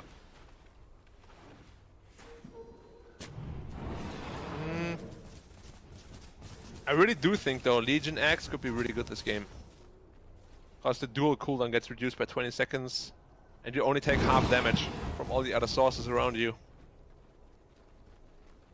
How does it work? I just wonder if XM wants to react to the Arc To split Warden push? trying to split push. You keep it trapped top and then you jump to it and clean it up. Yeah. I mean, that's the most, you know, cookie cutter axe you can get here. Should probably Ooh. 70 on the run. BKB. He's in trouble. There's the duel. using everything. And there is the kill. But the egg. Oh, MS. All right, give away some gold, but MS gets a kill for it. Oh, Sylar. Oh, Sylar. Stun. Call. Sharpshooter charging up. It's going to land, but is it going to be enough to get the kill here onto the Medusa? They've got the Spike Carapace on a Chalice. They're still going after Sylar. He's on the run. Acorn shot. Mana burn. Now without mana, Bushwhack lands, and Sylar is dead to MS. I am a little bit in disbelief because that he did not go BKB against the Nyx Assassin. Did you see how much damage that mana burn dealt to him? It's at 900. Axe His busting entire on this mana Rosh, pool that's is kidding. gone. Yeah, it's a decent trade. Axe Scepter on the TA. Boring, but makes the most sense. But yeah, it cost him Sylar. He really needs a BKB against this Nyx Assassin. Yeah, for sure. They're Wanna do the smoking. They math want to real go for quick. this. XM, he's got the Aegis, but they want to take it out immediately. They're going to look potentially for the blink call that's going to land. Now, ooh, over to the side. Chalice gets the duel out on XCJ, but they've got the stun onto this Legion. They won't be able to get the dual damage, but they get the kill on XCJ. They'll do the damage on an XNO, but a trade for this Clockwork, so it's a 1-for-1 at the moment. Son Goku spinning. He's trying to spin to win. The right clicks coming through are not going to be enough to get the kill on XM just yet, but finally with the Vendetta shot, they'll take the Aegis out of the hands of XM. However, that's going to cost you. Fade, he's got a Hex, and they'll use it on the Nyx Assassin. They'll get the kill on the September, and looking over the Tempest double, make it a plus 300 for XM. He'll get a lot of gold out of this. Sorry, B-Cup, but where's the real Arc Warden? If he's there, this fight is theirs. 100%. He was close. He stepped over, but he No, didn't he want to TP'd stand in up. after the fight. But why isn't he just there? Like, he was sitting at Fountain. I was looking at him. I don't understand. Like, His if the song's main not hero was getting there, the played fight yet. was so close. This fight is absolutely in Radiant's favor if they're both there. We just see this repeatedly, this Arc Warden trap. Like, you cannot be scared to fight with your main hero. You cannot. You have to fight. Lina down there. Stone Gaze. Hook They shot got comes her. through. They found the Lina. And they will get the Tempest double. They will get the Lina 70 dead to XM, who's now on a mega kill streak. Yep. He's going to Skadi next. No, Sad. That's not the build. You go this way. You need Go that way. not more Int. You need more magic immunity. Or at least like a satanic or something. Yeah, because Nick's assassin is still ready to burn your mana. They're dueling the clone, but of course you don't get dual damage for it. Which I feel like you should. But look at the mana burn now. He has 200 in, gets burned for 1,000 mana every time. On a 4-second cooldown. Ow. There's nothing you can do about it. Like, if you step close, you are getting burned. I'm surprised they didn't skill the 75 intel at this point. Don't worry, he'll get to 30 and get it anyway. He even has a psychic headband, which gives you 16% more intelligence. I feel like it's time for an upgrade, my friend. Like, take the Penta Edge. Like, what do you even have? Oh, he has the leveler. Okay, good. They have a timeless relic no one is using. Isn't that really good on the Phoenix? It's the best He's item on using him. Telescope right now. Yeah, I feel like X-Call does some creeps. Debated. But yeah, I think just give the telescope to the clock and you take the Sunray is gonna deal so much damage and the supernova. Even the hex duration is gonna be longer too.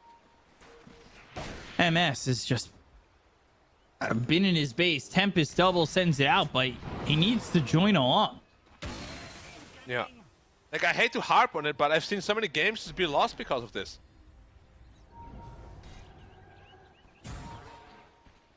And Clockwork it just out of there. repeats itself all the time. Yeah, well, we're gonna continue to see it. Feels like every time we see an Arc Warden, like he's sitting in the base smoked. Yeah. I don't know. I'm actually kind of getting a little bit upset. Yep, I know the feeling. Like, I don't even want to flame him. It's so many Arc Wardens that do this. It's Like, not there's just only a him, no, select few. Yeah. Yeah. You're using I will see what 50% happens. of your potential. You have to be willing to take the risk to go with both your heroes. This will do nicely. And now a smoke from the Dire, though. What are they looking for? The thing is, they're not going to leave base, right? Radiant isn't. Like, not in that sort of way. Like, Arc Warden is always going to be sitting there, so you can't really go high ground. If you want to pick off someone, it's probably the Lina that you're going to look for in the side lanes. Or, well, right now they set up 3 bottom waiting for someone to push out, but it's pretty obvious that they're all bottom, right?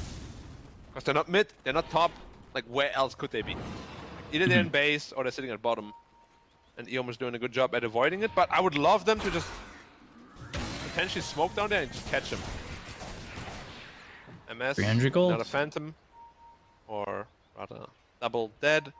I really want to have a gold statistic. I feel like it's 7k gold at this point or more. Yeah. I would almost say more.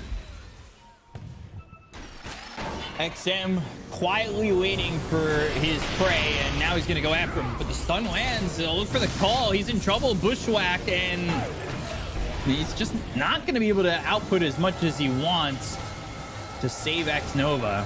And another 300 gold here. Burn. Half his mana pool was gone. Holy shit. Might be looking to set up on Sylar. Went for He's travel. got no stone. Yeah. Chalice actually went for the dual damage bonus instead of the AoE press. Expecting a very long game here. He's gonna get 60 dual damage now per duel. Just gotta make sure you win him. If you give him away, that's... Imagine you duel an Arc Warden and oof. You're giving up, what, you said 60 damage? Yep. So a free Sacred Relic if you lose your duel. And you also gain a free Sacred Relic if you win the duel. Yeah. But, you know, it's high risk, high reward, or would you just rather get the press the attack AoE? Oh, Nyx! Blink duel.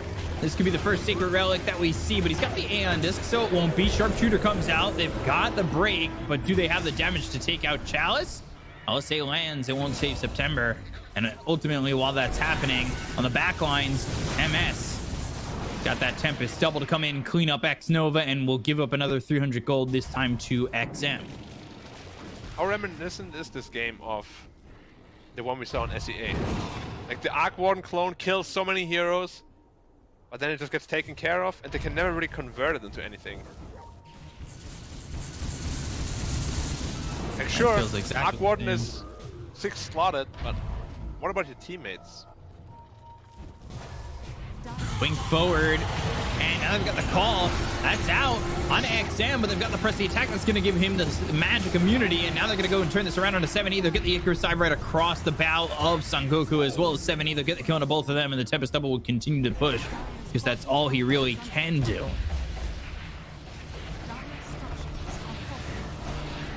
Use the glyph for it too, okay.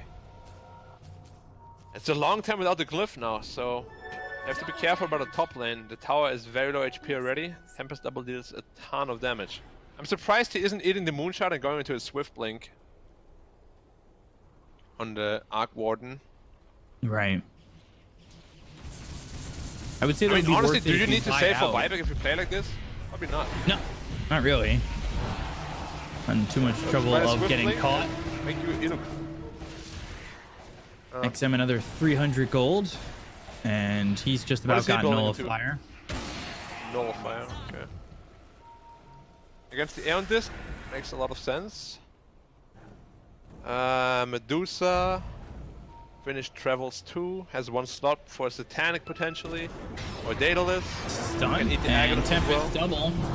But they've got the blink forward Supernova. Uh-oh, Chalice, do you want to duel into this? He actually hasn't gotten a right click off. They'll get the count XCJ. Now though, because the Supernova does explode, they'll take out September. 4 heroes are dead on the side of SAG all of a sudden. Roche back in a minute 30, but potentially some pressing here from eHome. This is both supports wandering out alone without any cores.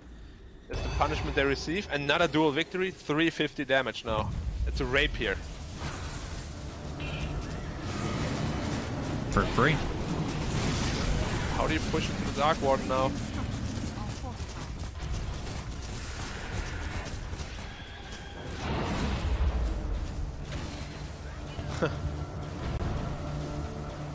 The clone died, right? So there won't be a second bubble coming out in him soon. It's pretty sloppy. Like you can't let the clone die like that. Yeah, 7 seconds till it's up, but you've lost your tier 3 mid. Yeah, that could have been avoided. Roshan up in 40 seconds. That's gonna be the 4th one. We'll have everything. So Dusa still has 1 slot to go. Can he eat the Scepter? Oh, 70 lost his Demon Edge.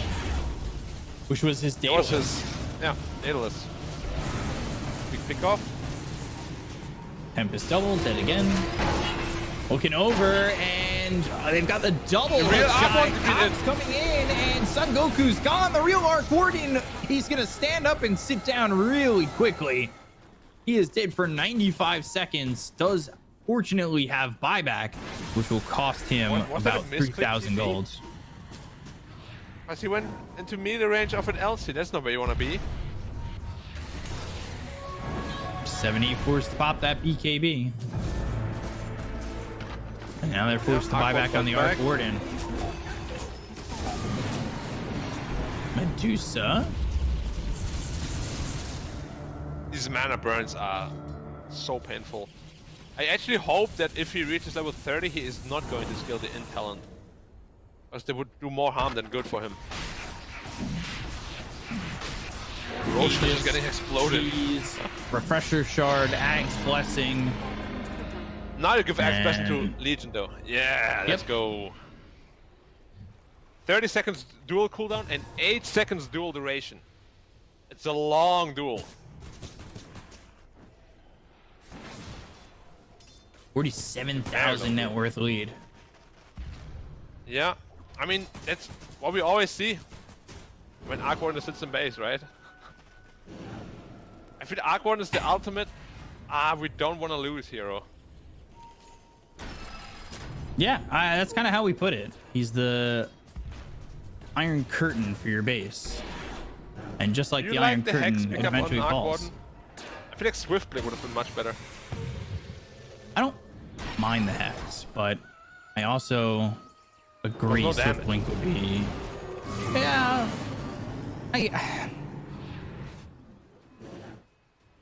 I guess the Looking for Hex the is nice. squirrel. Tempest double, get right on top of like the clockwork. Another duel on the Legion. Dina's dead. And then It's 100 absolutely destroyed. seconds too. 470 duel damage. Here's another sacred relic for you. That's 1.5 rapiers. It's getting kind of ridiculous. It really is.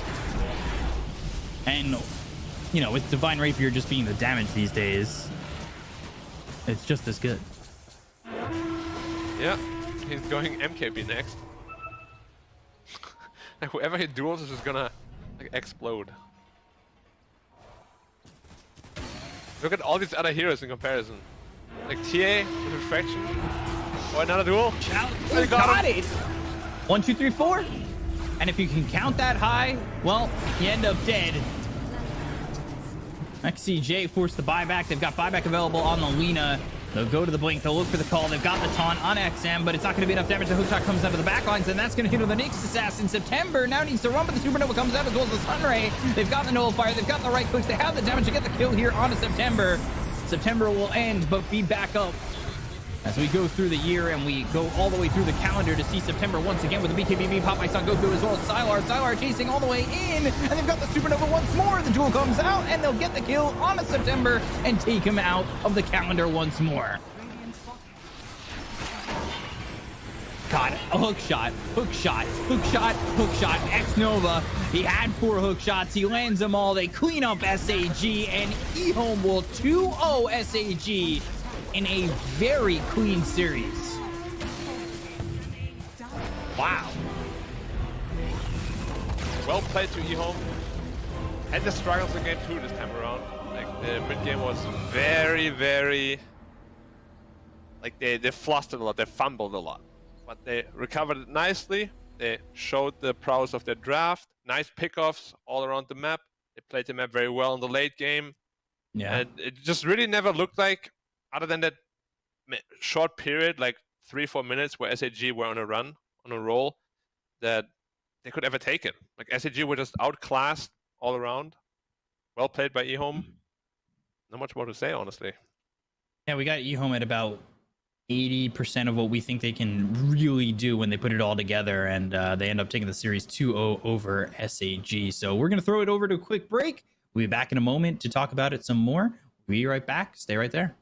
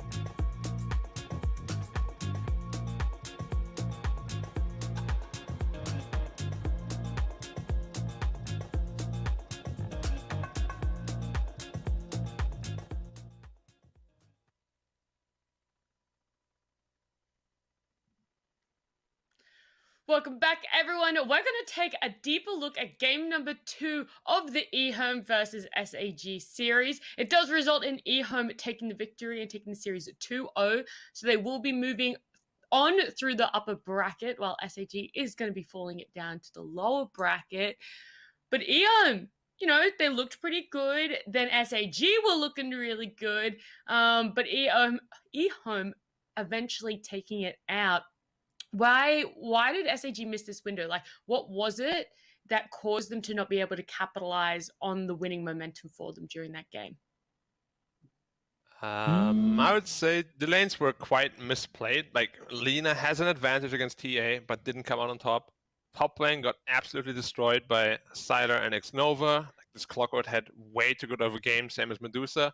And bot lane went as good as it could for SAG, I'd say, but you can't afford to lose the lanes you are supposed to be ahead in. Because that would have forced Medusa to an early jungle, which then you have TA and Medusa in the jungle. And that's really when we see the weakness of the draft. But that never happened. So eHome was very happy with how things went. Yeah, I want to take some more of your thoughts, Black, on the Medusa TA combo. You didn't like it during the drafting phase. You said if they couldn't really execute it, it was going to be an absolute shambles. They did execute it. So do you like that they went for it, or do you still think it was quite risky? I think it's very, very risky still. Like, as I said, it's probably going to work this time around because SAG, they are a really good team. It's just come mid-game, they don't really know how to play the map very well. So if they play against a high-profile team, like let's say IG, a team that's very aggressive, I think this eHome draft is going to absolutely crumble. Like, there's just not enough farm on the map, not enough creeps to kill, and you're going to be stuck in your own side, get out-farmed, and eventually you would just lose the game. Something that they might have to work on before they go into their next series in the upper bracket tomorrow. But B-Cop, if you are SAG, you still have to pat yourself on the back a little bit for that game number 2 and think you did a pretty good job. What would your takeaways be for them, and what do you think they need to focus on? They need to focus on not losing their lanes as hard as they did. I think that game was very winnable for them, even if I was very high on the copium. But like, that game was certainly doable. It came down to them really getting destroyed in the lanes. Like, Sylar had a perfect game. You give it up to XM again, who has a perfect mid lane once more, and it just, you need to really tighten it up there. You saw that you can get pickups. You saw that you can kind of bring the game back a little bit, but you don't want to be playing a game on the back foot like that, especially to start down like 5-6K that early on. Yeah, we saw Black. You talked a lot about how that Arc Warden would just be sitting in base a lot, just that passive sort of waiting until they come to you. So maybe that AM angle could have been what they needed, but unfortunately it just wasn't enough. I do want to ask if either of you have any more remarks that you'd like to make on this game, on the series as a whole. Son Goku, we all know him, we all love him. The anime character, of course. And he's going to come back stronger than ever in the lower bracket, I believe. Every time he loses, he becomes exponentially stronger. So I still think SAG have what it takes to make it far into the lower bracket. Yeah. And just need to work a little bit on their execution and their draft. Anything from you, B-Cop? Yeah, I'm going to bring the mic real close. If you don't play Arc Warden with both heroes, stop picking it. That's it. That's all I got. You're playing, we're going to say it 100 times. That. You're playing the hero at 50% of the potential. Stop it. Watch Raven play the hero and then do that. Well, there you have it. That's not just for the teams out there in the qualifiers. That's for everyone that's watching. If you're only going to play Arc Warden with one hero, don't pick him at all. But we will jump to a quick break and we'll be back with the Elephant versus RNG series. So stick around.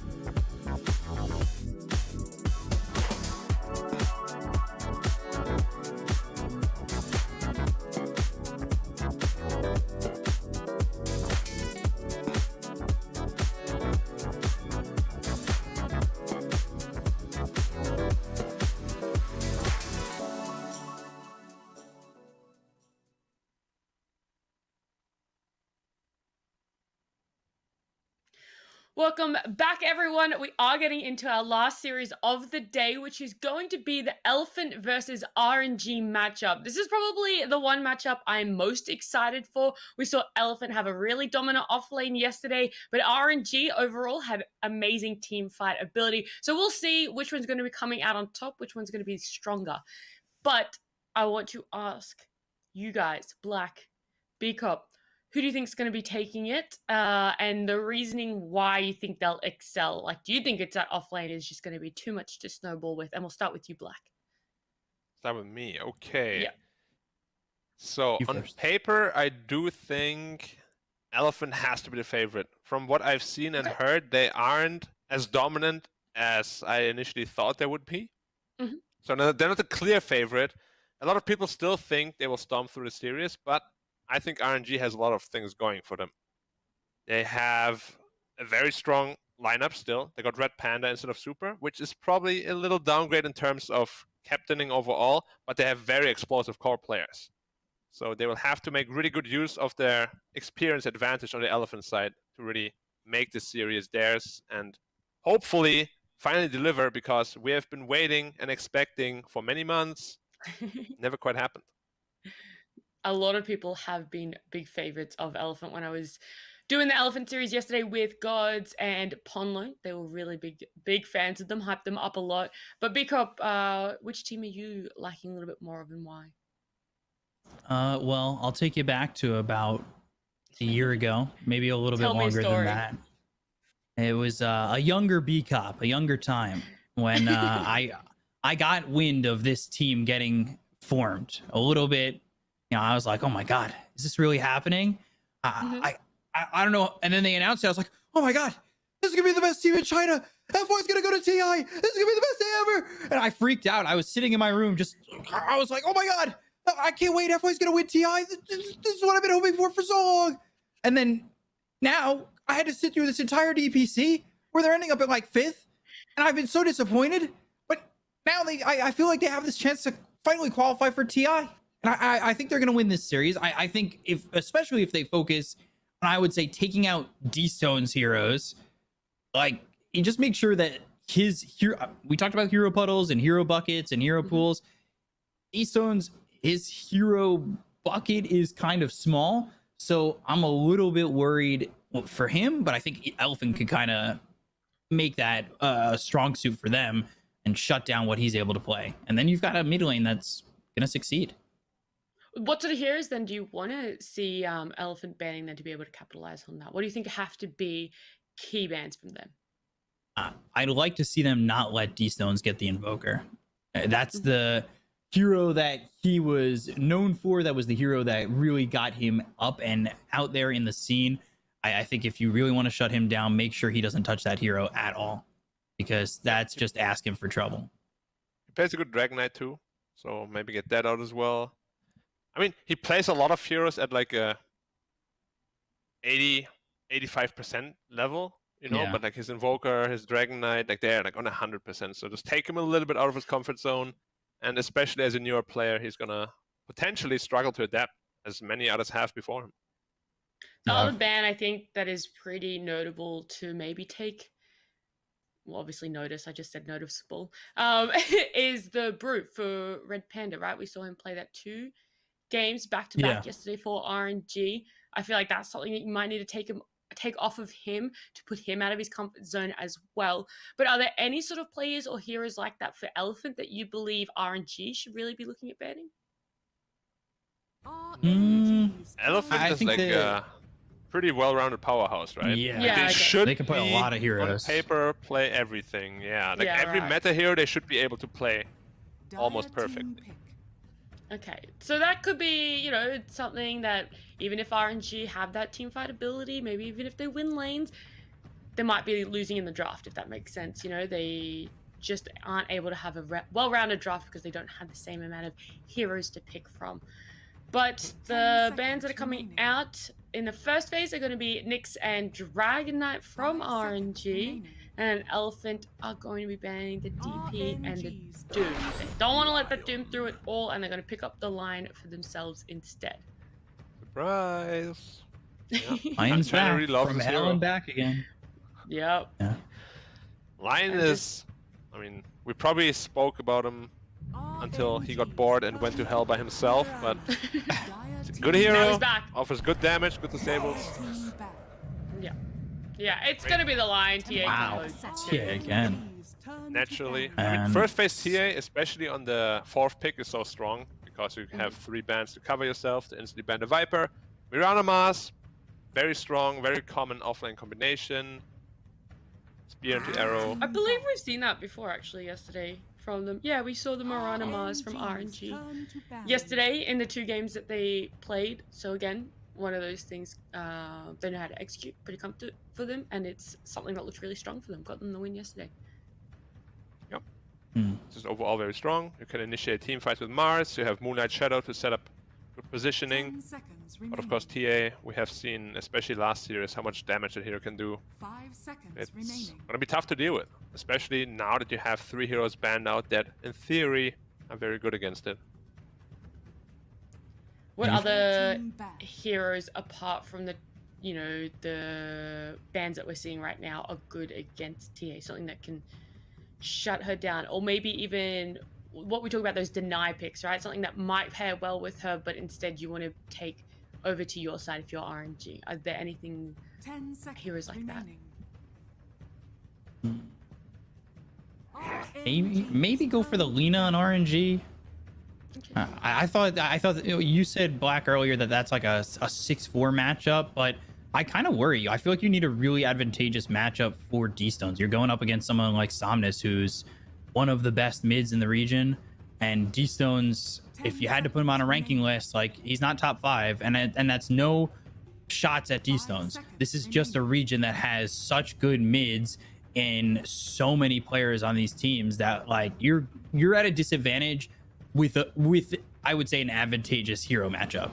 Even like, so it has to be really good here for RNG, and I almost feel like they're just gonna pick that Invoker. They've got setups for Sunstrike already. They have, you know, if you go Arena EMP, you've got the Meteor getting dropped down, or if you've got Sunstrike coming in with a Spear and the Arrow, the lockdown's there to give you that possibility. But we'll see if Somnus can compete against that Invoker, and I think he's seen this matchup from D-Stones plenty of times before, so he should be ready for it if it comes out. 5 seconds remaining. Yeah, we'll have to see. It's a pretty rough matchup for Invoker, historically though.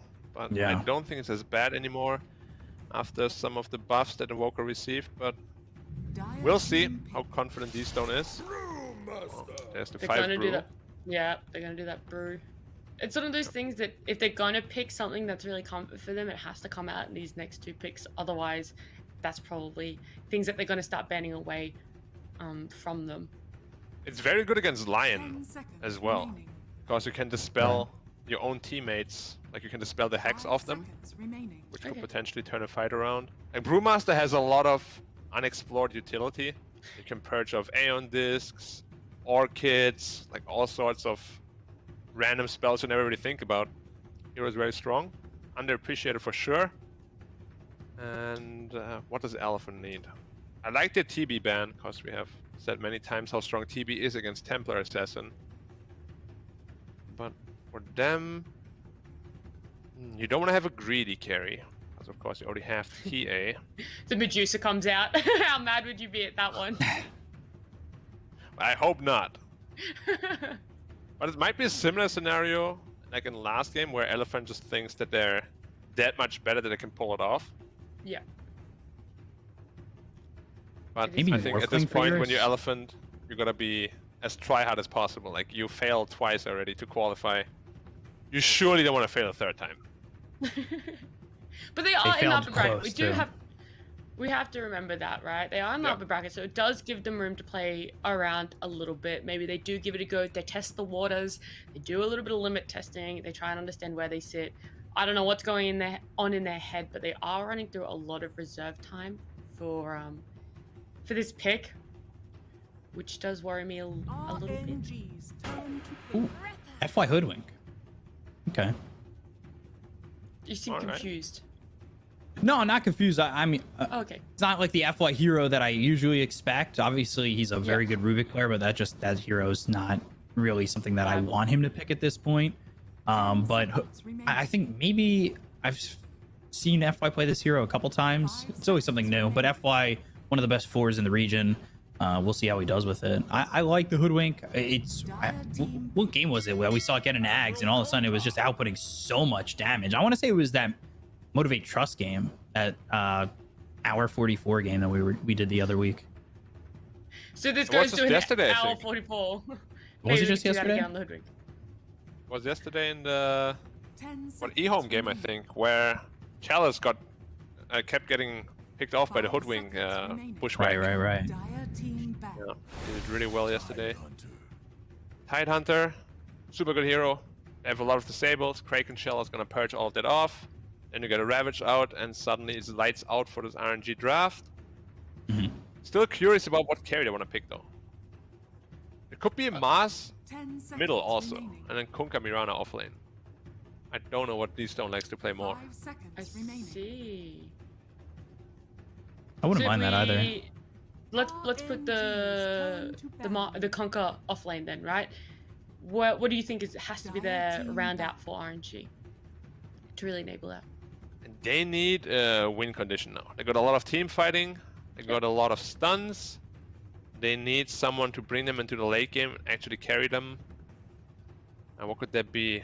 It's tough. Like, Morphling seems pretty decent, but you have a Lion against you. We have seen many times where you're this really farm Morphling, you get hexed, and you're just dead.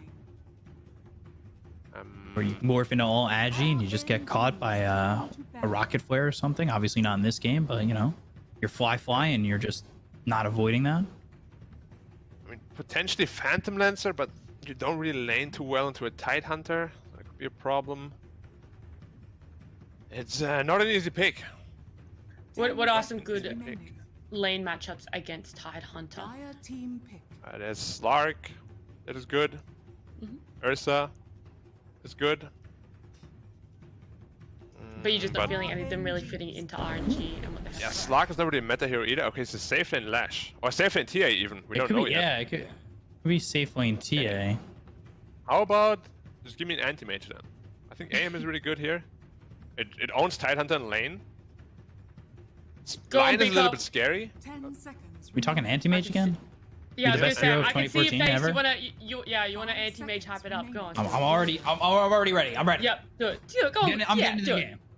Yeah. Anti-mage 2014. I'll make the joke 2 games in a row. It's fine. we like to really make callbacks here. But yeah, Anti-Mage 2014 will bring it back to ESL1 New York. This is going to be the hero to pick. I'm hoping it gets big this time. I'm all in.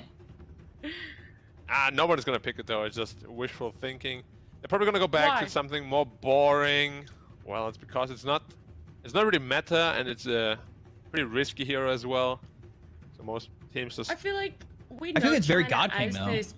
Yeah, I feel like we know China has this meta-making region too, right? They can make AM possible. They can make AM their own meta. Yeah, I mean, actually against TA it used to be a terrible matchup, but now that you have the 8 armor talent on level 15, it's a very decent matchup. You own Lashrock, as I said, you lane very well against Tidehunter. It's good. Good. Do they want to do it? I don't know. There's Ursa as well, who could be good. Ursa's a more likely pick as you speak of the meta. We've seen it a lot more. Much more likely. Potentially a Monkey King, but that has been fallen out of favor a lot, so probably not that either. Oh my god. I should have, as soon as you said it was a perfect AM game, I should have just immediately been like, Arc Warden. Yeah, that's what they'll do. Naturally. They'll flip the M upside down and make it a W. That's what they heard. For Wumbo, obviously. Why is everyone going back to this Arc Warden now? Look, totally worked in the last game. Apart from a little bit of Arc Warden PTSD, let's say he uses both heroes. Let's say he uses Arc Warden to 100%. Line up. Which one do you like? Which team do you like? Regardless of Arc Warden PTSD. I don't know if I can. I don't know if I can, regardless of Arc Warden PTSD right now. It's just, I just watched it. Like it just happened. I'm going elephant. I have to. Oh God, Arc Warden, why do you do this to me? I hope he uses both heroes. I'd love to see it because I want to see Arc Warden at full potential. It's not that I don't. It's happened so many times. We've cast this situation like 4 times already. I mean, Arc Warden isn't even like super hard counter to anything this game because Leshrac, the damage goes through the dome. You know, the evasion does not matter for Edict. I'm gonna go for not RNG. Okay, not RNG. So you're both gonna lay with Elephant. I'm gonna ignore the Arc 1 PTSD and I'm gonna go for RNG. I think maybe they're gonna pull a rabbit out of a hat for this game, but there's only one way to find out. So please take it away, Black and Beaker. Prepare for battle. Danke. Yeah. Thank you. All right, if we're throwing out thank yous, I might as well, right? Of course. You're always gonna be thankful for the things you have. Everybody tipping out the 5 positions. Yeah, what are we looking at here? Kunkka against TA. It can go both ways. It's a skill matchup. Wasn't the Kunkka decent against the TA? Like, yeah, 5.5, 4.5? All reflection. Yeah, it's not terrible. I just said Somnus is a much better player, so I'm gonna take your word for it. Okay. Aquawater. I'm just gonna remind you, last time you took my word, it was the clouds that made that decision. This was me. This was all me. This time it is you saying it, so I trust you more than the clouds. Nice. I don't really know what to make of this draft. Like, Arc Warden is a decent finisher for the draft. You know, we said they needed a game winner. Arc Warden can be that. I'm really worried. Like, you know how life just gets shaped by your experiences? We have had really bad Arc Warden experiences. I can't comfortably say Arc Warden is going to own. Good stun combination. Should just be an easy kill. What? Ooh. Oh, misshits. There's a lot of Aries misshits. Saves him. It was like 3 misses in a row on the high ground there. Oof. Flyby? Or like getting lucky. Bye-bye?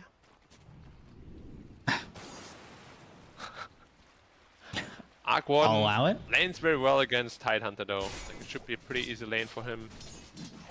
Especially with Red Panda supporting him. Someone is taking a lot of damage already.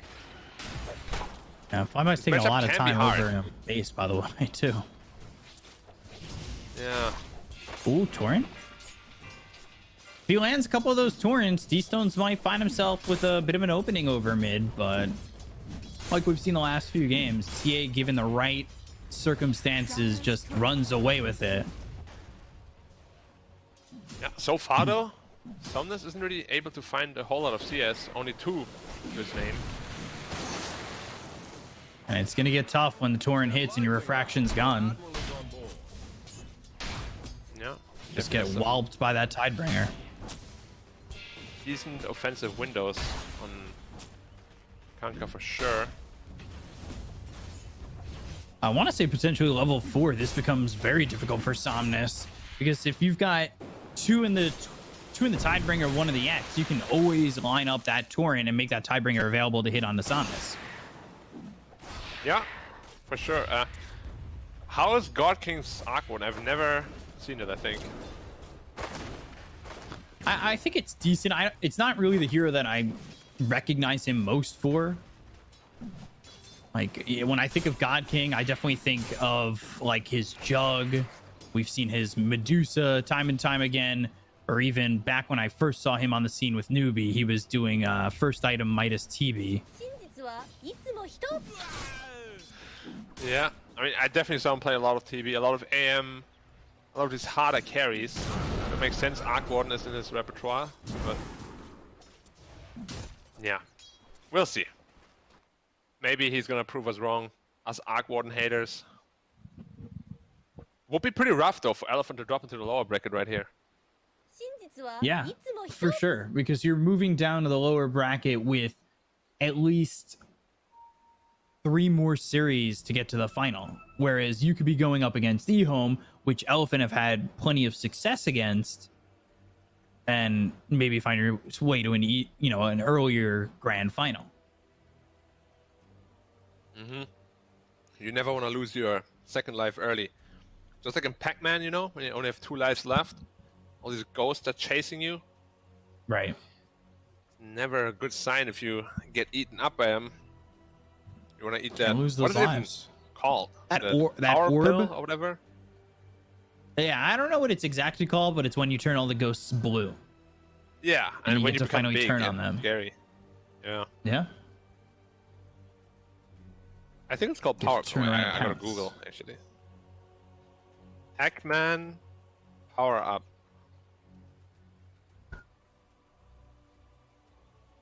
It's called the Steel Ball Power Up. Is it really Steel Ball power up?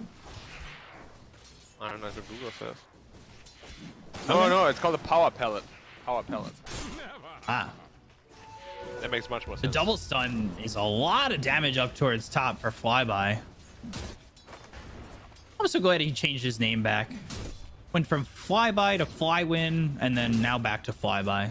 I'm happy with the change back. Flywin just doesn't roll off the tongue at all. No, not nearly as much. Yeah. I'd love for Flywin what? I'd love for Eurus to go back to Paparazzi.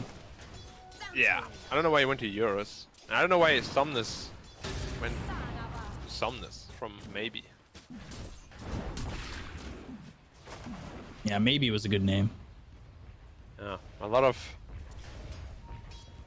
agent plays there with the name changing for sure. So Somnus kind of catching up here. He's only 4 CS behind D-Stones. Get the deny on that range creep. That's always nice. The damage coming out of the D-Stones, he needs to be careful. Yeah, taking a lot of it. But easy X refill. Hi guys, I'm Yep. Kanka. No problem. Arrow not landing onto Eurus. All the 3 side lanes are going very well for the Diado. All the 3 side lanes, sorry. All the 3 lanes. There's still a mid lane in Dota. Don't worry guys, you didn't miss a patch. You were technically right. All 3 side lanes, all 3 sides, you know, sides of the battle. Yeah. I got you. That's not what I meant. And everybody knows that, so they're gonna hold it against me. Bushwhack, Acorn shot coming through on a God King will throw down the dome. He'll survive, but that aggression is really hard to deal with. Yeah. I mean, Tidehunter, you will never be able to bully Tidehunter with this lane, of course. Like, you're just picking it to farm up an Arc Warden, which can be a little difficult against a hero like Tidehunter, because your right clicks don't really do a lot of damage. Euros with the level 2 In Edict. that first blood. Yeah, side lane, Lashrock is very strong with a hero like Lion. Like, you disable them, or your level 2 Edict to deal a ton of damage. And if you are alone in the jungle, you're just dead. Mid lane. Taking a look over mid. Arrow. Torrent lands. Arrow comes out. That's going to land as well. But the Earth Spike lands on 2. Might give an opportunity here for Somnus to survive. But Red Panda in front of him. He's going to need some good body blocks. And there's the Tidebringer kill. Bushwhack under the tower. Ghost Ship coming in. Red Panda. He's low and will finally fall. And now they land the Torrent out onto Super as well as the Arrow. One more right click coming in from Felix as he takes out this Lion. Yeah, well played there by D-Stones, hitting pretty clutch torrents. And Somnus is not having a good lane at all. He's actually 400 gold behind him. I remember in Season 2 he struggled quite a bit as well in his mid lane. Maybe that's He was still pretty haunting him a little. inconsistent. Yeah. Did you catch much of the games yesterday at all? How was his performance there? It was pretty solid. I mean, they had the 2-0, but it's more so when you're facing those harder mids. Like, when I said D-Stones wasn't in the top 5 in the region, I didn't mean it as much as like, oh, you know, he's just not good. It's just when you're going up against the competition that they have here in the region, like it's tough to put him in the top 5. But you know, Somnus goes up against Magma. You've got Dust in the mid lane, and on that team, I think Somnus is, you know, even more than a step above Dust in that mid lane, and D-Stones is as well. So this is a harder matchup for Somnus, even though he performed really well in the first BO3. Yep, I'd agree. It's always a little bit difficult. Also, the matchup maybe he's not really accustomed to, because Kanka isn't picked a whole lot. could be a problem. Going under for God King. Ravage committed on this. Eurus has also made the rotation, and they've got the stun. They'll get a kill. They'll take out God King. This potentially turning into a tier 1 tower as well. They've got the siege creep still alive. Yeah, very good rotation from Eurus. Unexpected too. And as you said, moving this right over mid. Because they're going to go for D-Stones, who's out well too far. Radiant's bottom tower is under 4 heroes middle, actually. Man. Dire's top tower. It's a massive rotation though. They do lose the bot tower and they're not really trading for top, so it's a very big win for Elephant. And obviously the coaching sessions with RTK paid off, because that map movement right there was efficiency pure. Radiant's bottom tower is under Yeah. attack. It's good on Yang too to recognize that. Sometimes you'll see them focus on the tier 1 tower, let that fight kind of happen, and get the get the tier 1 and secure it. But I think knowing that you have Eurus, who can have has all the 3 in the Diabolic Edict, now level 4, he can take that tower. You're free to rotate and make that exchange. Yep. So now 2k gold up is exactly what they're looking for. High pressure early game. Arc Warden is finishing his Midas now, but like if you're on the back foot already so early, and Arc Warden doesn't really want to help you in those fights, Radiant's top tower those fights are gonna is get under really attack. hard.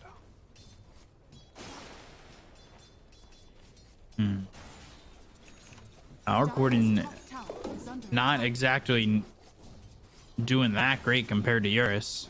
And with that rotation over mid from Yang, you've got Somnus back at the top of the net worth again, and he's going into that Dragonlance, of course, and he's almost got it finished off. So a little bit of a farm war. I'd reckon as soon as Ravage is back off cooldown. Hey, Eurus is bot lane getting with the so many haste rune. free kills. Yeah. Tower is under attack. Hey, just one thing is level 6 on a Brewmaster. Not letting it happen. It's only level 4. Yang Ravage up in 20. Now they want to rotate middle and get that tower. They might have to trade the tier 1 top for it, but it's well worth it. Because after that they can start invading the triangle. Good spirit though. I think with Dire's Eurus playing off the top lane, like they're willing to give that tower up to make something else happen around the map.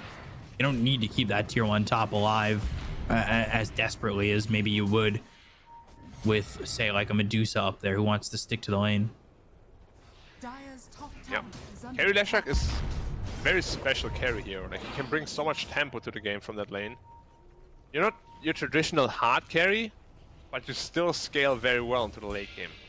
I like this hero a lot together with TA. Like it makes perfect sense. It's exactly the kind of hero that we talk about, like when we say not too greedy, because you can play very high tempo and you can push towers very, very easily, which most other carry heroes like Dire's top Dusa tower is TA under attack. will never be able to do that. And you've got that early possibilities coming through for the Leshrac. So Eurus, level 4 in the Diabolic Edict. We'll see how quickly he wants to make a move here with the TA. And you've got the extra range now with the Dragonlance. We'll see if TA goes Blink or Deso next.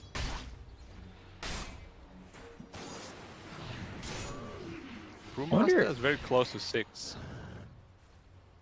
And that could be a big timing for them. Yeah, that's what they need. Mars has Arena, Brewmaster 6, Kankerbo. They do have good team fight. It's just they will have a very hard time killing this Tidehunter. He has a hood, 1500 health, and if he gets that Ravage off, suddenly the team fight can just turn around instantly.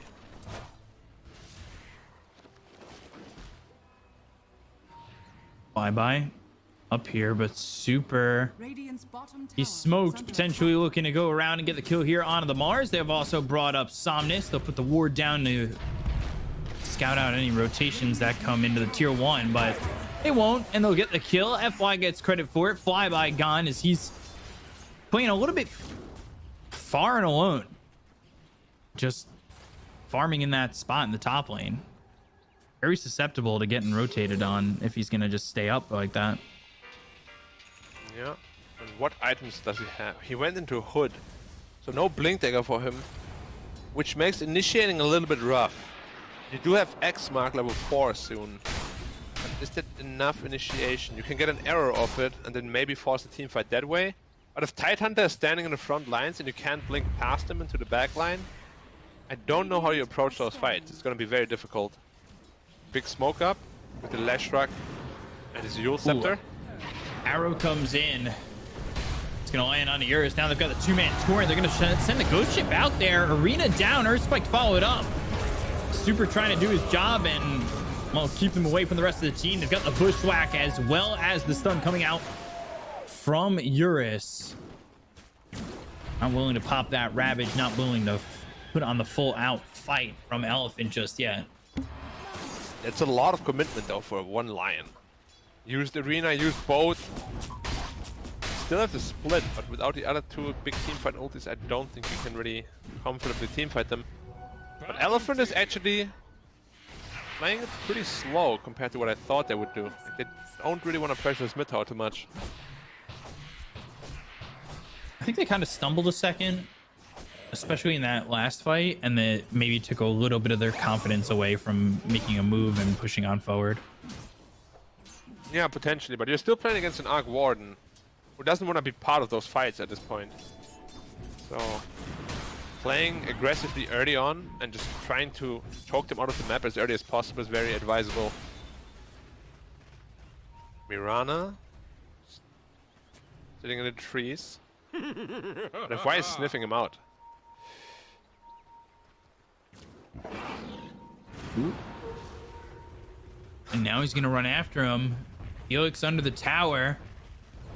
FY, he might have a kill here. Certainly does with the dust and the meld strike. Yeah, I'm not sure what he was thinking. He only has an arrow. Level 1 Starfall. Yeah, that deserves a tip, I agree. It was kind of a huh moment. Also give him the Arkosh line. Yeah, then he gives him the English line back. Hey, it's Halberd early for D-Stones. Yeah, it's a good pickup against TA. All right, Yang just kind of walks right by Red Panda. Super X back here with the torrent. He'll end up dead to flyby. Yang wanting nothing to do with that. Yeah, that's the third death just for leaving Super, Summoners so in the jungle. you're not really getting any core kills at all on RNG's side. Summoners has the one death to his name, but other than that, they have been relatively free. What is Tide going for? He went for just straight up pipe. Okay, just going for pure survivability. By the way, nice little trick he's doing. You can keep the hood locked for a double, well, hood effect basically. D-Stones. What they call Euros. Ship. Earthspike, and that's all while Eurus is in the arena. We're gonna look over at Eurus, who gets speared away outside the arena. Wins the two-man stun. He's trying to run, and the right clicks, they'll get the kill. They'll take him out. But you said they speared him away? It's really close. He got speared, and it didn't hit onto the arena. Okay. I thought he speared him right after he saw him there, but must have waited a little bit too long then. Mid-tower now Desolator completed. That's a lot of damage. They still have split. Ravage getting blown here, and they'll get the kill on a Red Panda, but that's Ravage just for the brew. And the tier 1. And the mid-tower though. That's a decent commitment. You definitely want to get the tower away. They're gonna catch these denied. They're right on him on the X. They land the Earth Spike, but do they want to commit for this? Arrow splits the team. It just literally travels past everybody. Okay. Double damage here for Somnus. He's gonna bottle that up. Maybe they get a pick off and go into Roche with a double damage. Wouldn't be the most surprising thing. Of course, naturally, yeah. DD, whenever you think about Roshan, it has to spawn. It's just a given at this point. Lashrock going into the Shroud first item. Well, I guess Yules is the big first item. The Shroud after, just to be more tanky. They have a pipe on the team as well, as we previously said. So a lot of that magic damage is going to be mitigated. Rotating over, Felix. He's got 1, 2 more leap charges. got that charge back, so he's got 2 more. There's one, there's the other. Bushwhack won't land. Yeah, well played by him. The good news for this RNG lineup is that Super died a lot, which means his Blink Dagger will be coming out very, very late. He's only sitting at about 650 gold right now. Dire's top tower is under attack. And that's the big initiation tool for them. Tidehunter's going for a Blink himself, but you really want to have that strong single target disable on low cooldown, if you can. And then a short pause. Which potentially could come out a little bit quicker now that they got the Philosopher's Stone drop for Lion just now. Oh yeah, that's an important one. He definitely needs that Blink Dagger up relatively soon. At this rate, with the Philosopher's Stone probably at about 25 minutes or so. How's Arc Warden looking? Just finished his travels. Midas and Maelstrom. He's catching back up to the top. Of course, the Arc Warden effect. What happened to TA's network? Does he use it? Oh, suddenly jumped up by 2,000 again. What the hell? That was such a weird bug. Was it 9.1 now? Is it 10.4 again? He just Go for the Blink Dagger before BKB. Which, with this DD, the next fight could be a very big one straight into Roche. Which is what they're looking for. Get that Aegis, potentially pressure these towers. Especially with the Lestrak. It's certainly one of those things that gets me worried about Lestraks in the safe lane is sometimes they can really slow down to a halt. Yeah. 他们说什么我也不会去。 Usually want to pair up Leshrak with like a harder sort of carry, not a TA. Dire's middle tower is under attack. But yeah, as you said, if Lesh doesn't keep snowballing and having a good game from this carry lane, Dire's bottom you tower are is under basically attack. just left without a carry. Like TA can sort of take over the job, but compared to an Arc Warden, TA is nothing in the mid late game.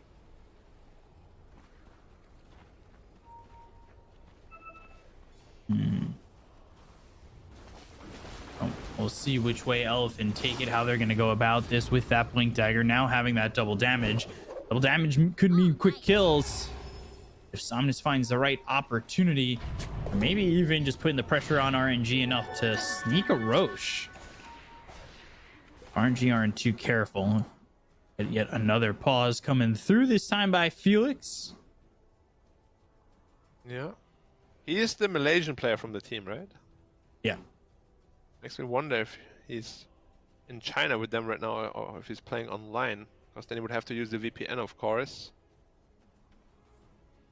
I know when they were doing the LAN for DPC, it was just the China players there. So like Xnova, nothing to say. Those guys weren't there on LAN. That's the big upgrade to LGD then. Nothing to say on LAN. What a beast. I want to say he was #1 for a majority of this year as well in the rankings, if not still #1 in the rankings. I carried for him one Dota. game super hard with a +4 gyrocopter. Ooh. Dude, I dealt more damage than my entire team as a +4 gyrocopter. The game was legendary. When I send you the ID later, you can fanboy over me.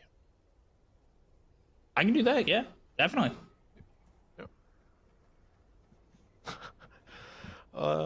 This game is still haunting me. We had a griefer. We won basically 4v5. It was a legendary game. Nothing to say. It's just always like, why are you doing this? When we tell you to farm, you fight. When we tell you to fight, you farm.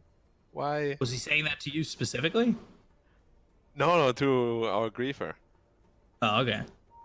Yeah. And our griefer is just like, we pick +4 gyrocopter. No way we can win this game. Relax, bro. The Dota pub experiences are on a different level, man. Like, you know how people have like a lot of drunk stories and everything? Like, you don't need that if you're a Dota player. You got a good story every day. You just need pub stories. I mean, that's what you guys talked about when we were in Romania. It was always the pubs. Yeah, I mean, every pub is a different story. Oh, guys, look at me. I picked this Ricky with double Daedalus and just kill everybody in one hit. Ooh. Did you see that clip of me that was on Reddit when you got that 6 stacks from one finger? Oh yeah, that one. There was also some PogChamp moment. I can't believe we haven't seen a mid lion yet. By the way, just coming back to that point again, like, why is nobody doing it? It's so good. They haven't seen you do it yet. They need to be inspired. True. They need to let me play one game for them. Let me carry you as mid lion. Then you have to implement it into your own game. And I think you just need to make you need to make your own team. Make your own team, play mid lion, and you'll just be the innovators. Your team name, Innovation. I think that might be copyrighted by a StarCraft player at this point. That is very true. A little bit of a longer pause this time. And nobody disconnected, so I'm kind of wondering what's going on. I mean, the stream has 10 minutes delay, so 5 more minutes to go. I'm just kidding, of course. I'm not. Let me cover up the wards here. Yep. Put on the fake minimap. Yeah, I'm just a bad player. I don't even use fake minimap when I stream games. Alright, what do we have in the game going on right now though? The DD popped because it ran out of time. Are they just gonna go into the Roche pit with this, or like they have a Ravage available? I don't know how confident they are in team fighting though. Because even when they had Ravage up and RNG had nothing, they didn't want to pressure the mid towers, so that tells me Elephant is fine with just trading farm for now, which is interesting because as we said, you're playing with this Arc Warden and he's beginning to catch up again. Do you want to give him that much time? Yeah, you're definitely not trying to let an Arc Warden come back into the game or find himself some space where he has the opportunity to push you out. Like, he can definitely spread the team thin if given the opportunity, and right now I think they need to focus their attention on maybe closing him out, get the BKB on TA and just try and get deep warding down. He's still pretty far away from the BKB though. And Leshrak is not even going for one, he's going for the Kaya Sanj route. And, like, they used one Ravage so far, is that right? Not two. One at the bot tower and one in the mid. So one for each tower. I do think that with this Ravage they should be able to take the Roshan with the DD here as well. Like, they have a very strong Roche pit fight. Maybe they're giving a little bit too much respect to the Brewmaster, what do you think? Yeah, I'm not sure why. They focused him and used a lot just to get that kill. So I'm a little surprised that they were so willing to just do that. Yeah, it was Finger and Ravage and Sharpshooter all on him. Yeah. But yeah, DD is gonna run out shortly and not really looking to pressure. And TA as well as Leshrak are farming their own triangle together, which is never like in a position you want to be in. Because it means you're basically wasting resources elsewhere.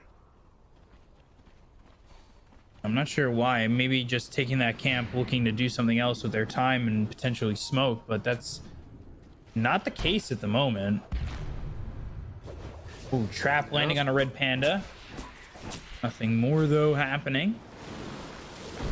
As arrow avoided by Super, sidesteps it, but Ghost Ship coming in, they've got the X, and they'll get a quick kill onto this Lion. Again, a lot of that attention comes down to grabbing this Lion, as he has been a majority of their deaths so far. Yeah, but this is bound to happen because Elephant admittedly is playing very passively, so if you play passively like this, it's much easier to get picked off. It is random, people just walking through the jungle. This Lion was just trying to provide some vision, put down a deeper ward maybe, or they caught the Mirana. Ooh, missed the stun not timing it right. Yeah. A little bit early. do have Blink Ravage though. Potentially catch 2. Right on him. Blink Ravage coming out on the 2. Can they get the kill with the Bushwhack? They've got the stun from Aries. Oh, Force Staff back. Now in the dome. They've got a Primal Split. G-Stuns is going to survive. They get the kill on the flyby though. Somnus grabbing that one. They'll look over at this Leshrac. They'll slam him down to the ground. He's stunned but not dead. Hex through onto the Arc Warden's Tempest double. Red Panda trying to keep up with these heroes and help them try to get the kill onto the Leshrac, but they can't get just that. And now that he's back to forming under the tier 1 tower, he is in a lot of trouble. Blink forward from Somnus, and that's going to be yet another kill here for Elephant. It's not the cleanest of fights, but it is clean enough where they don't lose anybody. This is by the tier 1. This is by Roche, maybe looking for one or the other or both.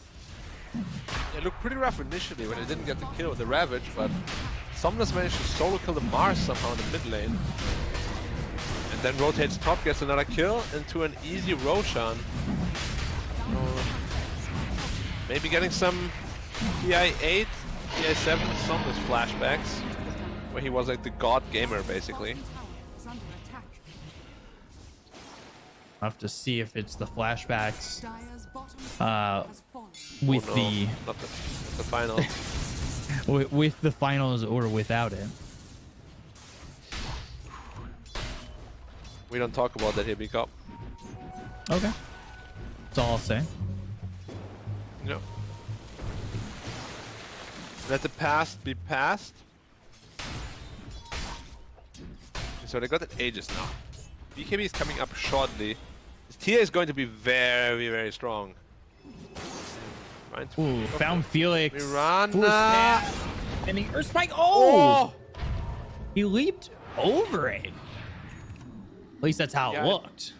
I mean, it barely didn't reach him in time, so it looked like he leapt over it, but leapt, what's the, I don't even know. Leapt over it. But, yeah, jumped over it, easy.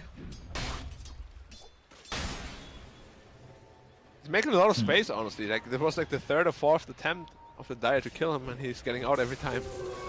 Yeah. Big smoke towards the bot lane. Leshrac is running there. They might be catching yours in an unfortunate position. Do they have the damage to kill him though? They're mostly magic, and he has this hood upgrade. He's pretty survivable with the apple as well. Apples are good, guys. They give you 14 strength.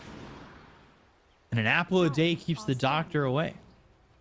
Exactly. Eat your fruits, kids. Red Panda spotted Moonlight Shadow to try and keep him alive, and it'll do just that. But not sure if that's really worth the Moonlight Shadow just to get Brew away. And you can't really use it offensively once it runs out. Yeah, but no, sometimes you're just gonna... I mean, they're planning to play a defensive-ish game anyways, so... Not the worst. He's close to level 12. There's gonna be level 2 split, pretty important. And somewhat close to his Aeon disc as well. Oh, Red Panda. Now forced to split. He gets the split off. He's taking a lot of damage on these pandas. Does he really just want to stand his ground? God King coming over. One right click in. A couple more. BKB gets popped in the melt strike. Oh. Somnus taking out Red Panda. And while that's going on, Yang, he'll get a kill here on a Felix. That's 2 around the map again for the side of Elephant. That will cost them FY as Flyby uses that arena. Getting one trade in the bot lane at least. Good. And the gold lead isn't really growing. It was through supports dying, which is good news for RNG at least, but it's turning into one of those defensive games again already, which is what we hate to see. Yeah. Don't want to just see Arc Warden play defensively. Want to see an Arc Warden play offensively, play with both your Arc Wardens, not just the Tempest double. Try and make something happen. Yeah. They're still being very efficient around the map though, RNG is. So they are getting items up. But yeah. I mean, we are just a little bit biased at this point. And by a little bit, I mean quite a bit. I mean, way more gold on the Tempest double. Yeah. Yeah, that's like the 5th or 6th already that died in like the last 8 minutes. It's a lot of gold they're getting from it. structures are fortified. It really is just too much to give away. Which you'd think would be a deterrent, but no, these teams still pick Arc Warden and still willingly give away so much gold. Look at that edict damage through the dome as well. Which is also why I said I don't like it a whole lot against Leshrac, because it's just not really a counter at that point. And Lesh is also a hero that loves to just be able to jump on top of heroes. So he is building into the Bloodstone lifesteal route. With the Eternal Shroud as well, of course. Because we keep bringing it up. You need some sort of sustain against these clones to be able to push out the lane constantly against it. Which is what he's itemizing for. The Panda. Gone. In some trouble, and he's gonna die to Somnus, who's now dominating. It's just continued aggression onto this Brewmaster time and time again. He finally reached level 12, but he's still ways away from his Aeon Disc. Mars is very close to his BKB. So the good news is they only have one physical damage leader, which is the TA. And if Mars is in front of him, he can toggle Bulwark to kind of absorb most of his hits. So essentially they shouldn't have a whole lot of damage. Like this Kanka has BKB, he's very close, as we said, on the Mars as well. After that, they should have a good timing. Get some good teamfights going. How is Super looking though? He went Etherlands actually over the blink. That's 1500 gold though. Another double damage bottled up for Somnus. Roche isn't close yet though, so won't be used for that one. Dire's bottom tower is under attack. Smoking heading top, but again, it's for Felix at the moment. God King gonna lose that courier though as that's happening, so we'll be aware on this Mirana. They're actually getting a free tower. They have Felix making so much space again. Are they gonna use Ravage for this? No. Yeah, it's odd how much they're focusing the Mirana and just allowing the rest of this to go on the map. Yeah. As we said, the gold lead is growing, but very, very slowly. Like maybe 400 gold per minute or so, which is not a whole lot. Ooh, they find Red Panda, but now the arena comes down. They've got the Earth Spike. They'll get the kill onto the